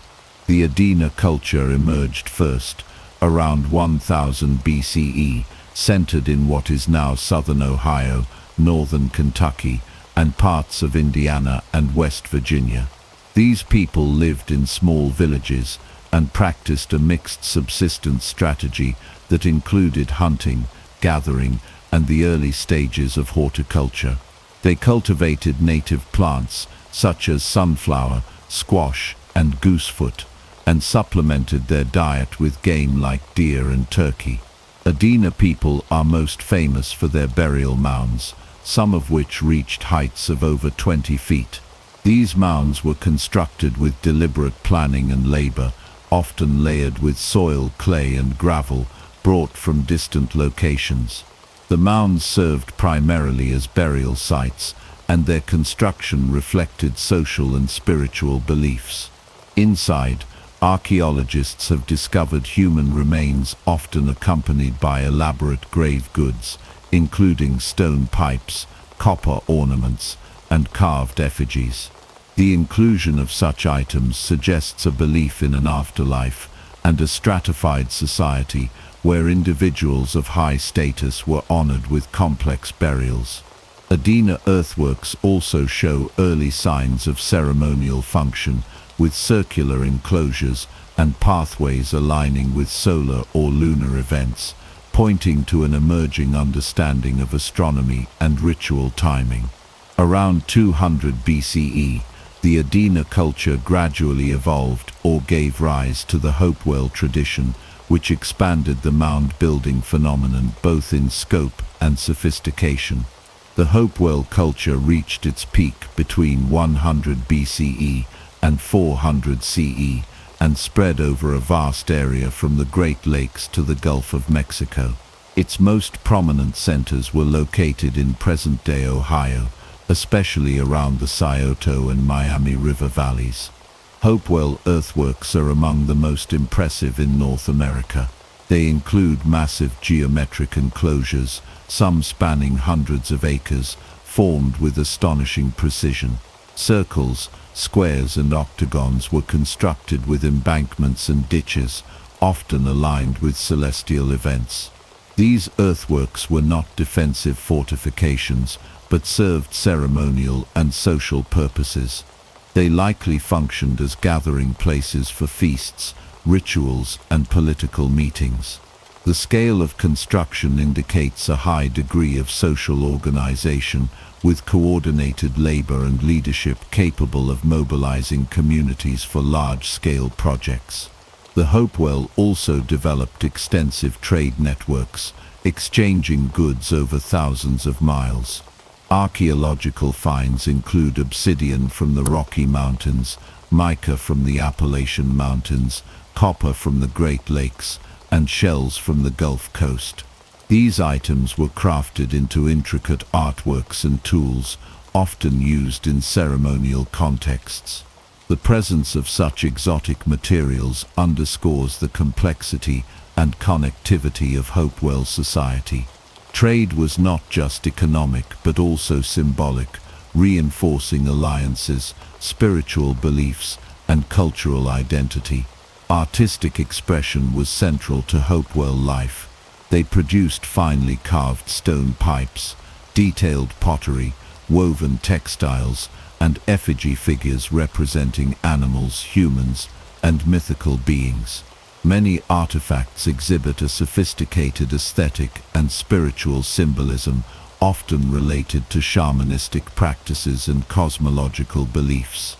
Burial mounds became even more elaborate during the Hopewell period, with log-lined tombs, multiple interments, and rich grave goods. These structures suggest a more stratified society with religious leaders, skilled artisans, and community organizers. The decline of the Hopewell culture after 400 CE remains a subject of scholarly debate. It may have been caused by environmental changes, resource depletion, social upheaval, or shifting trade patterns. Whatever the reasons, the grand ceremonial centers were gradually abandoned, and the mound-building tradition entered a period of transformation.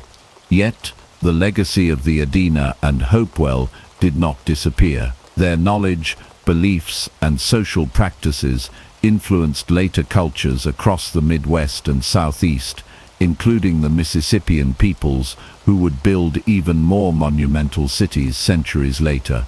Today, the surviving mounds and earthworks stand as silent monuments to the ingenuity and spirituality of their builders. Sites like the Newark earthworks and the Serpent Mound in Ohio continue to captivate archaeologists and visitors alike. They remind us that the pre-Columbian history of North America was rich with innovation, artistic achievement, and complex social organization. The mound builders were not a single tribe or empire, but a constellation of cultures linked by shared ideas and practices. Through their monumental architecture and far-reaching networks, they helped shape the cultural landscape of native North America long before the arrival of Europeans. Between 200 and 1300 CE, the American Southwest was home to some of the most remarkable ancient civilizations in North America.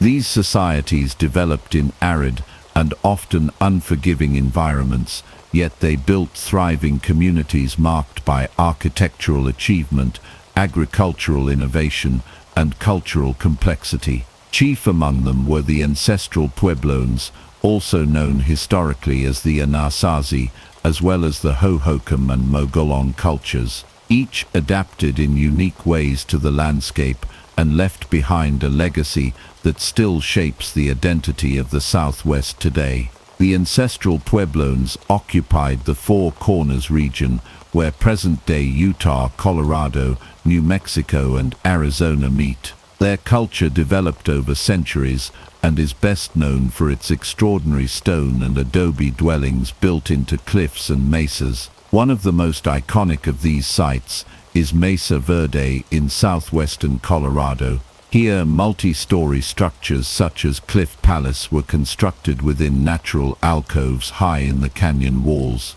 These buildings featured kivas, circular ceremonial rooms used for spiritual and communal gatherings. The scale and precision of their architecture reflect a deep understanding of engineering and social organization. Chaco Canyon in northwestern New Mexico was another major center of ancestral Puebloan culture. Between the 9th and 12th centuries, the Chacoans built massive complexes known as great houses using sandstone blocks and wooden beams. These structures were aligned with astronomical events, indicating advanced knowledge of the cosmos. Roads radiated from Chaco to outlying settlements, suggesting the existence of a regional network of trade, communication, and religious pilgrimage. The society was not only architectural, but also spiritual, with rituals, ceremonies, and cosmological beliefs at the heart of daily life. Further west and south, in the low deserts of the Sonoran region, the Hohokam culture flourished. The Hohokam were master engineers who developed one of the most extensive prehistoric irrigation systems in North America. Using a series of canals, they diverted water from the Salt and Gila rivers to irrigate their fields, enabling the cultivation of maize, beans, squash, and cotton. These irrigation networks supported large villages and towns, some with platform mounds, ball courts, and ceremonial plazas. Hohokam pottery and shell jewelry reveal connections with Mesoamerican cultures, suggesting long-distance trade and cultural exchange. The Mogollon people lived primarily in what is now southeastern Arizona and southwestern New Mexico. Their culture emerged around the same time as the ancestral Pueblones and Hohokam, but developed its own distinctive traits. Early Mogollon communities lived in pit houses and later in above-ground pueblos. They are especially known for their intricately painted pottery, featuring geometric patterns and animal motifs. Over time, Mogollon groups began building in cliff alcoves, similar to the ancestral Pueblones, particularly in places like the Gila cliff dwellings. Their societies were smaller and more dispersed, yet they displayed a deep connection to the land and spiritual life. These desert civilizations were all rooted in agriculture. The domestication and cultivation of maize, beans, and squash allowed them to settle permanently, build surplus food stores, and develop complex social structures. Their survival in arid environments required careful water management, communal labor, and intimate ecological knowledge. Religious and ceremonial life often revolved around the cycles of nature. Art, pottery, and architecture were not merely functional, but deeply symbolic, reflecting beliefs about the world, ancestors, and the spirit realm. By around 1300 CE, environmental pressures including drought, resource depletion, and social stress led to the decline or transformation of these cultures. Chaco Canyon was largely abandoned by the late 1200s. The great cliff dwellings of Mesa Verde were vacated around the same time. Hohokam canal systems fell into disrepair. While the reasons for these changes remain debated, it is clear that migration played a key role. Many descendants of these ancient peoples moved to other regions, forming the basis of the modern Pueblo communities of New Mexico and Arizona. Their cultural traditions continue in the Hopi, Zuni, Tewa, and other Puebloan peoples. The achievements of the ancestral Pueblones, Hohokam and Mogollon, represent a high point in pre-contact Native American history. Their innovations in architecture, agriculture, astronomy, and social organization demonstrate a level of sophistication that rivals ancient cultures anywhere in the world. They created vibrant societies that thrived in some of the harshest environments on the continent. Their legacy endures not only in ruins and artifacts, but in living traditions, oral histories, and the continued presence of their descendants in the modern American Southwest. Between 800 and 1500 CE, a complex and powerful civilization rose in the heart of North America. Known as the Mississippian culture, it spread along the Mississippi River and its tributaries, creating networks of cities, trade routes, and ceremonial centers. At the center of this civilization stood Cahokia, located near present-day St. Louis, Missouri. Cahokia was the largest pre-Columbian city north of Mexico and a marvel of Native American ingenuity. It reached its peak between 1050 and 1200 CE, when its population may have exceeded 20,000 people, rivaling European cities of the same era. Cahokia's most striking features were its massive earthen mounds. The largest, known as Monk's Mound, covers over 14 acres and rises more than 100 feet above the surrounding plains. It was constructed using baskets of soil carried by hand, an extraordinary feat of labor and coordination. Atop Monk's Mound likely stood the residence or temple of a paramount chief, symbolizing both political power and spiritual authority. Surrounding the central plaza were dozens of smaller mounds, each serving specific ceremonial, residential, or burial purposes. Cahokia's layout reveals a high degree of urban planning. The city was organized around a central plaza and aligned according to astronomical events. One of the most significant structures was Woodhenge, a large circle of wooden posts used to track solstices and equinoxes. This suggests that the Mississippians possessed advanced knowledge of astronomy and used it to guide agricultural and ceremonial calendars. The city's organization reflects both religious beliefs and a centralized authority capable of mobilizing labor and resources. Social hierarchy was a defining feature of Mississippian society. At the top were elite rulers, often considered divine or semi-divine, who lived atop platform mounds and directed both governance and ritual life. Below them were specialized artisans, traders, farmers, and laborers. Burial sites provide insight into these social divisions. High-status individuals were interred with elaborate grave goods such as shell ornaments, copper artifacts, and finely crafted pottery, while commoners received more modest burials. These distinctions indicate a stratified society with inherited status and organized leadership. Agriculture formed the backbone of Cahokia's economy. The Mississippians cultivated maize as their staple crop, supplemented by beans, squash, sunflowers, and native fruits. Their agricultural success supported dense populations and freed some individuals to engage in non-subsistence activities such as craftsmanship, trade, and religious service. Pottery, stone tools, textiles, and ornamental goods were produced with remarkable skill.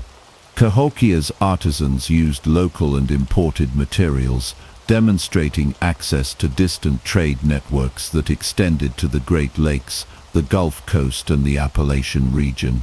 Trade was vital to Cahokia's influence. Exotic items like Gulf Coast shells, Great Lakes copper, Appalachian mica, and obsidian from the Rocky Mountains have been found at the site. These materials were not only valued for their rarity, but also for their spiritual significance.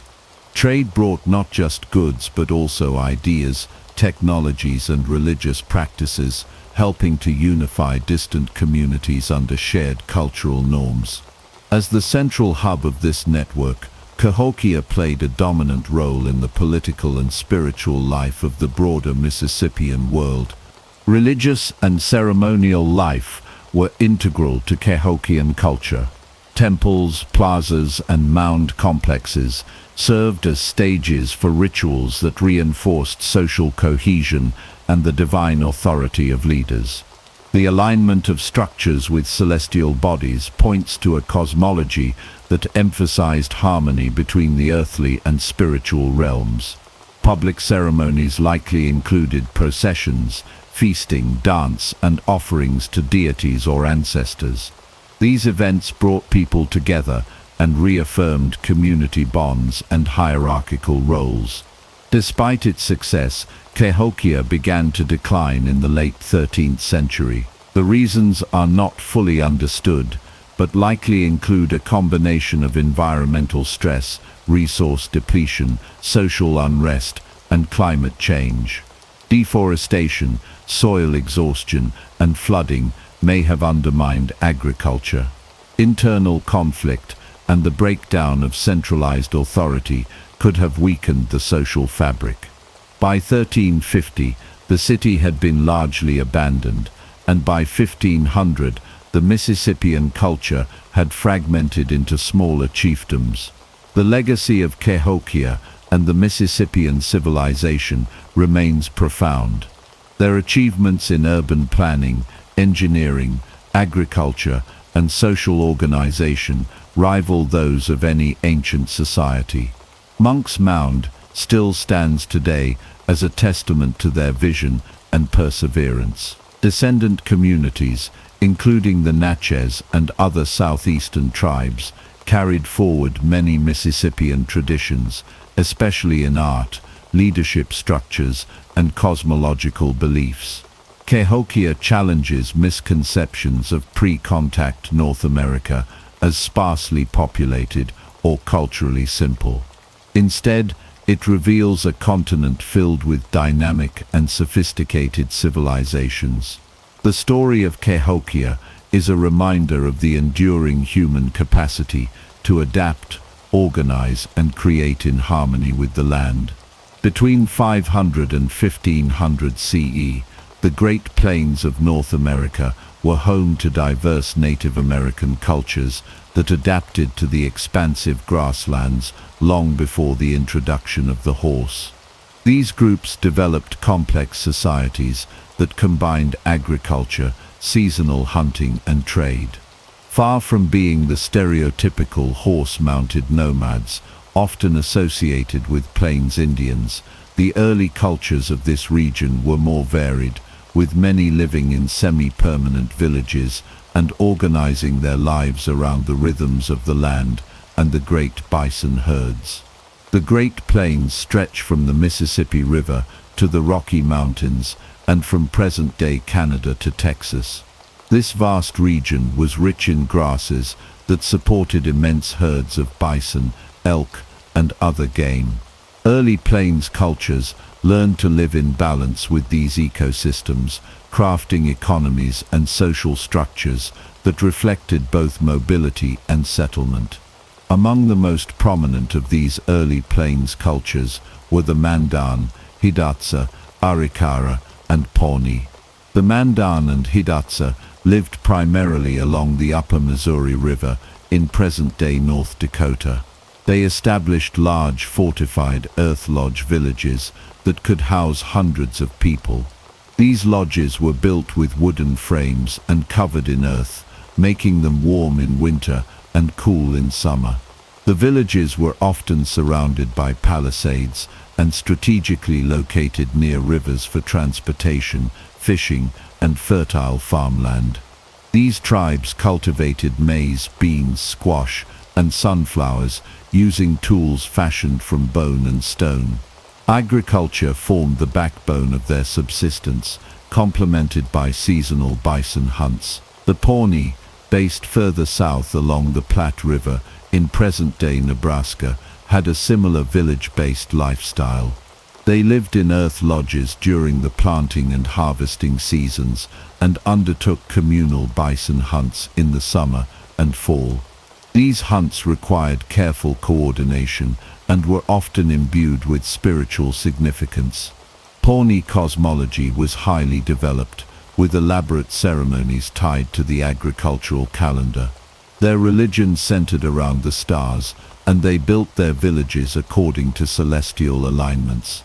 The morning star ceremony was one of their most sacred rituals, expressing their worldview and spiritual connection to the cosmos. Although mobility was important to these groups, they were not fully nomadic. The seasonal bison hunts involved temporary movements, but their base lifestyle was rooted in permanent or semi-permanent settlements. The reliance on both farming and hunting allowed for a balanced and resilient way of life. Surplus crops were stored in underground caches or traded with neighboring tribes. Trade routes connected the Plains peoples to regions as far away as the Southwest, the Great Lakes, and the Mississippi Valley, allowing for the exchange of goods like shells, copper, obsidian, and pottery. Social organization in early Plains cultures varied, but many tribes had councils of elders, clan systems, and hereditary leadership.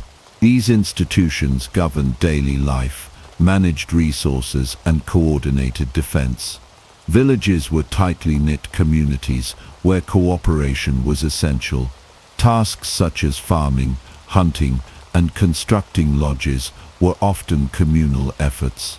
Gender roles were well defined, with women typically managing agriculture and domestic affairs, while men hunted and protected the community. Spiritual leaders, or shamans, played an important role in healing, divination, and maintaining balance between people and the spirit world.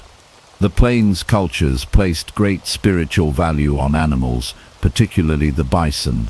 Every part of the bison was used: meat for food, hides for clothing and shelter, bones for tools, sinew for thread.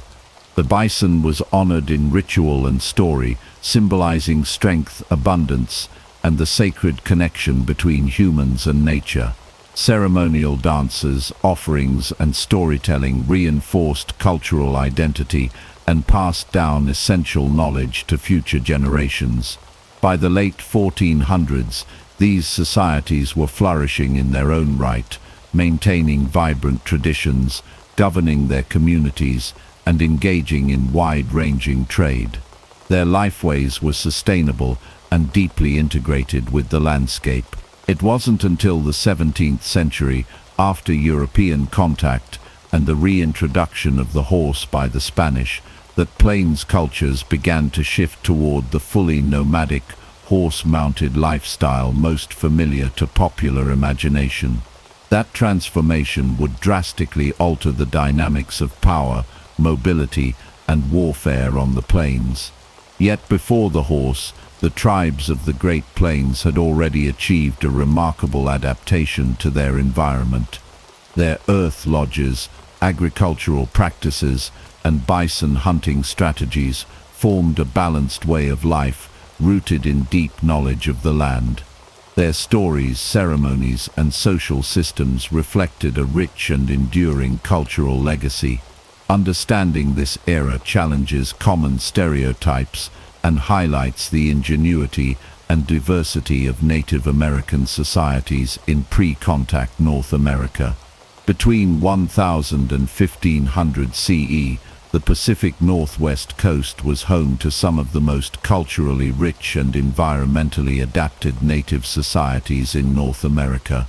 Stretching from present-day Northern California to southern Alaska, this coastal region provided abundant resources that supported complex sedentary cultures. Among the most prominent were the Tlingit, Haida, Tsimshian, and Coast Salish peoples. Their way of life was shaped by the temperate rainforests, rivers, and the Pacific Ocean, where annual salmon runs, towering cedar trees, and marine life such as whales played central roles in both economy and spiritual life.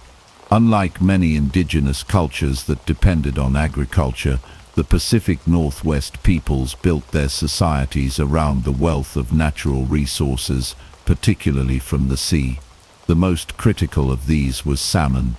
Salmon runs were predictable and abundant, allowing communities to harvest large quantities during the summer and preserve them for winter.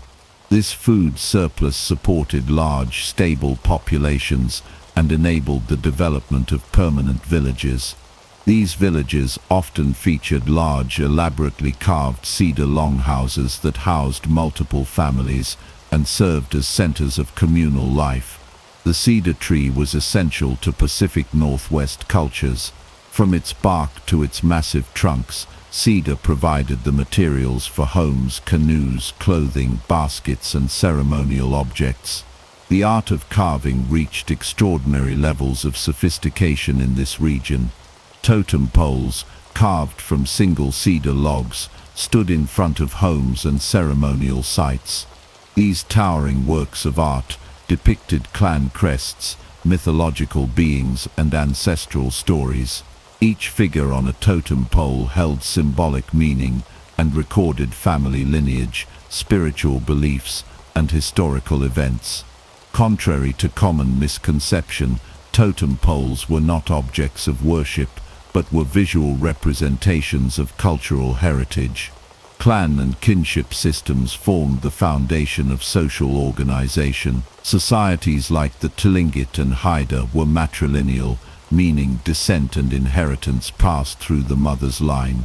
Clans were divided into moieties or social halves, such as Raven and Eagle, which regulated marriage and social responsibilities. Inter-clan relationships were maintained through complex rituals and a powerful institution known as the potlatch.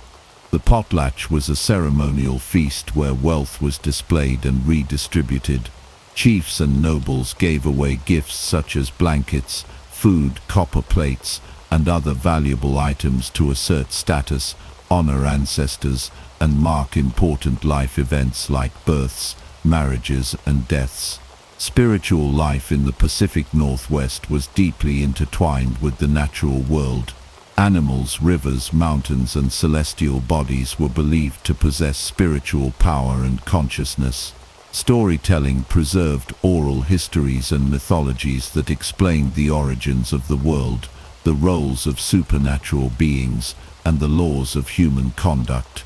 Shape-shifting spirits, guardian animals, and trickster figures like Raven featured prominently in traditional stories. Ceremonies often included song, dance, masks, and dramatic performances to bring these stories to life and reinforce moral lessons. Whaling was a significant practice for coastal groups such as the Makah and Nu Cha Nulth. It required immense skill, teamwork, and ritual preparation.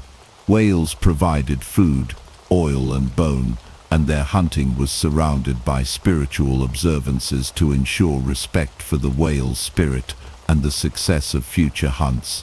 Whalers were often members of elite lineages who underwent strict purification rites and training. The entire community participated in processing the whale, turning the event into a communal celebration that reinforced social bonds. Art and symbolism permeated every aspect of life. Carved masks, woven blankets, and decorated tools were not only utilitarian, but also carried deep cultural significance. The use of formline design, with its characteristic curves and ovoids, became a defining feature of Northwest Coast art. These artistic traditions were passed down through apprenticeships and clan teachings, ensuring continuity across generations. Despite regional differences, Pacific Northwest societies shared a worldview that emphasized balance, reciprocity, and respect for the environment.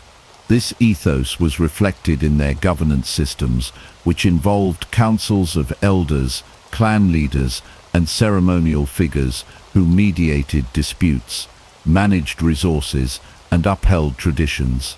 The role of women was especially important in maintaining clan structure, property rights, and oral heritage. By the 1500s, these cultures had developed sophisticated political, economic, and spiritual systems deeply rooted in their environment.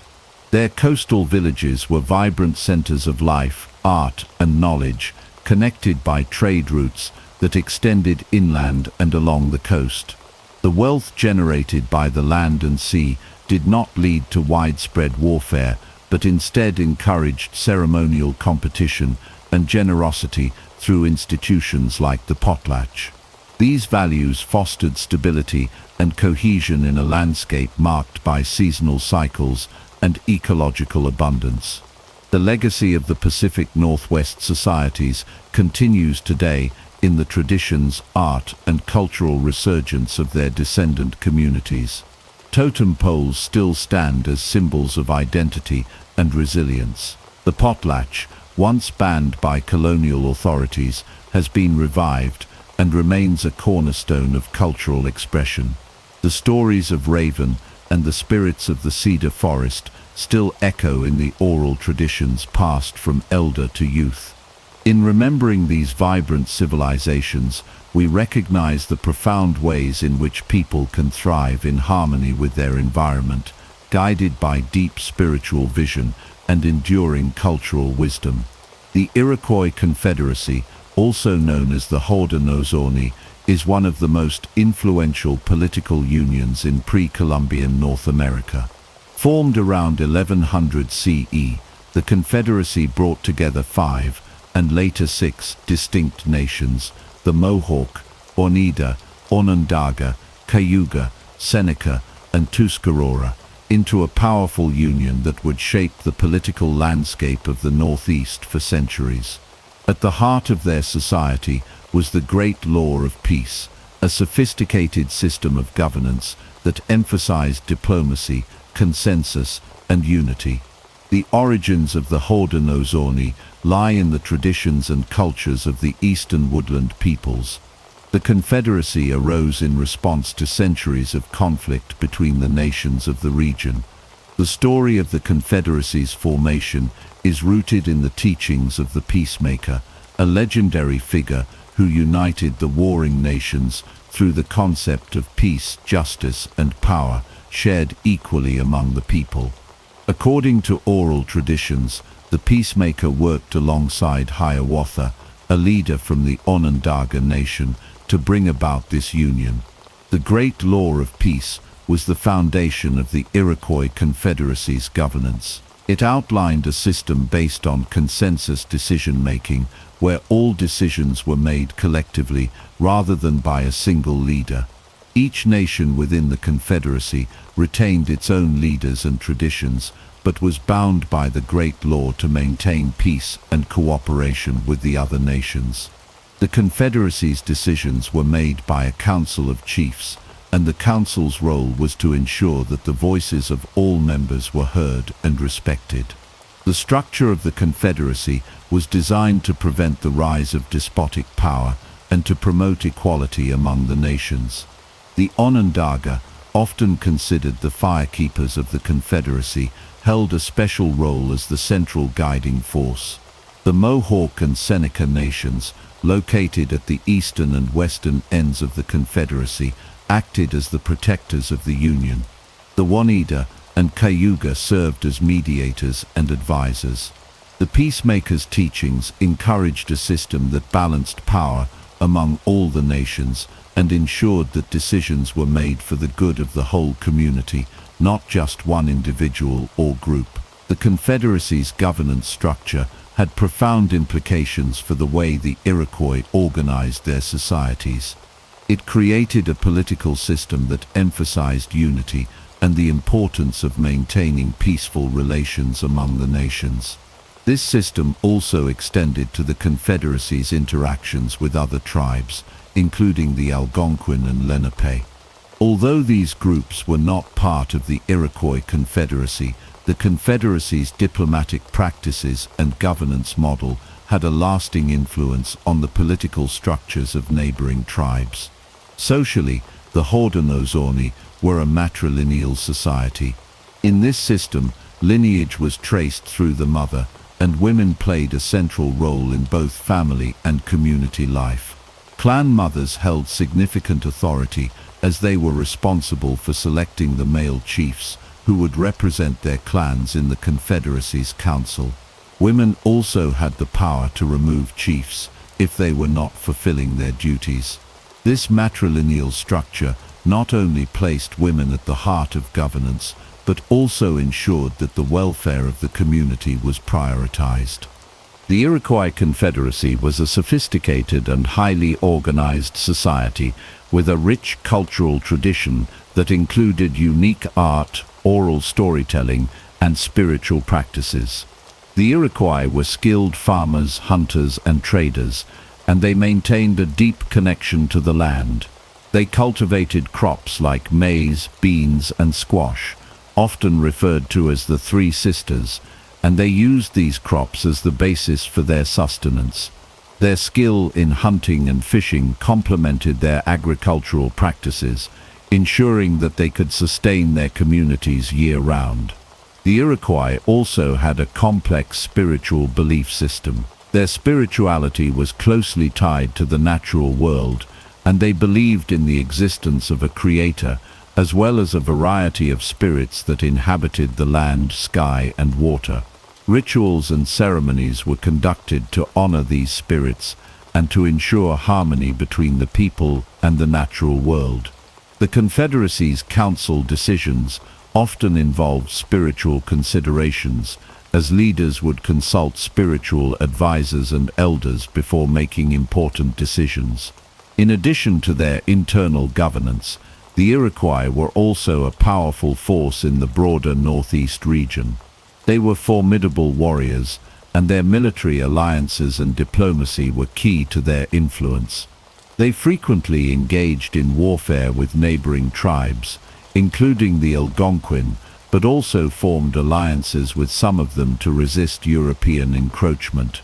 The Iroquois played a crucial role in the fur trade, which became a primary source of economic power in the region.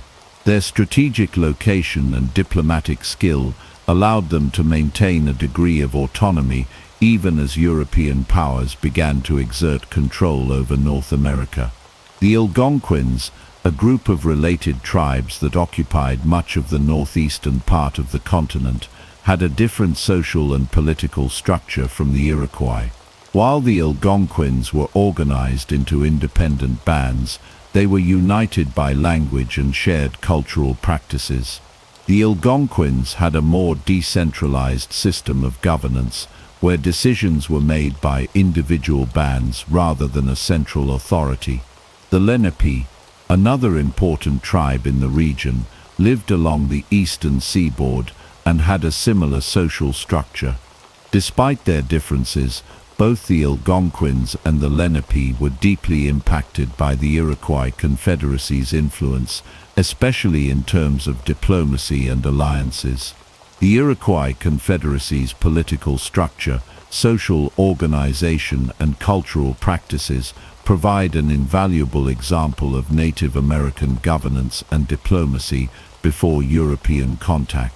The Confederacy's enduring legacy can still be seen today in the governance of Native American tribes and nations, as well as in the broader political history of North America. The Haudenosaunee Great Law of Peace, which emphasized unity, peace, and respect for all voices, remains a powerful symbol of Native American resilience and governance.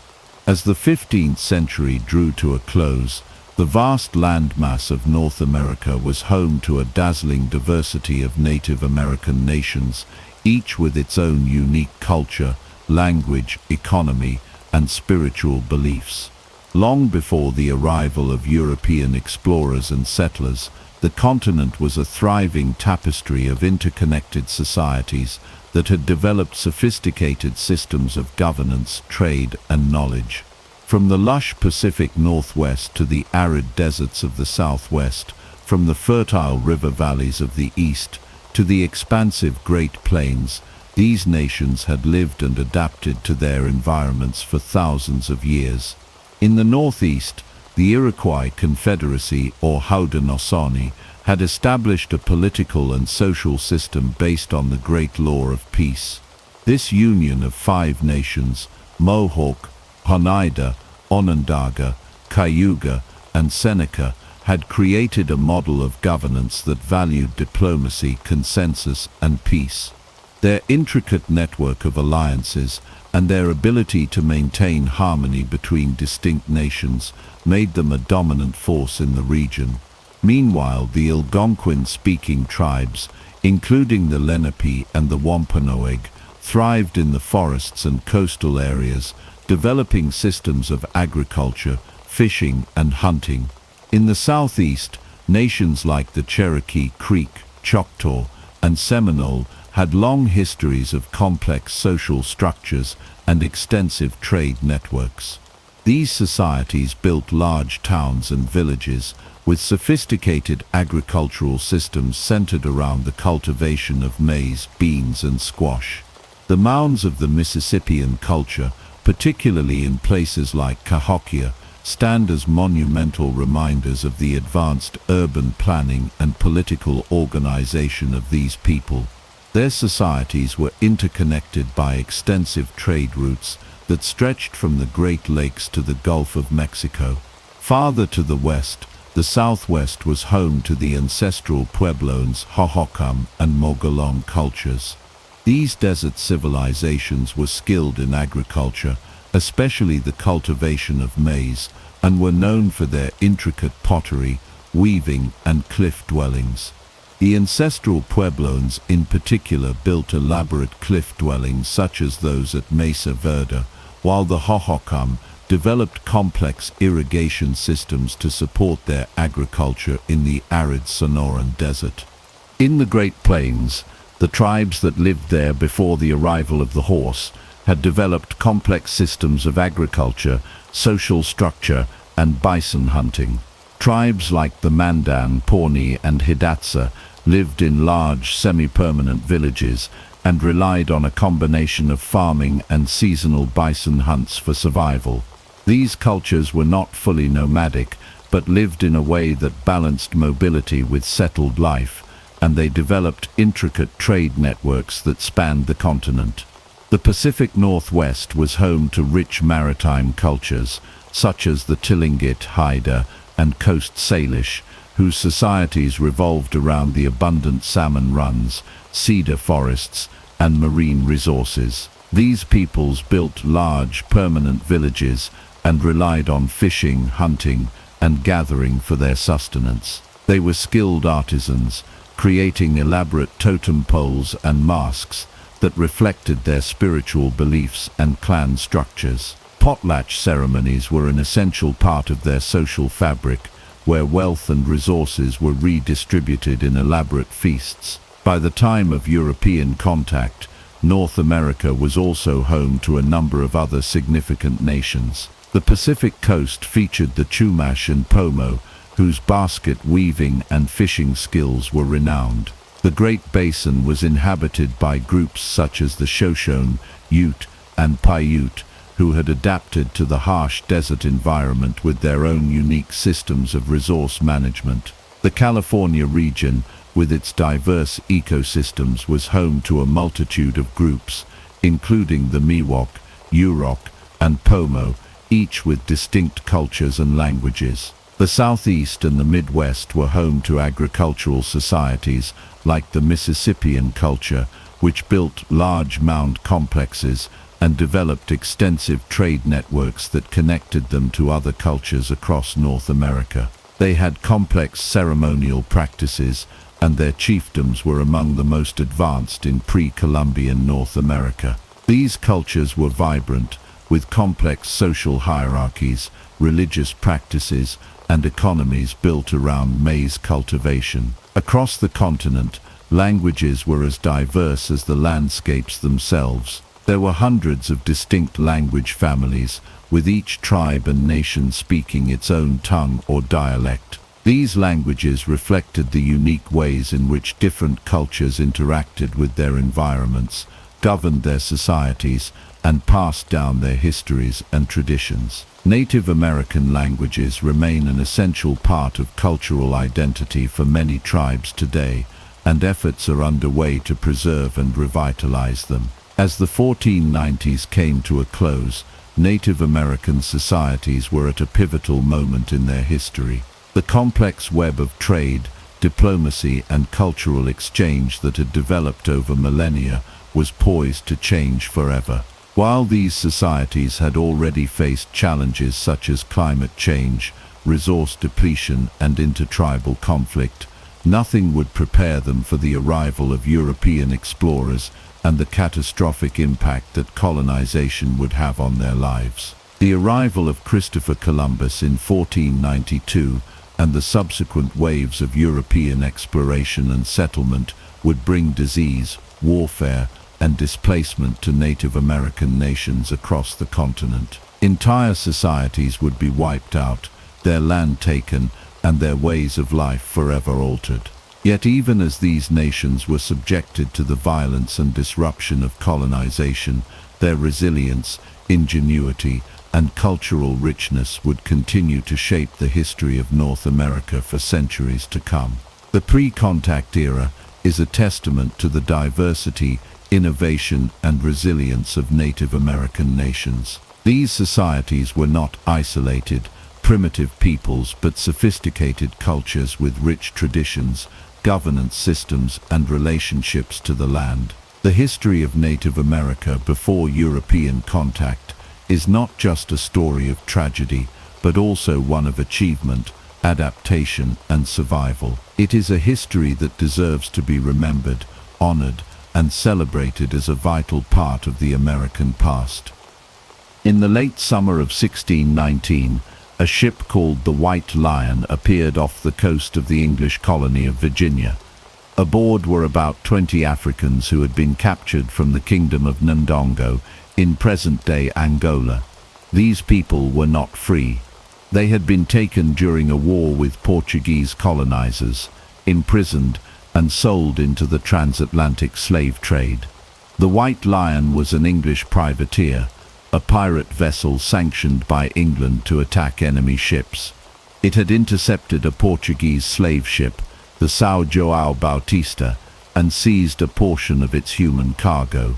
The privateer brought these captives to Point Comfort, near the Jamestown settlement. There, the Africans were traded for food and supplies. This event is widely considered the beginning of African slavery in what would become the United States.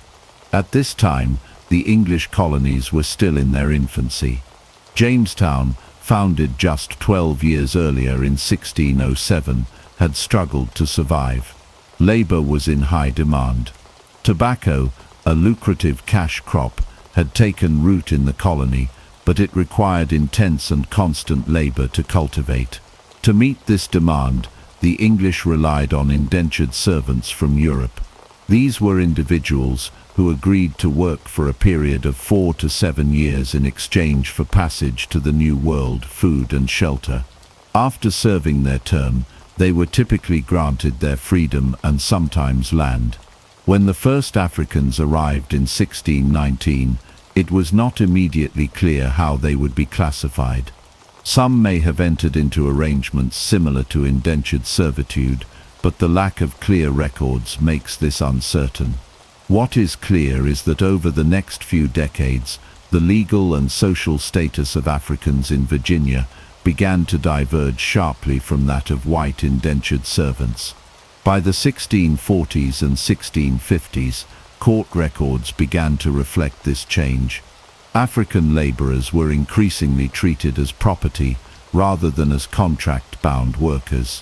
One significant case was that of John Punch in 1640.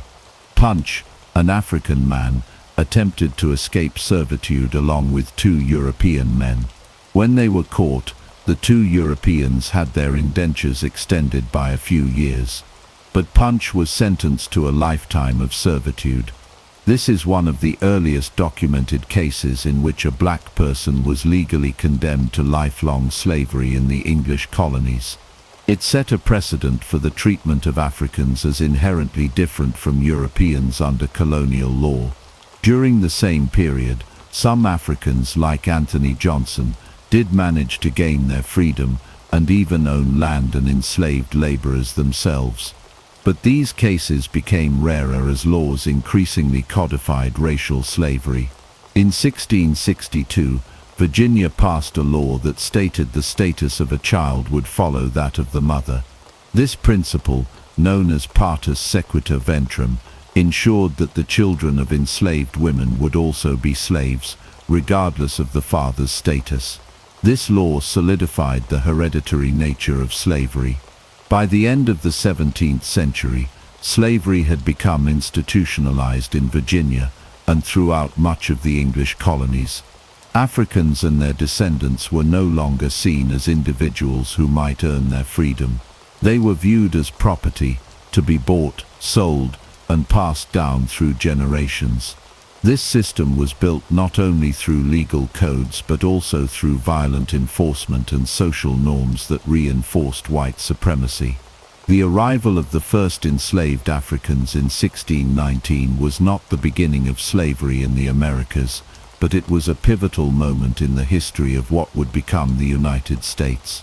It marked the start of a system that would shape the country's economy, society, and politics for more than 2 centuries. From a murky beginning, where Africans were ambiguously placed between servitude and slavery, a brutal and rigid system of racial bondage took hold. The foundations laid in these early years would have consequences that reverberate to the present day. In the decades following the arrival of the first enslaved Africans in Virginia in 1619, the English colonies of North America began to lay the foundation for a racialized system of slavery.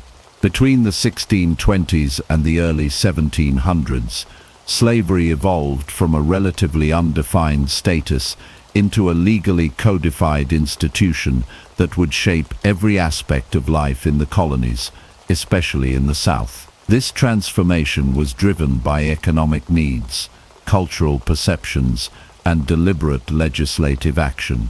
In the early years, the distinction between indentured servitude and slavery was not always clear. Africans and Europeans worked side by side in the tobacco fields of Virginia and Maryland. Some Africans, like Anthony Johnson, managed to gain their freedom, acquire land, and even own servants. But as the number of Africans in the colonies grew, and as the demand for cheap, controllable labor increased, colonial governments began to pass laws that entrenched the enslavement of Africans and their descendants. One of the earliest and most important shifts came with laws that made slavery hereditary and race-based. In 1662, the Virginia General Assembly passed a law stating that children born in the colony would inherit the status of their mother. This principle, partus sequitur ventrum, was a stark departure from English common law, which usually followed the status of the father. It meant that the children of enslaved women would automatically be enslaved, regardless of the father's identity or status. This law effectively made slavery a permanent, self-replicating institution. Other laws quickly followed.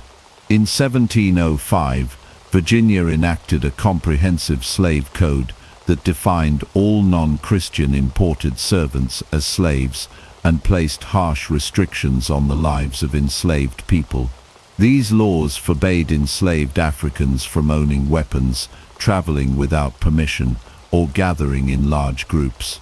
Physical punishment for disobedience was legalized. Similar codes were adopted in other colonies, such as South Carolina and Maryland. Over time, these laws created a rigid racial caste system in which African descent was equated with lifelong bondage. The social justification for this system was deeply rooted in racist ideology. Colonists increasingly viewed Africans as inherently inferior and suited only for servitude. This ideology was reinforced by religious arguments, pseudo-scientific claims, and the desire to maintain control over a growing enslaved population. Enslaved people were dehumanized in both law and culture, stripped of legal rights and protections, and treated as property to be bought, sold, and exploited. As the legal foundation of slavery solidified, the economies of the southern colonies became increasingly dependent on enslaved labor. Large plantations producing tobacco, rice, and indigo emerged in Virginia, the Carolinas, and Georgia. These crops were labor-intensive and required a stable, low-cost labor force. Enslaved Africans provided that labor, and their numbers grew rapidly through both importation and natural increase. The transatlantic slave trade became central to the colonial economy. Ships from Europe carried manufactured goods to Africa, where they were exchanged for captives. These captives were transported across the Atlantic in brutal conditions during the Middle Passage, with high mortality rates. Survivors were sold in the Americas, and the profits from their labor flowed back to Europe. This triangular trade enriched colonial elites and fueled the expansion of slavery. By the end of the 1600s, slavery was no longer a marginal or temporary system. It had become a defining institution of colonial America. Laws, economies, and social structures had all adapted to support and sustain it. The southern colonies, in particular, were completely dependent on enslaved labor. In some areas, the enslaved population outnumbered free whites, creating a society built on surveillance, control, and violence. Resistance to this system existed from the beginning. Enslaved people ran away, sabotaged equipment, slowed down work, and occasionally revolted. But the legal system and social order were designed to suppress resistance and maintain the status quo. Colonial America had become a society where race and slavery were inextricably linked, laying the groundwork for the deep racial divisions that would persist for centuries. The codification of slavery in the 17th and early 18th centuries transformed the English colonies into a racially stratified society. What began as an ambiguous labor system had evolved into a brutal, legally sanctioned regime of oppression. This system would grow even more entrenched as the colonies moved toward independence, with consequences that would reach far beyond the colonial period. Between the 15th and 19th centuries, the transatlantic slave trade emerged as one of the most brutal and consequential systems of human exploitation in history. Over 12 million Africans were forcibly taken from their homelands and shipped across the Atlantic Ocean to labor in the Americas. The majority were sent to plantations in the Caribbean and South America, but hundreds of thousands were brought to North America. This trade was not random or disorganized. It was a highly coordinated and immensely profitable enterprise that connected Europe, Africa, and the Americas in a vast economic network, driven by greed and supported by violence. The process began in the interior of West and Central Africa. European traders rarely ventured far inland. Instead, they relied on African middlemen, including local rulers and merchants, to capture and sell prisoners of war, victims of raids, or individuals kidnapped from rival communities. These captives were marched to coastal forts and trading posts, often enduring weeks or months of confinement under appalling conditions while awaiting transport. In exchange for slaves, Europeans provided firearms, textiles, alcohol, and manufactured goods, reinforcing cycles of violence and dependency in African societies. Once sold to European traders, the captives were forced aboard ships for the Middle Passage, the transoceanic journey from Africa to the Americas. The Middle Passage was notorious for its cruelty and deadly conditions. Men, women, and children were packed tightly into the holds of ships, with barely enough room to move. They were chained together, denied proper sanitation, and given minimal food and water. Disease spread rapidly, and the psychological trauma of the voyage was immense. Death rates during the Middle Passage were staggering. Estimates suggest that 10 to 20% of captives did not survive the journey. Their bodies were thrown overboard into the Atlantic. Despite these horrors, the slave trade continued to thrive because it was extraordinarily profitable. European merchants made vast fortunes by selling enslaved people in the Americas, where demand for labor on sugar, tobacco, coffee, and cotton plantations was insatiable. The labor of enslaved Africans was the backbone of colonial economies, and the wealth generated by their exploitation fueled the rise of powerful European empires and financial institutions. Profits from the slave trade helped build cities like Liverpool, Nantes, and Lisbon. Insurance companies and banks also grew rich by underwriting voyages and investing in the trade. In the Americas, newly arrived Africans were sold at auction blocks, separated from their families, and subjected to systems of forced labor that varied by region. In the Caribbean and Brazil, conditions were particularly deadly, and life expectancy for enslaved people was often just a few years. In North America, while conditions were marginally less lethal, slavery became more deeply entrenched and self-sustaining through the natural reproduction of the enslaved population. The human cost of the transatlantic slave trade is incalculable. Families were torn apart. Cultures were disrupted. Languages, traditions, and spiritual practices were suppressed or lost. Yet, enslaved Africans also carried with them rich cultural legacies. They preserved elements of their heritage through music, food, religion, and oral traditions, which in turn shaped the culture of the Americas.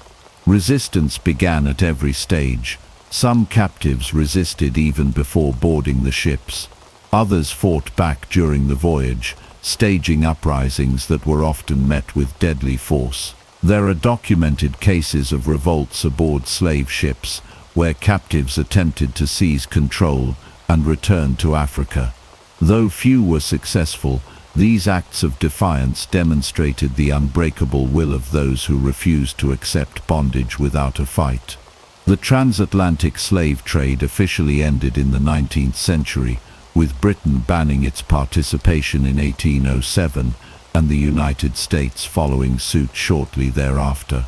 However, illegal trading continued for decades. By the time the trade was finally suppressed, It had left a permanent scar on the global landscape. The transatlantic slave trade was not simply a byproduct of history. It was a deliberate system of exploitation that commodified human lives for profit. Its legacy continues to shape societies on both sides of the Atlantic. The Middle Passage and the broader trade system were acts of immense cruelty, but they also revealed the strength, resilience, and humanity of the millions who endured it. Understanding this chapter of history is essential to understanding the modern world. Life as an enslaved person in 18th century America was defined by constant hardship, forced labor, and systemic violence. Across the southern colonies in particular, enslaved Africans and their descendants formed the backbone of the plantation economy. Whether working in the fields, in homes, or in skilled trades, their days were shaped by back-breaking labor, social control, and an ever-present threat of punishment. Yet, even within this brutal system, enslaved people found ways to resist, maintain their humanity, and preserve elements of their cultural identity. Most enslaved people in the 18th century were forced to work on plantations that grew cash crops, such as tobacco, rice, sugar, and later cotton. Field hands worked from sunrise to sunset, 6 days a week, under the supervision of overseers or enslaved drivers. The work was grueling and repetitive. In rice plantations of South Carolina and Georgia, the labor was particularly deadly due to mosquito-borne diseases and the hazardous nature of the wet fields. In the Chesapeake, enslaved people worked in gangs under strict oversight. In some areas, a task system was used, where individuals were assigned daily goals and could sometimes use leftover time for personal needs, but this did not lessen the brutality of their conditions. Beyond the physical toll, enslaved people endured constant psychological and emotional trauma. They had no legal rights and were considered property under the law. Families could be, and often were, separated at the whim of enslavers. Children could be sold away from their parents. Husbands and wives could be split apart by sale or inheritance. The fear of separation hung over every family, creating a climate of perpetual insecurity. Despite this, many enslaved people formed strong familial bonds. They married, often in ceremonies not legally recognized, and raised children within the constraints of the system.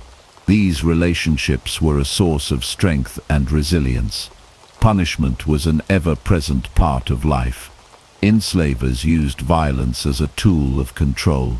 Whippings, beatings, and other forms of physical abuse were common. Some punishments were carried out in public to serve as warnings. Runaways, rebels, or those who disobeyed orders were often made examples of. Enslaved people had no recourse to legal justice. The laws were designed to protect the rights of slaveholders and to suppress any form of resistance. Yet resistance persisted. It took many forms. Some enslaved people fled, attempting to escape to free territories or to communities of maroons, runaway slaves who formed independent settlements. Others engaged in subtle forms of resistance, such as working slowly, feigning illness, breaking tools, or stealing food. Rebellions were rare but not unheard of. The fear of uprisings led enslavers to impose even stricter controls. Despite the risks, enslaved people continued to resist in whatever ways they could, affirming their dignity and autonomy. Cultural survival was another powerful form of resistance.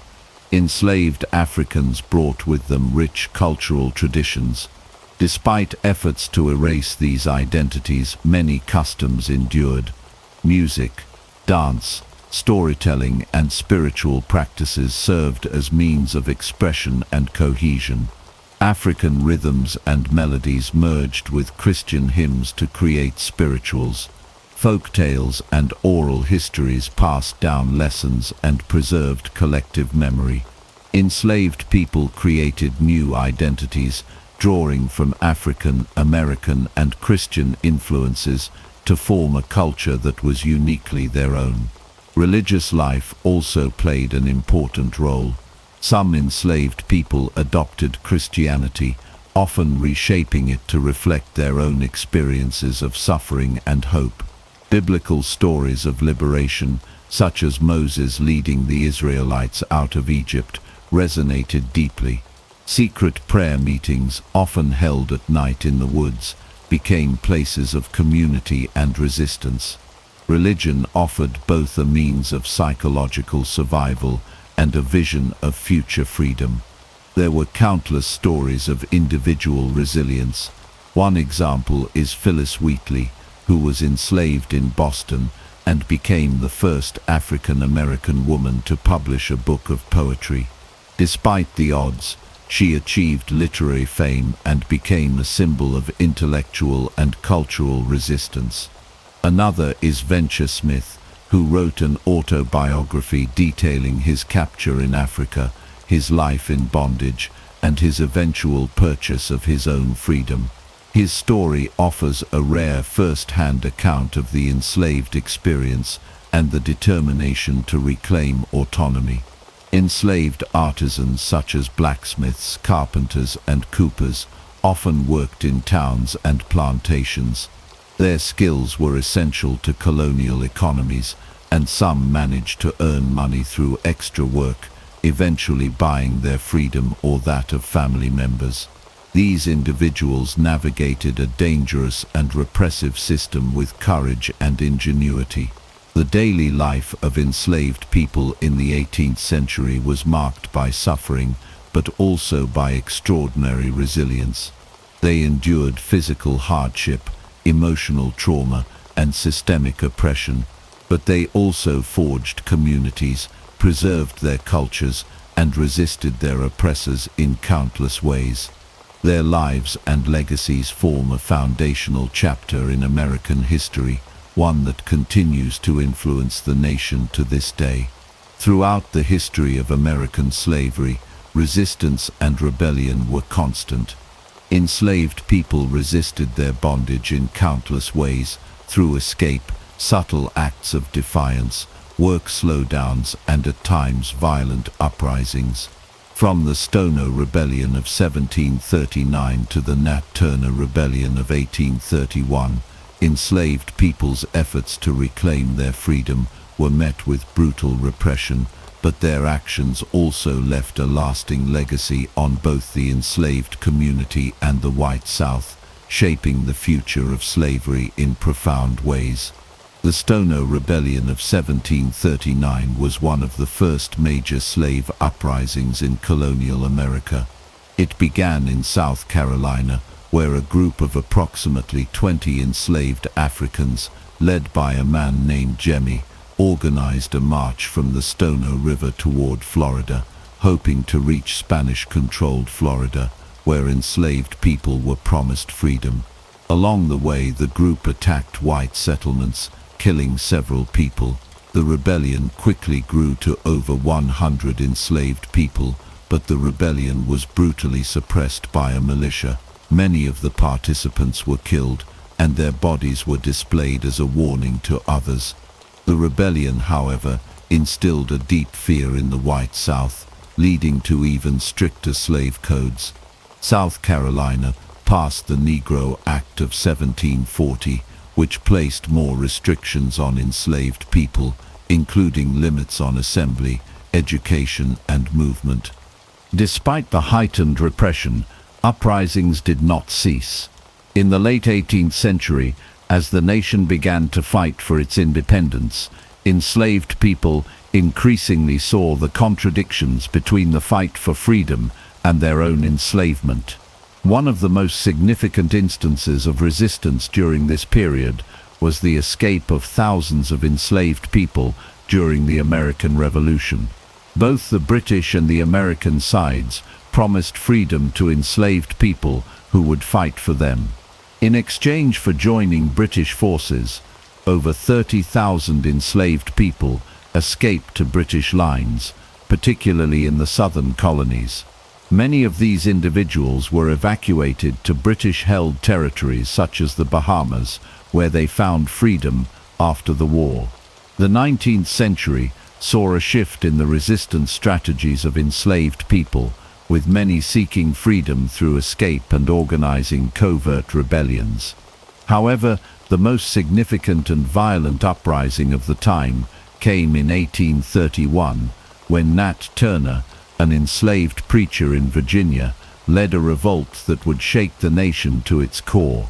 Nat Turner's rebellion is one of the most famous slave uprisings in American history. Turner, who had been deeply influenced by religious visions, believed that he was chosen by God to lead his people to freedom. In August 1831, Turner and a group of followers launched an attack on slave-owning families in Southampton County, Virginia. The group moved from plantation to plantation, killing approximately 60 white men, women, and children. As they moved, they were joined by other enslaved people, swelling the ranks of the rebellion. The rebellion only lasted for 2 days before it was crushed by local militias and federal troops, but the impact was profound. Turner was captured, tried, and executed, along with many of his followers. In the aftermath of the rebellion, white Southerners were filled with fear. It led to a violent crackdown on enslaved people. Virginia and other southern states passed even more stringent laws aimed at preventing further revolts. The state of Virginia, in particular, further restricted the ability of enslaved people to gather, learn, or even practice religion freely. The rebellion also triggered widespread panic, and groups of enslaved people were routinely executed or punished without trial as a way of deterring future uprisings. Turner's rebellion left a deep scar on the national conscience, and it intensified the already growing divide between the North and South over the issue of slavery. The fear of rebellion and the growing realization that slavery was no longer sustainable in its present form led to even greater levels of control and violence. In response, enslaved people continued to resist, but their acts of defiance became more covert. Many fled to the north via the Underground Railroad, a network of safe houses and routes leading to free states and Canada. Harriet Tubman, perhaps the most famous conductor on the Underground Railroad, made at least 13 missions to rescue over 70 enslaved people. But the fight for freedom was not just about violent uprisings or escape.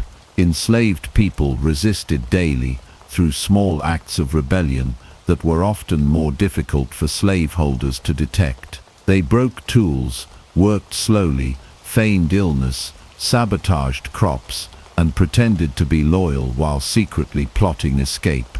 These quieter acts of resistance were vital to undermining the institution of slavery as they wore down the system from within. While the fear of rebellion had a profound effect on Southern society, it also spurred reform and resistance in the North. Abolitionists such as Frederick Douglass, Harriet Beecher Stowe, and William Lloyd Garrison worked tirelessly to expose the horrors of slavery, galvanizing a movement that would eventually lead to the end of the institution. The rebellions, uprisings, and subtle defiance of enslaved people proved to be a persistent reminder to all of America that the institution of slavery was untenable and that the fight for freedom was a moral battle. From the Stono Rebellion in 1739 to the Nat Turner Rebellion in 1831, the history of resistance and rebellion in slavery is a testament to the resilience of enslaved people. They fought against an oppressive system through all means available to them: violence, escape, subtle defiance, and most importantly, the belief that they deserved freedom. Though the rebellions were often violently suppressed, they contributed to the abolitionist movement and ultimately played a crucial role in the end of slavery. Their efforts laid the groundwork for future generations in the fight for freedom, justice, and equality. The American Revolution, fought between 1775 and 1783, was a defining moment in the history of the United States. On one hand, it was a fight for liberty, equality, and the right to self-determination, with the colonists seeking independence from British rule. On the other hand, the revolution was paradoxically occurring in a land where millions of people were enslaved. This contradiction raised critical questions about the nature of freedom and equality, and highlighted the tensions between the revolutionary ideals of the new nation and the reality of slavery. For enslaved people, the American Revolution presented both opportunities and dangers. Many saw the revolution as an opportunity to gain their freedom. Enslaved people were aware that both sides, British and American, had used the issue of freedom to gain support, and some saw the war as a chance to escape the brutal institution of slavery. The British, in particular, made promises of freedom to enslaved people who joined their ranks. In 1775, the British governor of Virginia, Lord Dunmore, issued a proclamation offering freedom to any enslaved person who escaped from their masters and joined the British forces. This promise was part of a broader British strategy to weaken the American economy, which was heavily dependent on slavery in the southern colonies. Dunmore's proclamation was a direct challenge to the institution of slavery in the colonies and prompted many enslaved people, especially in the South, to flee their masters in hopes of gaining freedom by joining the British Army. Thousands of enslaved people took advantage of this opportunity. Many ran away from their plantations and sought refuge with the British forces. Some joined the British Army, while others worked as laborers, cooks, or servants for the soldiers. One of the most famous of these individuals was a man named James Somerset, who became a symbol of the fight for freedom. Somerset escaped his enslavers in Virginia and made his way to the British lines, where he joined the British Army and fought for freedom. In contrast, the American Revolutionary Forces also promised freedom to enslaved people, albeit in a more limited way. The Continental Army was initially hesitant to recruit enslaved people, as many American leaders, especially in the South, feared that armed black people would pose a threat to the institution of slavery. However, as the war progressed and manpower shortages became more acute, the Continental Army began to offer freedom to enslaved people who fought on their side. The most famous example of this is the case of Crispus Attucks, a black man who is often considered the first martyr of the American Revolution. Attucks, an escaped enslaved man, was killed in the Boston Massacre in 1770, and his death was used as a rallying point for the revolution. His story symbolized the complex relationship between slavery and the struggle for independence, as many black men, both free and enslaved, fought in the war for the promise of liberty. As the revolution progressed, both sides continued to recruit enslaved people for military service, despite the inherent contradictions. The idea of fighting for freedom while maintaining slavery was a source of tension, particularly in the southern colonies, where slavery was deeply entrenched in the economy. The presence of black soldiers in the Continental Army was a point of contention, especially in places like South Carolina, where enslaved people outnumbered free whites. Yet, as the war effort became more desperate, the need for soldiers outweighed concerns about race. In the North, the revolution had a different impact on slavery. Although slavery was still legal in many northern states at the time, the revolutionary ideals of liberty and equality began to influence public opinion. After the war, many northern states began to gradually abolish slavery, with some states enacting gradual emancipation laws. Vermont, Massachusetts, and Pennsylvania were among the first to take steps toward abolition. However, these laws were not without limitations, and slavery continued to exist in the North, in varying degrees well into the 19th century. In the South, the revolution had a much more complicated effect on slavery. While the war had led to some changes in the social and political landscape, slavery remained an entrenched institution in the Southern economy.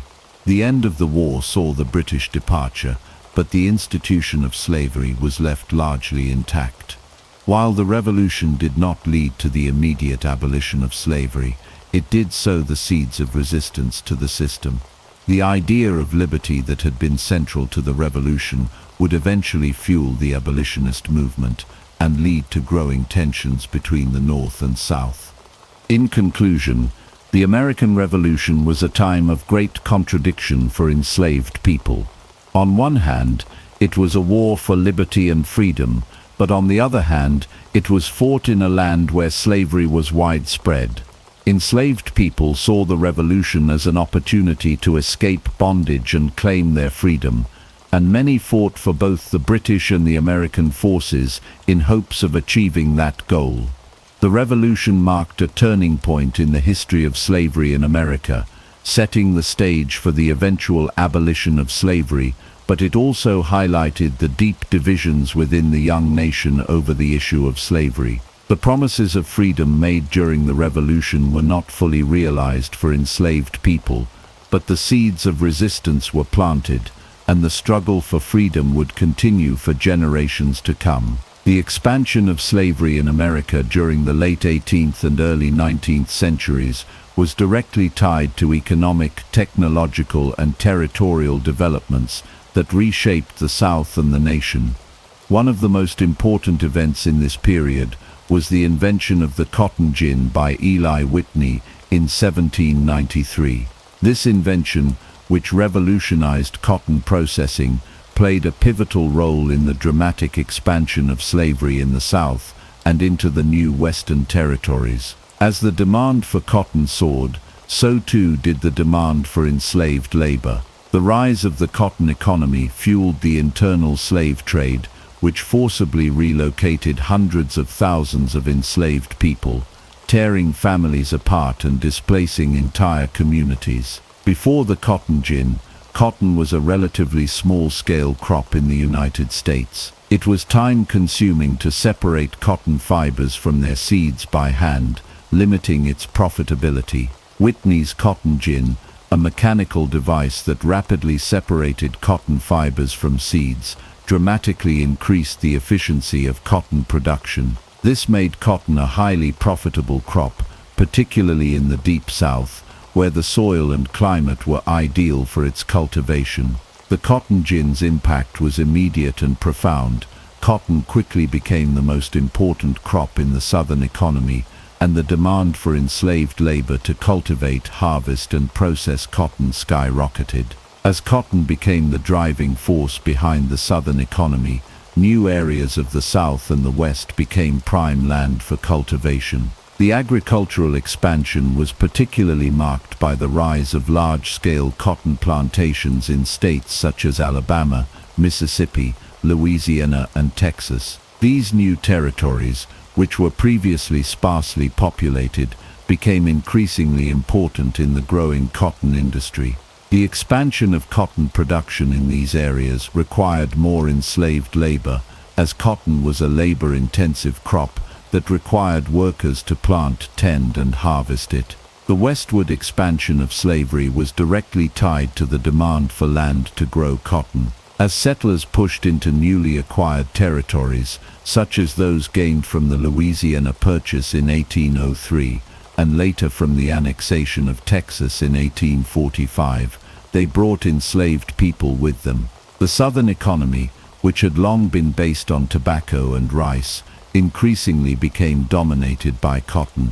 Cotton plantations flourished in the Mississippi Valley and in states like Arkansas, Alabama, and Georgia, as well as new frontier states like Texas, where slavery was a central part of the agricultural economy.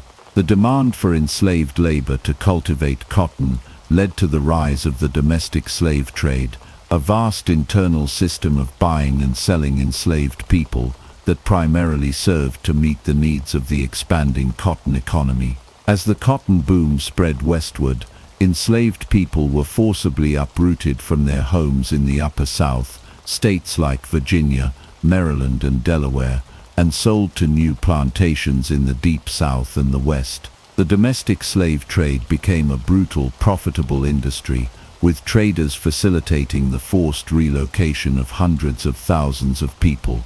The internal slave trade was a central feature of the American slavery system in the 19th century. Slave markets, such as those in New Orleans, Charleston, and Richmond, became notorious centers of commerce, where enslaved people were auctioned off to the highest bidder. This trade resulted in the forced displacement of families and individuals. Enslaved people were often sold away from their families and communities, creating a profound sense of trauma. Mothers were separated from children, husbands from wives, and siblings from each other. The impact of the internal slave trade on family structures was devastating, as bonds of kinship and community were repeatedly torn apart. The physical journey to new territories was harsh and dehumanizing. Enslaved people who were sold to new owners were often transported over long distances in overcrowded and unsanitary conditions. Many died during the journey due to illness, exhaustion, or abuse. Those who survived were delivered to new plantations where they would begin a new life of grueling labor.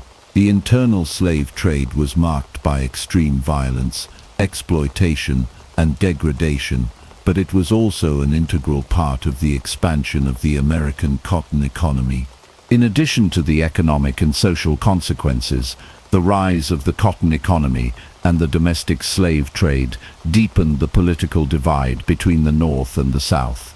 As the cotton industry boomed, the South became more reliant on slavery, while the North increasingly moved away from slavery and embraced industrialization. The differences in economic systems and labor structures led to growing tensions over the issue of slavery. The expansion of slavery into the new Western territories exacerbated debates over whether slavery should be allowed in these areas. The Missouri Compromise of 1820 and the Compromise of 1850 were attempts to address these tensions, but they were ultimately temporary solutions that failed to resolve the fundamental disagreement over slavery. In conclusion, the expansion of slavery in the early 19th century was directly tied to the rise of the cotton economy and the invention of the cotton gin. This technological advancement made cotton a cornerstone of the Southern economy, and the demand for enslaved labor grew as cotton plantations spread across the South and into the Western territories. The domestic slave trade became a critical mechanism for supplying the labor needed to support this expansion, forcibly displacing hundreds of thousands of enslaved people and causing immense suffering. The consequences of this period were felt not only by those directly involved in the system of slavery, but by the nation as a whole, as the debate over slavery's expansion contributed to the political and sectional conflicts that ultimately led to the Civil War. The abolition movement in the United States was a defining chapter in the country's fight against the institution of slavery. Beginning in the early 19th century, abolitionists, both black and white, dedicated themselves to the moral, political, and social fight to end slavery.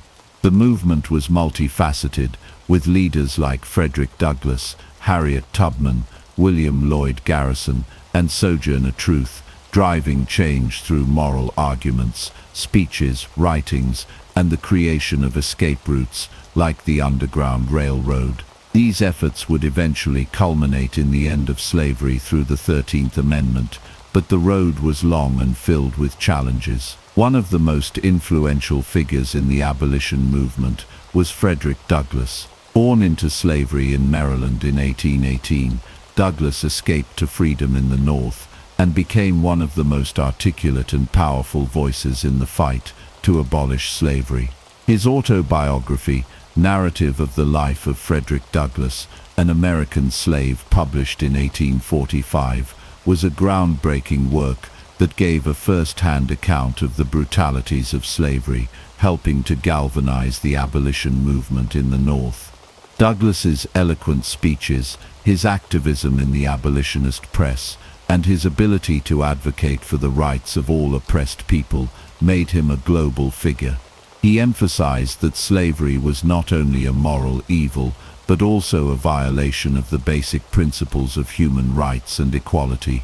Douglass also worked tirelessly for the abolition of slavery in his capacity as an editor of the abolitionist newspaper, the North Star. His writings reached a wide audience and were instrumental in bringing the issue of slavery to the forefront of national discourse. Douglass's appeal to both moral conscience and political action helped build the momentum for the emancipation movement. He would continue his work throughout the Civil War, eventually serving as an advisor to President Abraham Lincoln, advocating for the inclusion of black soldiers in the Union Army and pushing for full equality for African Americans. Harriet Tubman, perhaps the most famous conductor of the Underground Railroad, was another key figure in the abolition movement. Born into slavery in Maryland, Tubman escaped to the North in 1849, but rather than enjoy her own freedom, she risked her life repeatedly to help other enslaved people escape. Tubman made 13 missions back to the South, guiding hundreds of enslaved people to freedom through a series of safe houses and secret routes known as the Underground Railroad.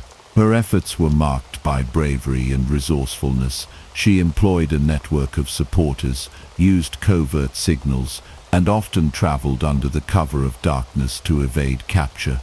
Tubman was not only a conductor, but also a spy for the Union Army during the Civil War, using her knowledge of the terrain and the Underground Railroad network to help plan raids and sabotage Confederate efforts. Her courage, selflessness, and leadership made her a symbol of resistance and a celebrated figure in the abolition movement. Tubman's legacy endures as one of the most remarkable figures in American history, embodying the spirit of defiance against the oppression of slavery. William Lloyd Garrison was another leading abolitionist who made a significant contribution to the movement. A white journalist and editor, Garrison founded the influential abolitionist newspaper, The Liberator, in 1831. In its pages, Garrison called for the immediate emancipation of enslaved people and argued that slavery was morally indefensible and incompatible with the principles of liberty upon which the nation was founded. He rejected gradual emancipation and instead called for the immediate end of slavery without compensation to slaveholders. Garrison's uncompromising stance made him a controversial figure, but it also galvanized abolitionist sentiment and provided a rallying point for those who demanded an end to slavery. Garrison also helped found the American Anti-Slavery Society in 1833, which became the leading organization dedicated to the abolition of slavery. He believed that moral suasion, convincing people of the immorality of slavery, was the best method for securing freedom for enslaved people. Garrison's influence extended beyond his writings. He was a tireless advocate who used his position as a public speaker to make the case for abolition in front of crowds across the North. Sojourner Truth was another prominent voice in the abolition movement, known not only for her work against slavery, but also for her advocacy for women's rights. Born Isabella Baumfree in 1797 in New York, Truth was enslaved for the first 30 years of her life. After gaining her freedom, she became an outspoken abolitionist and women's rights activist, traveling the country to give powerful speeches advocating for the emancipation of enslaved people and the rights of women. Her most famous speech, "Ain't I a Woman?", delivered at the 1851 Women's Rights Convention in Akron, Ohio, was a scathing critique of both the oppression of black people and the disenfranchisement of women. In it, she powerfully challenged the prevailing notions of racial and gender inferiority. Truth's activism was grounded in her own experience as an enslaved woman and her deep sense of moral righteousness. She argued that freedom and equality should extend to all people, regardless of race or gender. Truth's influence was profound, and she helped to shape the abolition movement by calling attention to the intersection of race and gender in the struggle for equality. She was a key advocate for women's suffrage and equal rights for African Americans, and her work laid the foundation for future civil rights movements. The Underground Railroad, a network of safe houses, routes and individuals that helped enslaved people escape to freedom, was another critical component of the abolition movement. The network was not a formal organization, but rather a collection of people, black and white, free and enslaved, who worked together in secret to provide escape routes for enslaved individuals. The routes were spread across the North from Pennsylvania to Canada and helped thousands of enslaved people make their way to freedom. Conductors like Harriet Tubman played a crucial role in guiding people to safety, but the Underground Railroad was also supported by abolitionists who provided shelter, food and supplies. The success of the Underground Railroad relied on secrecy and trust, as anyone involved in helping enslaved people escape faced the risk of severe punishment or even death if caught. Escapees would often travel by night, taking advantage of the cover of darkness, and rely on a network of sympathetic individuals who would shelter them until they could safely move to the next stop.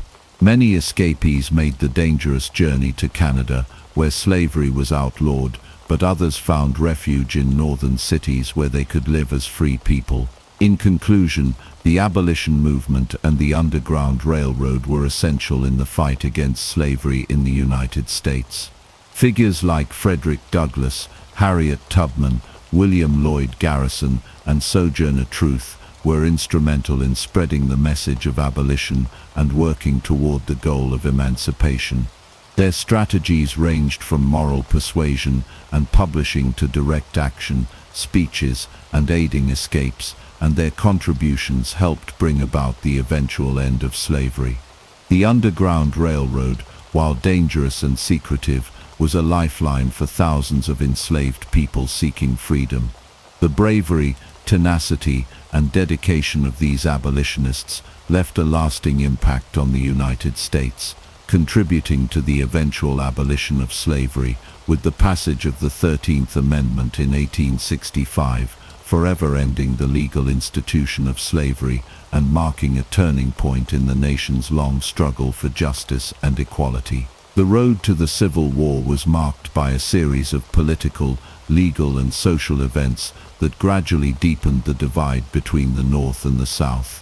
Between 1820 and 1860, tensions over slavery, particularly its expansion into new territories and states, sparked fierce debates, political maneuvering, and even violence. The Missouri Compromise, the Compromise of 1850, the Kansas-Nebraska Act, and the Dred Scott decision each played crucial roles in exacerbating sectional conflict and pushing the nation closer to war. These events not only highlighted the stark ideological differences between the North and the South, but also demonstrated the inability of political leaders to resolve the question of slavery in a way that satisfied both sides. The Missouri Compromise of 1820 was one of the first significant attempts to address the growing tension over slavery in the United States. As the nation expanded westward, the question of whether new states should permit slavery became a central issue. In 1820, Missouri applied for statehood, and its admission to the Union threatened to upset the delicate balance of power between slave and free states in Congress. To resolve this crisis, Congress passed the Missouri Compromise, which admitted Missouri as a slave state and Maine as a free state, thus maintaining an equal number of slave and free states in the Union. However, the compromise included a provision that drew an imaginary line across the Western Territories at the 36° 30 parallel, with the understanding that any new state north of this line, except Missouri, would be free, and any new state south of the line would allow slavery. While the Missouri Compromise temporarily eased tensions, it ultimately proved to be a short-term solution. The question of slavery in the newly acquired territories continued to loom large as the nation expanded. As the 1840s and 1850s unfolded, political leaders began to realize that the Missouri Compromise's geographical boundary was no longer sufficient to address the complex issue of slavery's expansion. The growing importance of the West, both economically and politically, made the question of whether slavery would extend into these new territories even more critical. The Compromise of 1850 was another attempt to resolve the conflict over slavery, but it too only served to heighten sectional tensions. After the Mexican-American War, the United States acquired vast new territories in the West, and the question of whether these territories would permit slavery became the central issue. The Compromise of 1850 consisted of 5 separate laws which sought to balance the interests of both slave and free states. One of the most significant provisions was the admission of California as a free state, which angered the South, as it upset the balance of power in Congress. To appease the South, the Compromise included the Fugitive Slave Act, which required citizens to assist in the capture of runaway slaves and penalized those who helped slaves escape. The Compromise also allowed the territories of New Mexico and Utah to decide the slavery issue through popular sovereignty, essentially letting the settlers in those territories vote on whether to permit slavery. While this was intended to give people in the territories more control over their future, it sparked heated debates, particularly in the North, where many abolitionists feared that it would open the door for the expansion of slavery. The Compromise of 1850 also abolished the slave trade in Washington, D.C., but slavery itself was allowed to continue. Although the Compromise was hailed as a temporary resolution, it only served to expose the deep divisions between North and South, and it failed to provide a lasting solution to the issue of slavery. The Kansas-Nebraska Act of 1854 further complicated the situation. Proposed by Senator Stephen A. Douglas, the act sought to organize the territories of Kansas and Nebraska for settlement and potential statehood. To gain Southern support, Douglas included a provision that allowed the settlers of these territories to decide the issue of slavery through popular sovereignty. The act effectively repealed the Missouri Compromise by opening up areas that had previously been designated as free to the possibility of slavery. This decision infuriated Northern abolitionists and anti-slavery advocates who saw it as a betrayal of the earlier agreement to limit slavery's expansion. The passage of the Kansas-Nebraska Act led to violent conflict in Kansas, where pro-slavery and anti-slavery forces fought for control of the territory. This period, known as Bleeding Kansas, saw widespread violence between the two factions. Armed groups, including the notorious Border Ruffians from Missouri, flooded into Kansas in an attempt to sway the vote on slavery.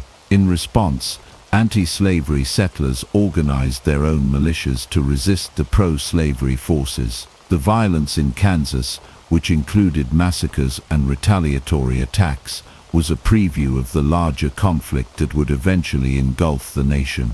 The Kansas-Nebraska Act revealed the failure of popular sovereignty as a solution to the slavery issue and highlighted the extent to which the nation was divided over the question of slavery. In 1857, the Dred Scott decision added another layer of tension and legal complexity to the slavery debate. Dred Scott, an enslaved man, had been taken by his owner to the free state of Illinois and the free territory of Wisconsin. He sued for his freedom, arguing that because he had lived in free territories, he should be considered a free man. The case eventually reached the Supreme Court, where the justices issued a landmark decision that would have profound implications for the nation. The Supreme Court, in a 7-2 decision written by Chief Justice Roger Taney, ruled that Dred Scott was not a citizen and therefore had no right to sue in federal court. More importantly, the court ruled that Congress had no authority to prohibit slavery in the territories, declaring that the Missouri Compromise was unconstitutional. The decision effectively opened the door for the expansion of slavery into all U.S. territories, further inflaming Northern opposition to slavery. The ruling also denied any legal standing to African Americans, whether free or enslaved, and declared that they had no rights under the Constitution. The Dred Scott decision was met with outrage in the North, where abolitionists and anti-slavery activists saw it as a direct assault on their efforts to limit the spread of slavery. The decision deepened the rift between the North and the South, with Southerners celebrating it as a victory for their way of life and Northerners condemning it as evidence of the South's growing dominance over the federal government. The decision made it clear that the federal government was unwilling to intervene in the expansion of slavery, furthering the sense of impending conflict. By the 1860s, the political compromises and decisions made in the previous decades had failed to resolve the issue of slavery.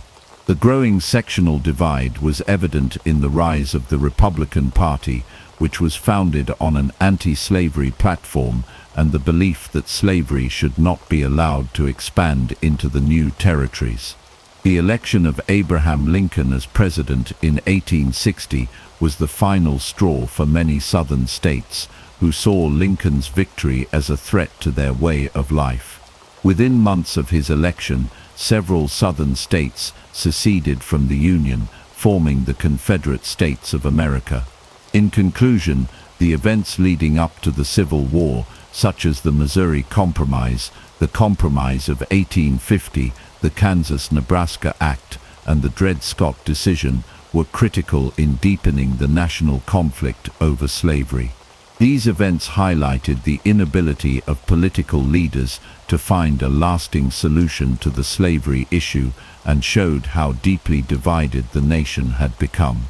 The failure of these compromises, coupled with the expansion of slavery and the legal and moral debates surrounding it, made the outbreak of the Civil War nearly inevitable.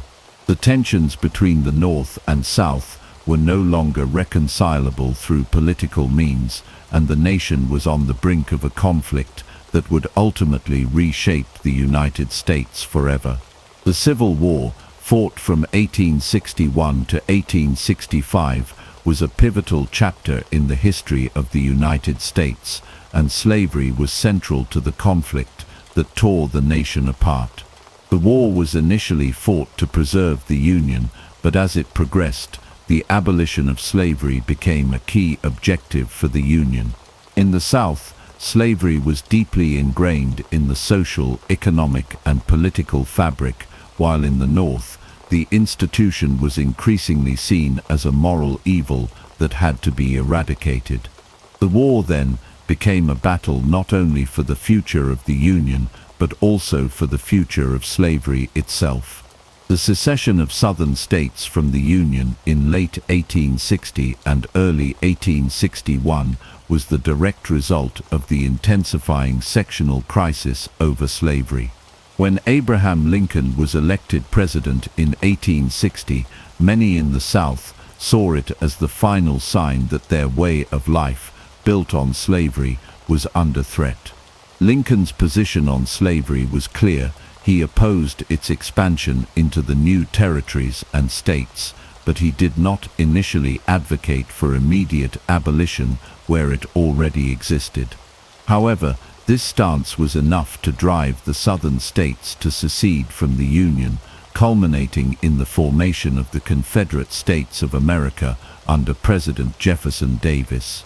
The Civil War officially began in April 1861, when Confederate forces attacked the Union-held Fort Sumter in South Carolina. At first, the Union's goal was not to abolish slavery, but to preserve the Union.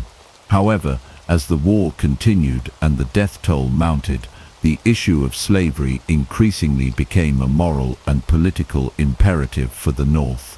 While both sides initially underestimated the length and scale of the conflict, the war quickly revealed the deep divisions between the North and South and the crucial role that slavery played in the Southern economy. Enslaved people played an important role during the Civil War, and their actions, whether in direct support of the Union or in seeking their own freedom, shaped the course of the conflict. Many enslaved people took advantage of the chaos of war to escape from their owners and seek refuge with Union forces. They fled to Union lines, where they were often treated as contraband of war, property seized from the enemy. These enslaved people, referred to as contraband, were given protection by Union forces, and many went on to contribute to the war effort by working as laborers, cooks, and even spies for the Union Army. These escapes were not only acts of defiance, but were also crucial in the Union's war effort. In addition to the escapes, enslaved people's resistance to their conditions became increasingly evident. Some enslaved men and women joined the Union Army, notably the United States Colored Troops, USCT, which was established in 1863. By the end of the war, nearly 180,000 African American men had served in the Union Army and Navy, playing a critical role in the eventual victory. These soldiers were motivated by a desire for freedom and the opportunity to fight for the abolition of slavery, and their participation in the war helped change public perception of African Americans in the military and in society at large. One of the most significant actions taken by President Abraham Lincoln during the Civil War was the Emancipation Proclamation, issued on January 1, 1863. This executive order declared that all enslaved people in Confederate-held territory were to be set free. While the proclamation did not immediately free all enslaved people, since it only applied to states that were in rebellion and not to border states or Union-controlled areas, it was a landmark moment in the fight for emancipation. It also shifted the Union's war aims from merely preserving the Union to actively abolishing slavery. The proclamation symbolized a commitment to the principles of freedom and equality, and it galvanized enslaved people to escape, join the Union forces, and fight for their liberation. While the Emancipation Proclamation was a significant step toward the abolition of slavery, it did not permanently end the institution. To achieve the complete abolition of slavery, the 13th Amendment to the Constitution was necessary. After years of political struggle and with the war drawing to a close, the 13th Amendment was passed by Congress on January 31, 1865, and ratified by the states on December 6, 1865. The amendment forever abolished slavery and involuntary servitude, except as punishment for a crime. The passage of the 13th Amendment marked the official end of slavery in the United States. It was a monumental achievement, but the legacy of slavery did not end with its legal abolition. Although slavery was now outlawed, its impacts were still deeply felt across the nation.